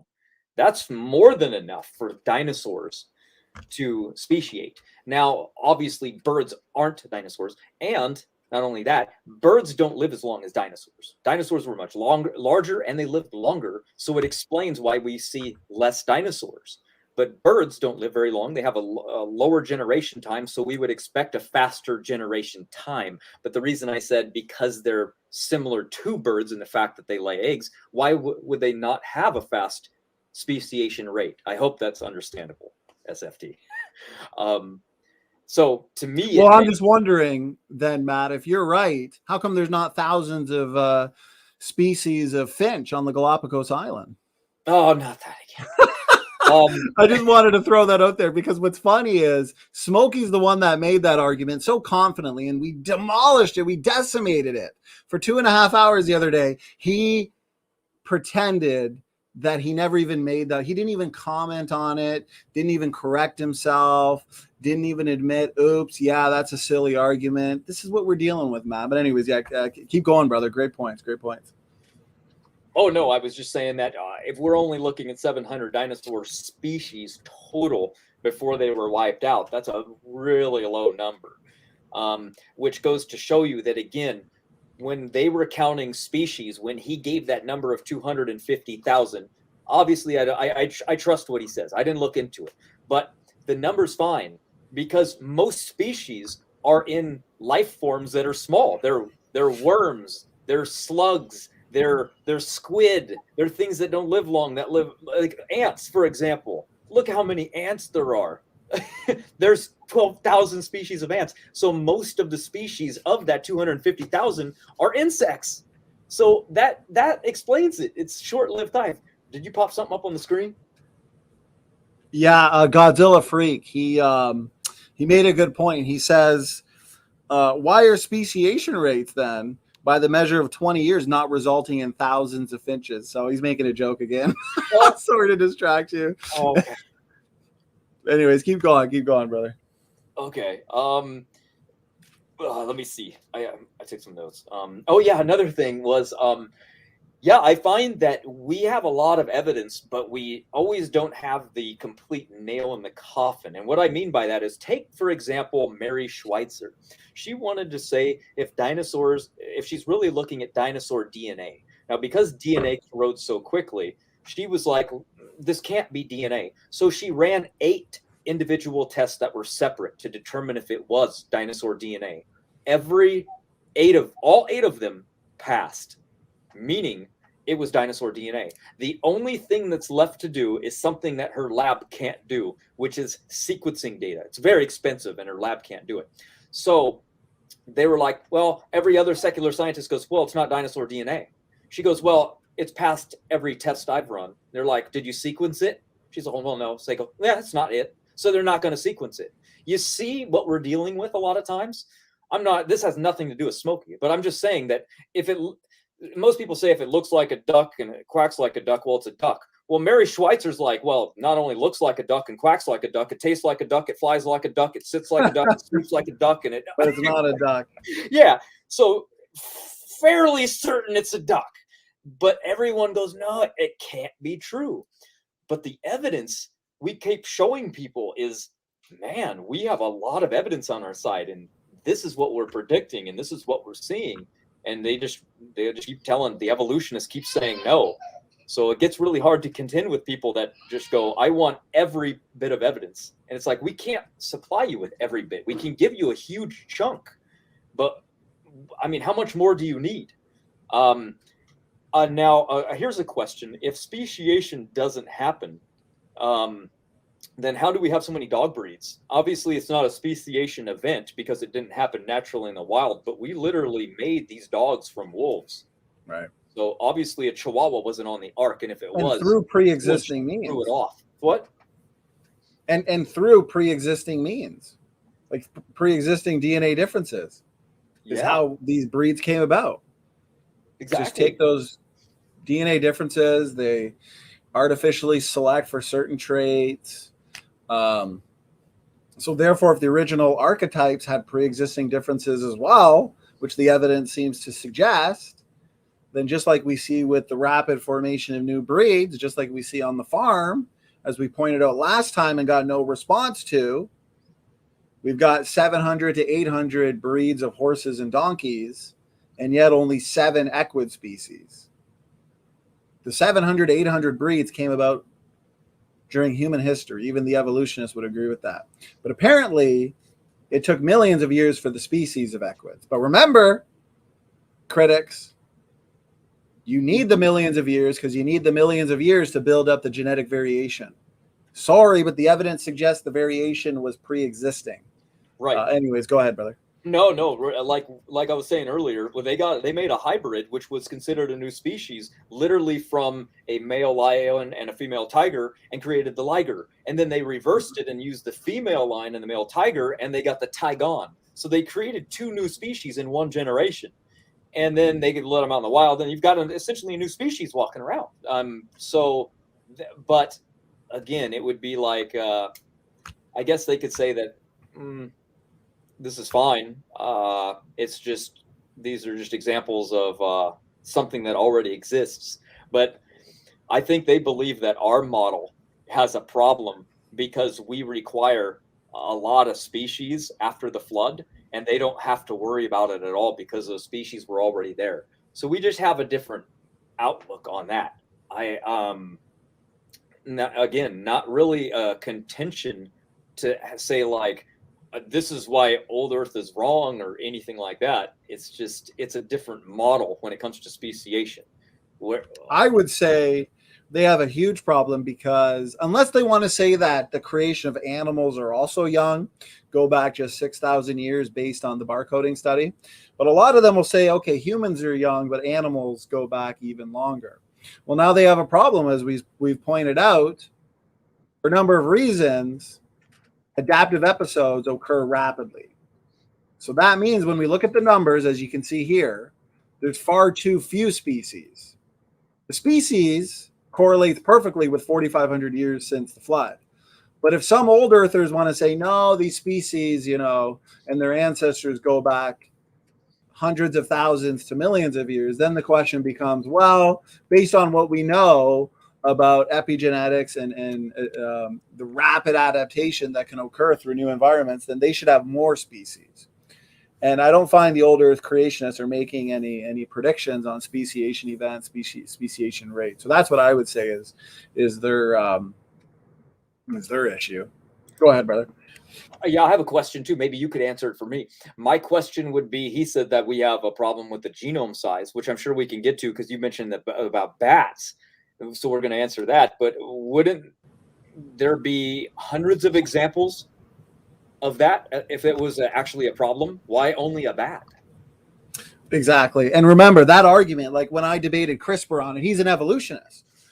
Yeah. So I pointed out in that debate like 3 years ago, I said, you're assuming that the vast majority of the genome is junk anyways. So oftentimes they're just looking to the functional portions, assuming the rest of it is just meaningless. No. Now we actually, and then we ended up debating junk DNA for the next hour. 3 years ago. But now we know that there's so much information in the genomes of all living species that is in compressed form. And we know through a number of processes, as we've talked about, including epigenetics, including these variation-inducing genetic elements, we know for a fact that this information that's in compressed form can then be decompressed and revealed as adaptive change. So there's a lot of genetic information and adaptive potential in the genomes of all living organisms. And the design diversity hypothesis would suggest that there was a lot of engineering at play. God would have engineered into life this ability to change, and the ability to change, the capacity would have at the start, a lot of it would have been in that compressed form. And that's why we have so many mechanisms. I love the way Dr. Rob Carter puts it in one of his articles about new information. He says, when the genetic information is decompressed, deciphered, revealed, or unscrambled, okay, this can reveal new traits. It can lead to rapid adaptation, but it's no evidence for bacteria to biologist evolution, okay? Now, this part I'm adding in. This isn't evidence for large-scale bacteria-like organism to biologist evolution because that information is already there. If you have a mechanism that's decompressing compressed information to be revealed for adaptive purposes, that's not evidence for fish-to-fisherman evolution. The information is already there. The capacity is already there. Okay. So just like your computer, your laptop, you can have a file within a file within a file. You can have so many files and data, and with your computer, your computer is overloaded with information. People laugh at your desktop all the time. Is your computer just going to explode? It's just ridiculous. Plus we know, okay, if we look at the bat species today, man, give me your thoughts. Because Smokey's just repeating arguments. That's it. Arguments that have been debunked, right? This bat one's a joke. Natural selection sorts out genetic information. Go back 6,000 years. Creationists look back to the expansion of genetic information. Evolutionists look back to the contraction. Total opposites. So when Smokey says we believe in hyperevolution, he doesn't know what he's talking about. He doesn't know the basics. So we look back to the expansion of genetic information. Okay, God would have created at creation populations of animals, populations of bats, populations of birds, many different kinds of birds, many different kinds of bats, whatever. We don't necessarily know. We just know that they're created in bulk. Then archetypes were brought to the ark. Okay. These bottlenecks were one generation followed by rapid and exponential growth, which means very little amount of the original heterozygosity would have been lost. A lot of that information is in compressed form, mind you. Now, over the next few thousand years, 4,500 years, when you get new species generating, that original genetic information is being sorted out among the different species. A lot of genetic information is being lost. Just like we showed Alexei Kondrashov, a lot of genes are missing completely in the human genome.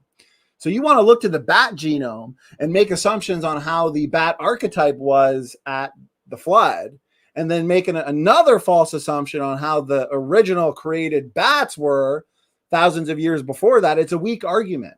It doesn't make any sense, and it shows a strong misunderstanding of how natural selection can sort genetic information, and how shifts in heterozygosity to homozygosity means you're going from a state of more diversity to less diversity, which means a lot of the diversity is lost. So you can't look at the horse genome today and look at the levels of heterozygosity in the horse genome and assume that's exactly how the horse archetype, their genome, was at the flood. Matt, point this out. Horse equid genomes thousands of years ago in the past, there was more heterozygosity, wasn't there? Genomes were bigger. Anyways, yeah. I said my thoughts there. I know I said a lot. So what are your thoughts on that argument then? Go ahead. That's actually how I was able to determine what horse was probably on the ark. I traced genome size and chromosome to the highest one. And I said, if that's the one that's the highest and has the most, then maybe if the animals got off the ark and they migrated and speciated, we'll see a loss in genome size. And if not a loss in genome size, a loss of chromosomes. And that's what I found. And I also found it moving away from a central area. So I was like, this must be what we see. This must explain it. So it helped me to put an animal at least the most near where the ark was. Obviously I can't be certain if that animal's on the ark for one reason, and that's because if the animal got off and then died, obviously we won't know. For example, the dire wolf. We know that the dire wolf was on there because we find them in the north with the woolly rhinoceros and the woolly mammoth. So they went north, they died. Now, is the dire wolf a species of wolf? Sure, it is. So did it come first or did it come after? Not sure, because it's dead. We don't have its genome. We can't really tap into it and see its chromosome numbers and count. It's all messed up with the DNA. So there's a lot of problems. Everything that went north got inbred, got their genome messed up. So now it's time to talk about bats. So bats will be fun, unless you want to go in on that real quick. Should we? Okay, I'm going to go for it.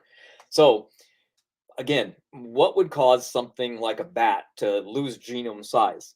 Again, we would have lots of diversity. We would have bats migrating. They can fly, so that's what happened. They flew out to all regions of the world. Bats are on every continent. And then we have fast generation types. We have speciation rates that are pretty high in bats. And we know that the average generation time is around 8 years. We found some are as low as 2, and some go up to 15. Now, if we're looking at a flood being 4,500 years ago, then we're looking at about 300 generations for a 15-year-old bat, and we're looking at a generation of 562 for a 8-year bat. So now we have a lot of time for such a few amount of species of bats. I actually did the numbers and have that in the book, but I'll share that with everybody in a minute. But what we're getting at now is we have bats that have fast generation times and have speciated and lost parts of their genome size. So we've lost a lot. Now, how can I know? Because there's two types of bats that exist. One has sonar and one does not. The ones that have sonar eat insects, and the ones that don't have it anymore eat fruit. Pretty simple, right? But did you know when we go back in time and we dig down, we find an extinct bat? It was probably on the ark because it's not very deep and it's not even really fossilized, because we can get the DNA from it. Now, here's the cool thing about this bat. It's awesome. This bat had both. It had everything, basically. This bat was really cool. It's a giant burrowing bat. That's how you can type it in online to find this thing. I can also share the information that I have. But it could walk, it could fly, it could burrow into the ground. It ate both fruit and insects, had sonar, and great vision and hearing. And we're not even to the cool part yet. So it lived in trees. It also lived on the ground, which, by the way, modern bats can't do. A bat can only fly if it falls off, drips down, catches the air, and lifts off the ground. If you throw a bat on the ground and you watch it, it'll crawl around and try to get up because they can't take off from the ground. This bat can. This ancient bat was way superior. So we go back in the time, we again see more superiority. Pretty cool, if you ask me. So unlike bats today that only have sonar or vision that's good. You know, they can see a lot of colors for fruit, and they can see at night because both are nocturnal. This one had both. It had great vision, great hearing, and sonar. It's incredible. So unlike most bats today that are that are flying, this one was ground dwelling mostly. It liked to be on the ground, and it could fly from there. So it had better flight capabilities, better movability. It burrowed in the ground. That's incredible. Anyway, again, superiority. They named the bat Vulcanopterus after the Roman giant god. So pretty cool yet again. Now, a matter of fact, I'm going to share screen. Why not? Hopefully you're there to share it with everybody. But oh, good.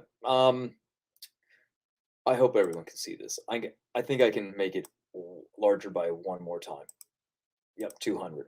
Okay, so here is the category of bats. You're looking at how many species there are. There's 1,240 different species of bats that have been categorized into 2 different types. So when we look around the world, I go, let's just say that there's this many. How many bats, how fast do they speciate? Well, between every 3 to 5 years on average.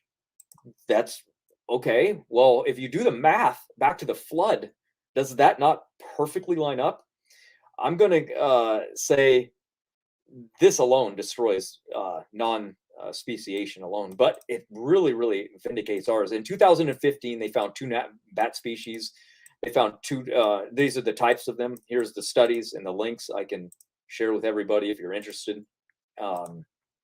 So here's another thing. If evolutionists are listening, again, has nothing to do with Smokey. He believes species are fixed, and so they're not going to get any more or any less unless they go extinct. But if they believe that the species are occurring at this rate, well, big trouble. If you go back 200,000 years ago, you've got 800,000 bats. 800,000. Now, remember, bats can go anywhere on Earth that they want to. They can fly. It's not like they go, well, I can't get to Australia. Nope, they can get there, no problem. So where's the extinction level of bats? It doesn't matter. You can cut them in half, and you can cut them in half, and then cut them in half, and cut them in half, and cut them in half, and cut that in half, and they're still not near this few bat species. So again, I think we can explain the bat diversity we see. We have a better bat in history. Unfortunately, we don't have its genome yet because it's not fossilized. Doesn't mean we won't. They just found this thing.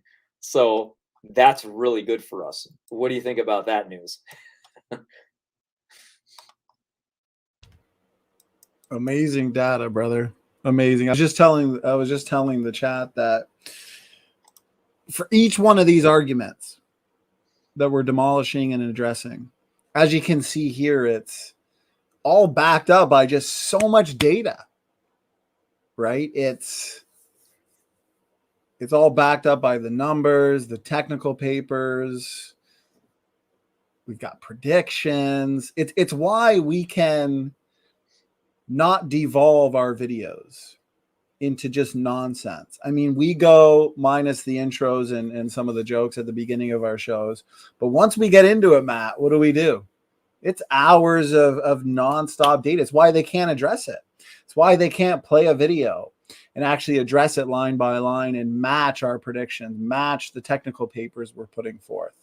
Well, I don't think they know how much time I literally spend doing this, and you as well. I research like crazy. When you said bats, you know how much research I was able to just grab from existing content because I've already run the numbers? I ran these numbers for Christians. I ran this to help you guys have arguments against evolution. And now look, we have to argue against other Christians? This doesn't even make sense to me. This was done to show you guys you have an argument to defeat evolution. Don't side with them. That's pagan. I hate evolution. It's stupid. I feel ashamed to have believed in it for so many years. It's ridiculous. We have so many different things pointing to, like, literally where you can take the numbers like was just done with the bats, and you can go, well, what do we know? We know quite a bit. People love animals. People will study them. Like, they're specialists for like just bats. There's people that like go out and they just watch birds through a thing, and they're like, well, look at that one, look at that species, and they document it down. They're addicted to these things. So we know when there's as much information as we can gather, we have recently. So it's pretty cool that we can line these numbers up and go, well, do they actually point to a recent flood or not? And since the numbers keep doing that, we have to assume, one, that it was global, because why did the numbers keep pointing to everything being that time? But if we didn't believe in speciation, we couldn't run these numbers. So I don't really know how that model works. If there is a model like this that we have, I want to see those numbers, because that would be cool.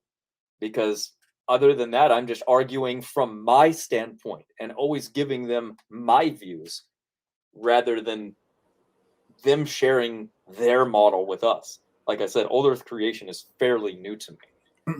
And remember, this model of created heterozygosity that these critics want to attack, especially if you're a Christian, it doesn't make any sense for you to hold to designed organisms, designed species, but not designed internal diversity. It's us as young Earth creationists that are able to have a model. And from this specific model, when we look to just this simple heterozygosity, just look to Adam and Eve. They've got DNA differences between them and within them. And with that internal diversity results in what? All the ethno-linguistic differences we see today.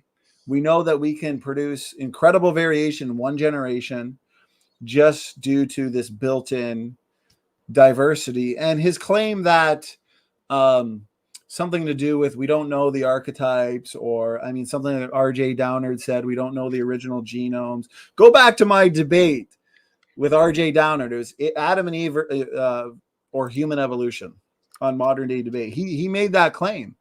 And it was near the end of the discussion, I completely threw him off. He had no idea about, for one, the data, the hat map data, where, and I'm going to quote, Rob Carter points out, the human genome is young because shared blocks of DNA are large and there has not been enough time to scramble them to randomness. So we pointed out, and I asked this question, Aaron Ra, in his debate with Dr. Charles Jackson, he had no idea what I was talking about, is we can look to linkage blocks. We know every single generation we get recombination, we can get gene conversion as well, which scrambles up these DNA differences, right? So we can actually look in the human genome and we can see shared blocks of DNA that have never experienced any kind of shuffling. And therefore, these shared blocks of DNA that are large, okay, is evidence that the genome is young because there's not been hundreds of thousands of years to millions of years of scrambling, of recombination, of gene conversion. So as young Earth creationists, we can look to those large blocks of DNA and we can actually determine what the original genomes were like. We can look to molecular clocks. We can look to allele frequencies. As we've pointed out, if we have an allele that is common, not disease causing, and beneficial or essential or functional in some way, then we can identify that as a created allele, right? When you have rare alleles that are oftentimes disease causing, that are not beneficial or functional in any way, then we can rightly conclude that these are alleles due to mutation. And all of this has been laid out in technical paper after technical paper. But the critics are so out of date and out of touch with reality that they don't know any of this. They don't know what they're dealing with. And that's why when they try and present these arguments, what happens, Matt? They get buried. And I've got so many slides, but okay, here's a good slide I've been looking for. So let me see here. I'm going to screen share. This is why our model, our starting point, as we start to wind this down, brother, because this will be now a 4-hour series right here. We can actually determine through molecular clocks, through DNA function, through these linkage groups like we were talking about, okay, something the old earthers and the theistic evolutionists don't do, we can actually determine what are the kinds, what is related and what's not. That's why I typically like to debate the bigger picture, universal or separate ancestry. So for Smokey to make that claim shows, once again, he has no idea what he's talking about. And we have been able to do that where it's most important with humans, okay? We can go as close to home as possible. We've been able to determine what's related and what's not. We know what's part of the humankind, mostly based on genetics. Genetics is what's inherited sperm and egg. Genes, traits, and genetics are inherited sperm and egg, not a bone, not geography, okay? Not a fossil, but genes. So we've been able to determine that the humankind is young. We know from the fossil groups, Denisovans, Neanderthalensis, Erectus, I'd say Luzonensis as well, Heidelbergensis, Naledi, Floresiensis, which is the hobbits. Okay, these are your extinct fossil groups. The old Earth model has a ridiculous, an absolutely ridiculous idea of what is and what isn't human. Okay, these side branches that went extinct due to inbreeding, founder effects, island dwarfism, okay, mutation, rapid mutation accumulation due to inbreeding, which can explain a lot of these features, especially these island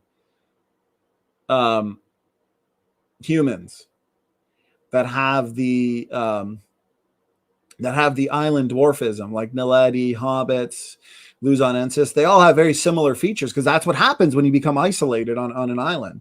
So we know that you'd have Adam and Eve down here. You'd have the flood somewhere here. Okay. You'd have some people groups branch off. They become isolated, inbred. Inbreeding exposes the hidden reservoir of genetic mistakes. And that's why they have a lot of these anomalous features. They go extinct. And now we have humans today.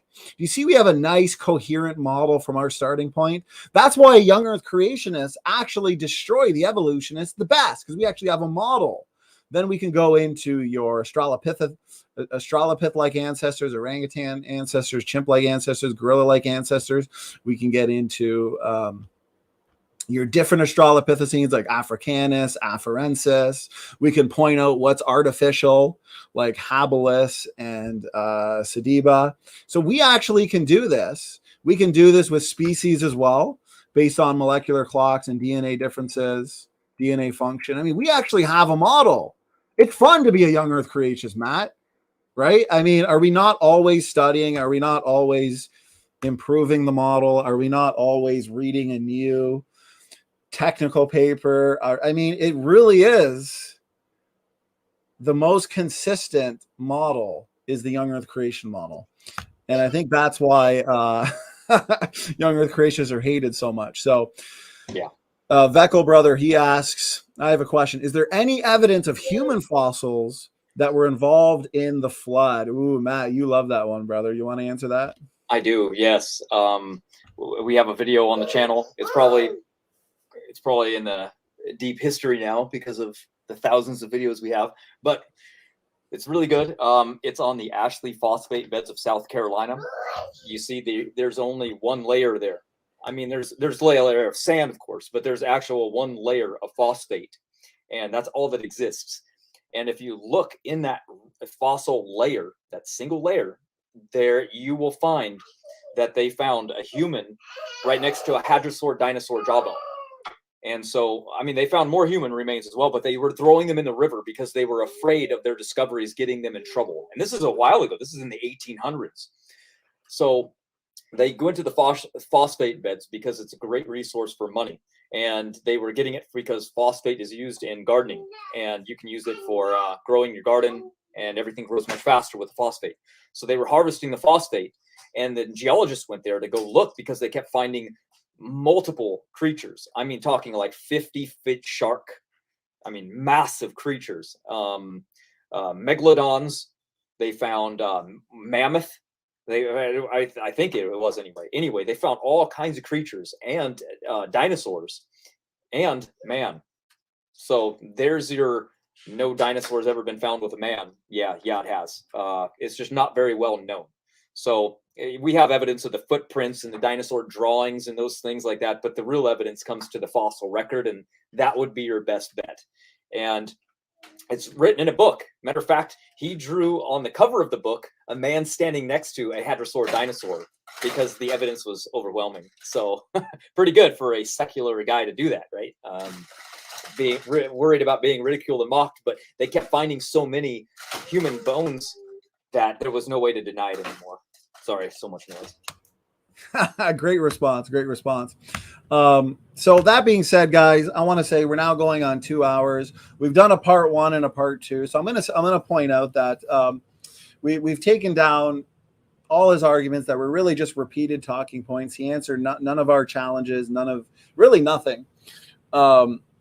He really is low hanging fruit. I think everybody can see that. This will be the last. It's a 2-part series. This is the last time we'll even respond to his repeated talking points. Now he's very desperate, very desperate. You can hear it in his voice. Okay, sure, he's going to dedicate another, I'm sure, a bunch of streams where he's going to go look up arguments that we've already destroyed. Okay, yeah, Praise is right. He got wrecked. I mean, it's not good for him. Okay, so all we've had is a repeating of already debunked arguments. We've given technical papers, predictions, retrodictions, data. He's provided nothing. Okay, it's the Smokey Saint comedy show. This is the last response that we're going to do. It's been a lot of fun. We really only did it because, I mean, these are the same talking points that are brought up in comment sections all the time. Do we dedicate streams every time a talking point is brought up that we've debunked 1,000 times? We don't have time for that. We have a million projects. We're doing full-time ministry. This new official website is going to be done soon. Got a ton of great shows, books that we're writing. So that's it. Okay. I assure you, and I predict, if there are any other arguments, they're either going to be arguments repeated. There's going to be no challenges answered, no predictions of his own. He's going to say something like, oh, we're debunking something that's not his model. That's because he doesn't understand his model. He doesn't understand the changes behind speciation events. He doesn't understand much, actually. Now, this has hopefully been an education session for him, maybe some other critics, and hopefully they can admit they were wrong, admit correction, or at least attempt to address some of these challenges. But addressing this low-hanging fruit any further would, I believe, and maybe I can get the opinion of anybody in the chat, maybe Praise, I believe it would actually, at this point, start hurting the channel. Because we strive to run a professional channel. We run professional interviews. We don't curse. We don't use profanity. Okay. When you go over to this specific individual's channel, there's nothing but cursing. There's nothing but ad hominems. There's a lot of ranting, very little arguments. You never see any technical papers being presented. You never see any numbers. You never see any data. Exactly. Waste of time. These last 2 streams have been fun because we've been able to address a lot of talking points that have been addressed, but maybe not in a while. So for new subscribers, people that are just joining, or maybe people that, because oftentimes it is good to get a refresher. Okay. So I still think it was beneficial. These last 2 streams, we've been able to, kind of rehash a lot of data points, touch on a few new things. So Godzilla Freak says there are bigger guys to take. Exactly. I mean, go to his channel, his 4 or 5 response videos. You know, he thinks he's exposing Team Standing for Truth to the world. All 4 of them combined still haven't equaled out to, our 1 response that we did, which is over 1,000 views. Now, I want to let people know views don't matter. Things like that don't matter when it comes to the truth. The point is no. There's no exposing going on. The only exposing going on would be the exposing of his really, really bad and laughable arguments. That channel has certain people on there that blaspheme the Lord, use the Lord's name in vain. We like to keep this channel professional. So we've got a special guest, though. Okay. the last 10 minutes, Matt, and I think you'll like this, since this is the last time we are going to address Smokey, because as Godzilla Freak said, there's way bigger people. We've got videos from people like Aaron Ra that we actually have to get to. Simon Dan, people that actually, well, I mean, they have just as bad arguments, but at least they have what do you think, Matt? A bigger audience that can see the refutations. So I'm going to send the link to a special guest who's going to just come in here, since this is the last time we're going to be dealing with Smokey. He's been demolished, but there's one argument that we've been. I'm going to send it to your email, brother CJ, and he's going to. And Matt, it'll be awesome to get your thoughts on this too. There's one argument that a very desperate argument pertaining to Yom that has been put forth by this critic. So we're just going to have the final 10 minutes. We're just going to kind of leave no stone unturned, deal with that, and then we're done. These 2 episodes are out there for people to see, share around, and the arguments will never be addressed. Never. It's pretty well impossible for him to do so, because he just doesn't. When you don't, right, Matt? Unfortunately, when you don't know the basics of speciation, how can you then argue for or against speciation? How does that make sense, Matt? Well, they don't believe in it at all, so they never investigated it. Problem solved. Just don't care about it at all.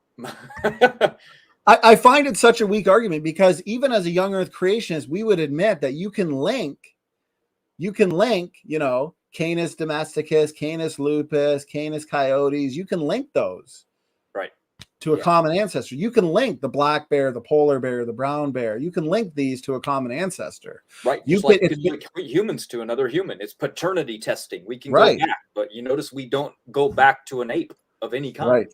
Exactly. We can show separate ancestry, but these old Earth creationists that say like all these different species were created and that's it, there's stasis, that was refuted by Darwin. The fixity of species is a joke.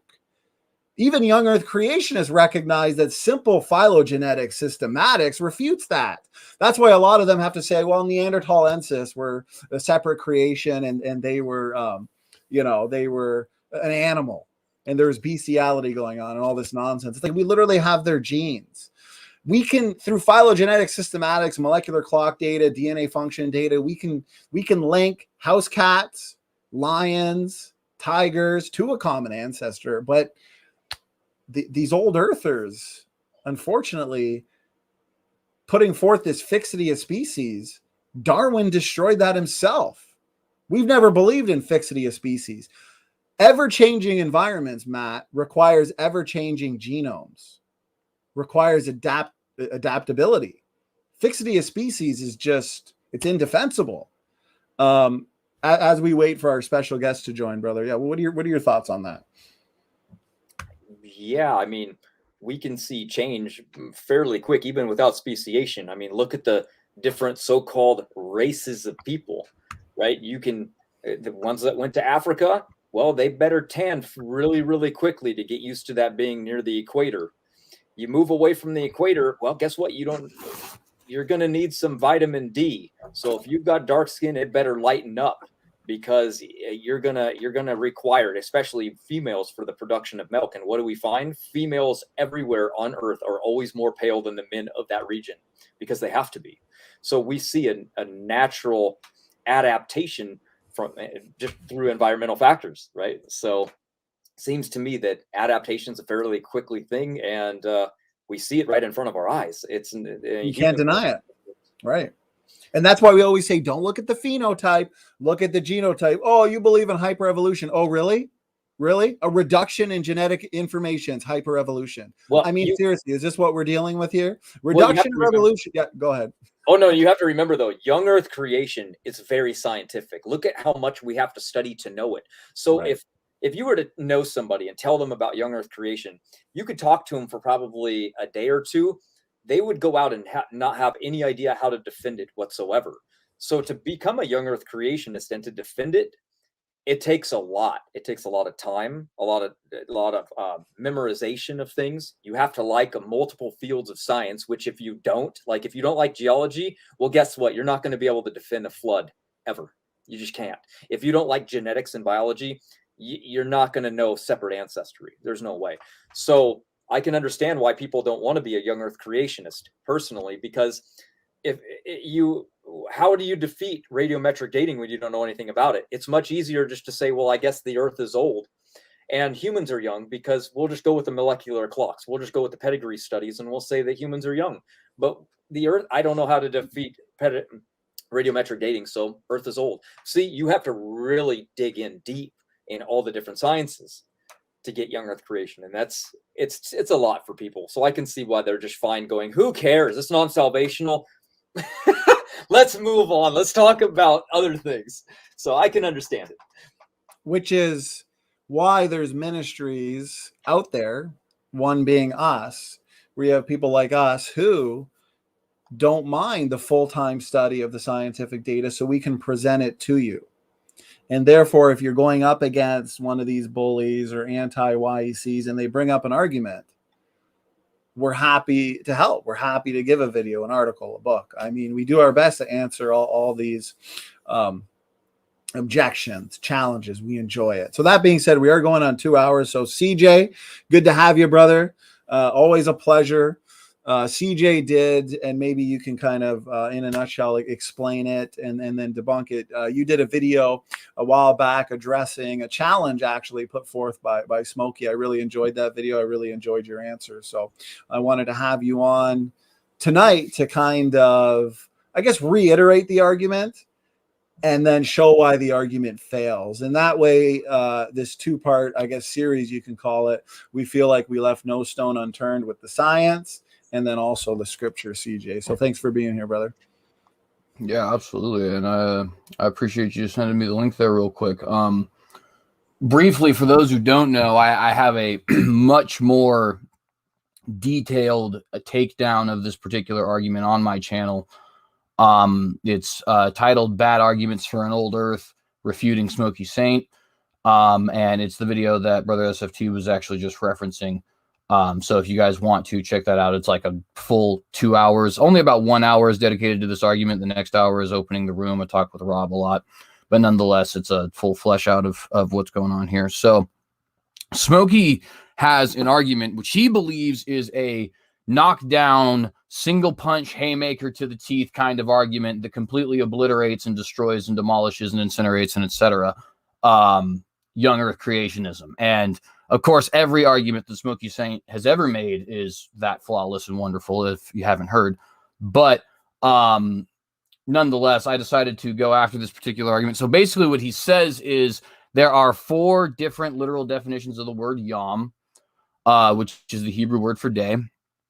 And that these are the work day, basically, so part of the daylight hours, all of the daylight hours, full 24-hour period, or an indefinite period of time, right? Which this is, of course, common reason to believe talking point. And his argument basically is that if you go to the Hebrew culture, they understand a 24-hour period of time differently from us, right? Not from we. That doesn't make any sense, right? But differently from us, right? So in not understanding it from morning to morning, and also not understanding it as a strictly 24-hour period, because they don't have as precise timekeeping techniques. The way they would understand it is actually sundown to sundown, or evening to evening, right? Now that much is actually true, by the way. That is how the Jews to this day actually understand a day, is from sundown to sundown, right? So Smokey Saint's argument is, since the Jews understand a day as sundown to sundown, when we see evening to morning in Genesis, we can't understand that as a full day, because literally that would either be 12 hours, the first morning to the first evening, or 36 hours, the first morning through the first evening and the second morning onto the second evening, right? Which obviously doesn't work, but that's his particular argument. So recap, basically, there's 4 literal definitions of the word yom. And if you understood the context of what a 24-hour day was, according to the Jews back in this time, you would understand that it's impossible for one of these definitions, namely the 24-hour period of time, to actually work in the text. So that's the argument, right? A couple problems with that. The first problem is this is a very blatant example of what I call mystification. Mystification can take very many forms, but in this particular example, mystification is taking the form of trying to make yourself seem like an authority by presenting knowledge that people would not generally know. So in this particular case, the knowledge that people would not generally know is what the literal uses of the Hebrew word yom is, right? Hebrew word yom is day. And the literal usages, again, are a part of the daylight hours, namely the work day, all of the daylight hours, the 24-hour period of time, or an indefinite period of time, right? And again, this is something people wouldn't usually know. So they can drop this information on you, and then you start to kind of let your guard down, thinking to yourself, oh, so I don't really understand what exactly a day is in the Hebrew context, and this person clearly does. I need to respect them as an authority. The problem with that is that the English word day has the exact same 4 literal definitions. I'm currently reading from the dictionary. If you look up day definition, number 1, a period of 24 hours is a unit of time reckoned from one midnight to the next, corresponding to a rotation of the earth on its axis. Number 2, the part of the day when it is light, the time between sunrise and sunset. Number 3, the part of a day spent working. Number 4, a particular period of the past, an era. In other words, going to the Hebrew and calling this the yom argument is completely ridiculous, because it just so happens that the word yom and the English word day are actually literal equivalents. This doesn't always happen in different languages, but a lot of times you do have words that are used in the exact same ways, both literally and idiomatically. And in the case of yom and day, we have that occurring. So that's the first problem, right? Just retreating to the Hebrew in this instance doesn't actually matter. The second problem with this is the whole argument is predicated on this idea: if you understood this like a Hebrew, if you understood this like a Hebrew, if you understood this like a Hebrew, right? But all of the Hebrews understood this to be a literal 24-hour period of time, or at least most of them. Certainly you can't say all. Moses Maimonides, for example, and Rabbi Akiva did not believe in a literal 24-hour day when it came to the 6 days of creation, right? But the overwhelming majority of them certainly did. One of the best examples is the Seder Olam, and the Seder Olam is actually the current basis for the modern day Jewish calendar, right? So if you've ever seen a Jewish calendar and it said something like, I think it's like 5788 right now after creation, that's actually based off of a 1st century text known as the Seder Olam, where the rabbis came together, they looked at the text, they calculated how old the earth was, and then, established the Jewish calendar as a result of that. That obviously was not only something that came from the 1st century, but was so well established and well accepted that it is to this day the Jewish calendar that is in use, not only for their holy days, but even in their nation state of Israel, right? In other words, it was accepted by the majority, both at that time and now, as an accurate rendition of what the scripture was trying to teach. Translation: if you understood this like the Hebrews did, you would come to the conclusion that the earth was young. Why? Because that's the conclusion the Hebrews actually came to. Again, see Seder Olam. The other really big problem with this argument is that it's just a basic matter of chains, right? So first off, it doesn't really matter to say, oh, well, the Hebrews reckon a day different than we do. They go from evening to evening. Well, fun fact, we actually kind of do the same general thing. We go from morning to morning, right? It goes from 12 a.m. to 12 p.m. to 12 a.m. to 12 p.m. to 12, so on and so forth, right? By the way, you might have just gotten a little hint as to how we're going to solve Smokey's problem. It goes evening to morning. And then what comes after morning? Evening, then morning. And then what? Evening and morning, right? In other words, you have a chain connected, and we know that this chain is being connected because the text continues and tells us there's evening, there's morning the first day. Then there's evening and morning a second time the second day. You can now connect these evening to morning to evening to morning to evening to morning, so on and so forth, right? And again, we know this is how the Jews understood it themselves, because we have things like the Seder Olam and stuff of that nature to actually prove this to us, right? That's the basic gist of the response. If you want the full fleshed out hour-long response to that, I do have a video actually responding to this, but that's the basic gist of it. Is day means the same thing in both the Hebrew and English context, so it's an irrelevant mystification technique to even bring up the Hebrew word in the first place. Excuse me, I mixed up my second argument and my third argument. Also, we do have a chain of connection between the evening, morning, evening, morning, evening, morning, and then the second argument that we have being presented, of course, and this is the most obvious one, is it's just simply not true that the Jewish context says that this is that this can't be, right? And that's the important thing, can't be, right? Because you would think, and just give, I'll be brief with this, but I'll just give a quick example, right? If somebody said it was raining cats and dogs, and somebody who didn't understand English were to see that written down in a text somewhere, right? And this guy were to come to the text and were to say, no, it can't mean anything but literal raining cats and dogs, because that's the way the Americans would have understood it, right? What is this person arguing? He's saying that he is so sure that what we mean is literal cats and dogs falling out of the sky that it literally is impossible for you to come to the conclusion that it is not literal cats and dogs raining out of the sky. Now, we would obviously think that person is absurd because the overwhelming majority of us believe that that is an idiom that is not describing literal cats and dogs falling out of the sky. The self-same thing is going on here. In order for Smokey Saint's argument to work, the overwhelming majority of people who were in the Jewish context at this time would have to think, no, there's no way this could possibly be understood as a 24-hour day. The exact opposite is true. So with that, I would concede that, and I appreciate you allowing me the time to demolish that real quick, Standing. Oh, yeah, no, my pleasure. I appreciate you giving us your time to demolish that argument, and demolish you have. As Praise I Am said in the chat, great job. That's an impressive argument, CJ. That is a fantastic, fantastic response to a really bizarre argument. I'm curious. And what I want to do, brother, is I'm going to put that video, the full video, in the description box so people can go check that out, and also go subscribe, like and subscribe to CJ's putting out some great content. And CJ's actually going to be back here, I think, in a week or two, debating Sky Out on this same topic. So that's going to be a ton of fun. Now, has Smokey done what he has done to us and just pretty well ignored everything when it comes to your response here?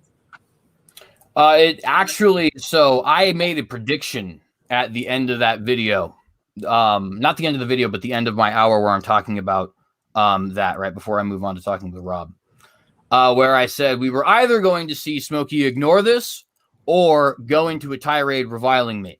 And he actually proceeded to make me a prophet twice because he did both things. He went into my comment section and reviled me, but then proceeded to ignore me and never actually respond to the arguments. So that was pretty fantastic, actually. Now, of course, that's a joke, but the point being, you know, that Smokey actually did. Yeah, he did the whole shtick, right? I'm going to go in the comment section, revile everything, and then just say, well, I don't see an argument here. So clearly, and the funny thing is, too, Smokey likes to do this thing. It's a very funny intimidation tactic, but it doesn't work if you just ignore it.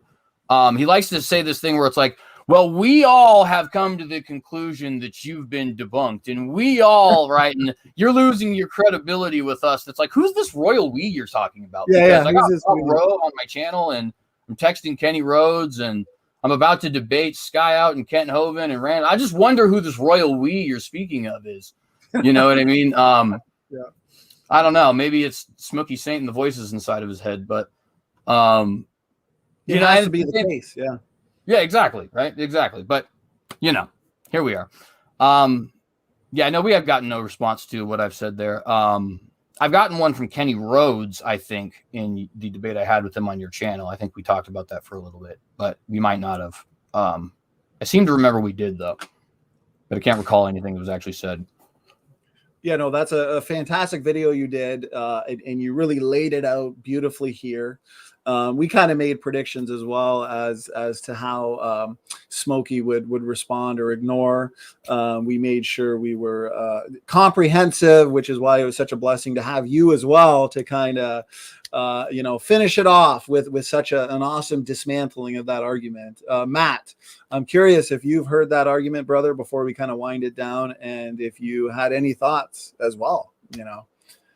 No, I love the calendar argument as well, because I always say that, did the Jewish people themselves not understand their own writing systems, and did they not understand, because their calendar literally is Young Earth. So did they not figure out I could understand the perception of the different cosmological calendars and things that they are, maps that they draw, because literally it says in one place, well, there's 4 corners of the earth, or there's pillars over here, but it's also round here and floats on nothing here. So they got a lot of cosmological stuff wrong. There's no doubt. But just genealogies themselves, why are the genealogies wrong? That's what I want to know, because that's how we figured out young Earth. It wasn't like somebody 100 years ago was like, let's do a molecular clock testing in humans. No, they just added the dates.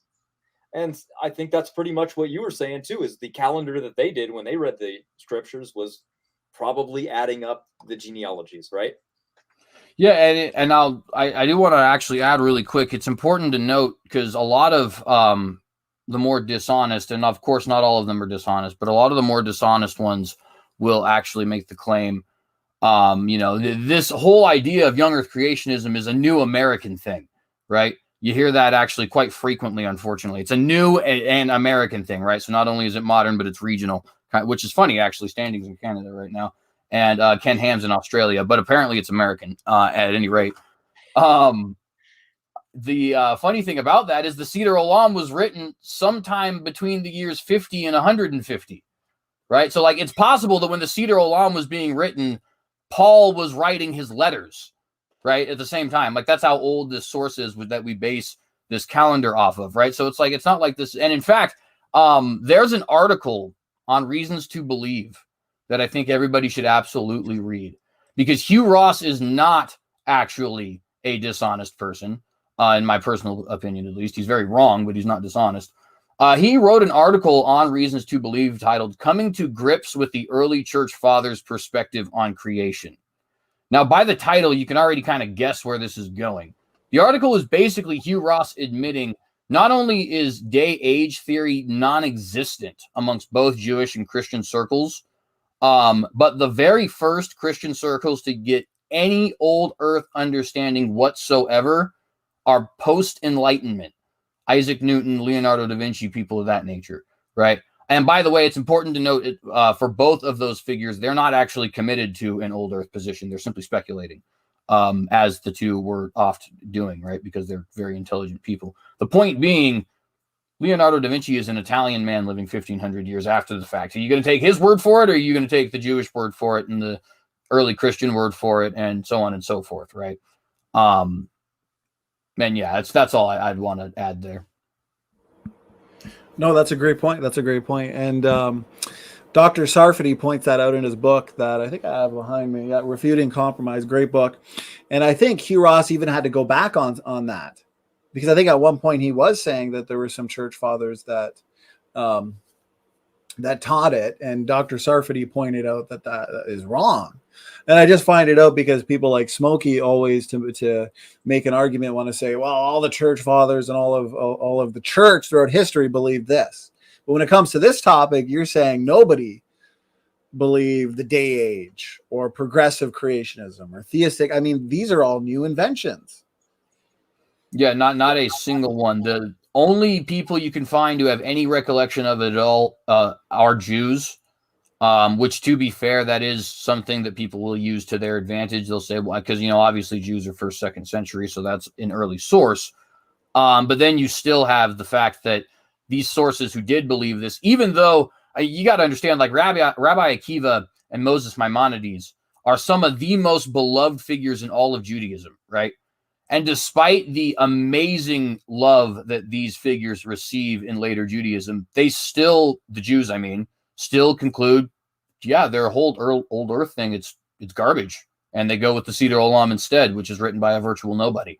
The idea just kind of being there that they're not respecters of persons in this regard; they're respecters of truth. And in the Christian church, it's entirely non-existent until you get to the years after the Enlightenment. Epic, fantastic information, CJ. We got to have you on one day just for like a stream, just dedicated to, demonstrating YEC from the Bible. So I appreciate it, brother. I appreciate your time. I'm going to put your video in the description box. We're going on almost 2.5 hours. We've done kind of a 2-parter, and then we're just done with the Smokey Saint comedy show. we got better things to do. So I appreciate you really just kind of helping us here to leave no stone unturned for him to now just, as you pointed out, tirade ad hominem, ignore, not address any of the challenges. So, all right, brother. Any final words? Yeah. Sorry, go ahead. Any final words from you? I'll just say, I'm gonna be back on here pretty soon, potentially before the 9th. We'll see what happens. Obviously, there's open rooms sometimes and stuff like that, but at least on the 9th. Thank you again, and God bless you guys. God bless you as well. Matt, my man, any final words, brother? No, all good, man. We've been going way too I know. long. I'm tired. I'm tired. We had John Mackay earlier for an hour and a half. We did this kind of spur of the moment, but we thought it was important. As Prey said, he'll blow V8. Yeah, but he's buried. We buried him. He buried himself. So that's it, guys. God bless you all. We appreciate you making this a lot of fun. Veckel, no problem. We'll premiere this probably in the next couple days on Young Earth Creation channel as well. So, and we'll be back actually Thursday, right, Matt? We're doing the biblical longevity presentation Thursday. Oh, yeah. We need a day tomorrow to get some behind the scenes stuff done because we did do this 2-part series, a spur of the moment series, not something that was scheduled. So behind the scenes in terms of writing, getting the books ready, and as well as the website and getting your presentation ready for biblical longevity. So thank you so much in the chat. Thanks for keeping it lively. God bless. Standing for Truth and Matt Man are out. As a quick reminder to everyone, hit that like button. It actually does help. Team Standing for Truth is out.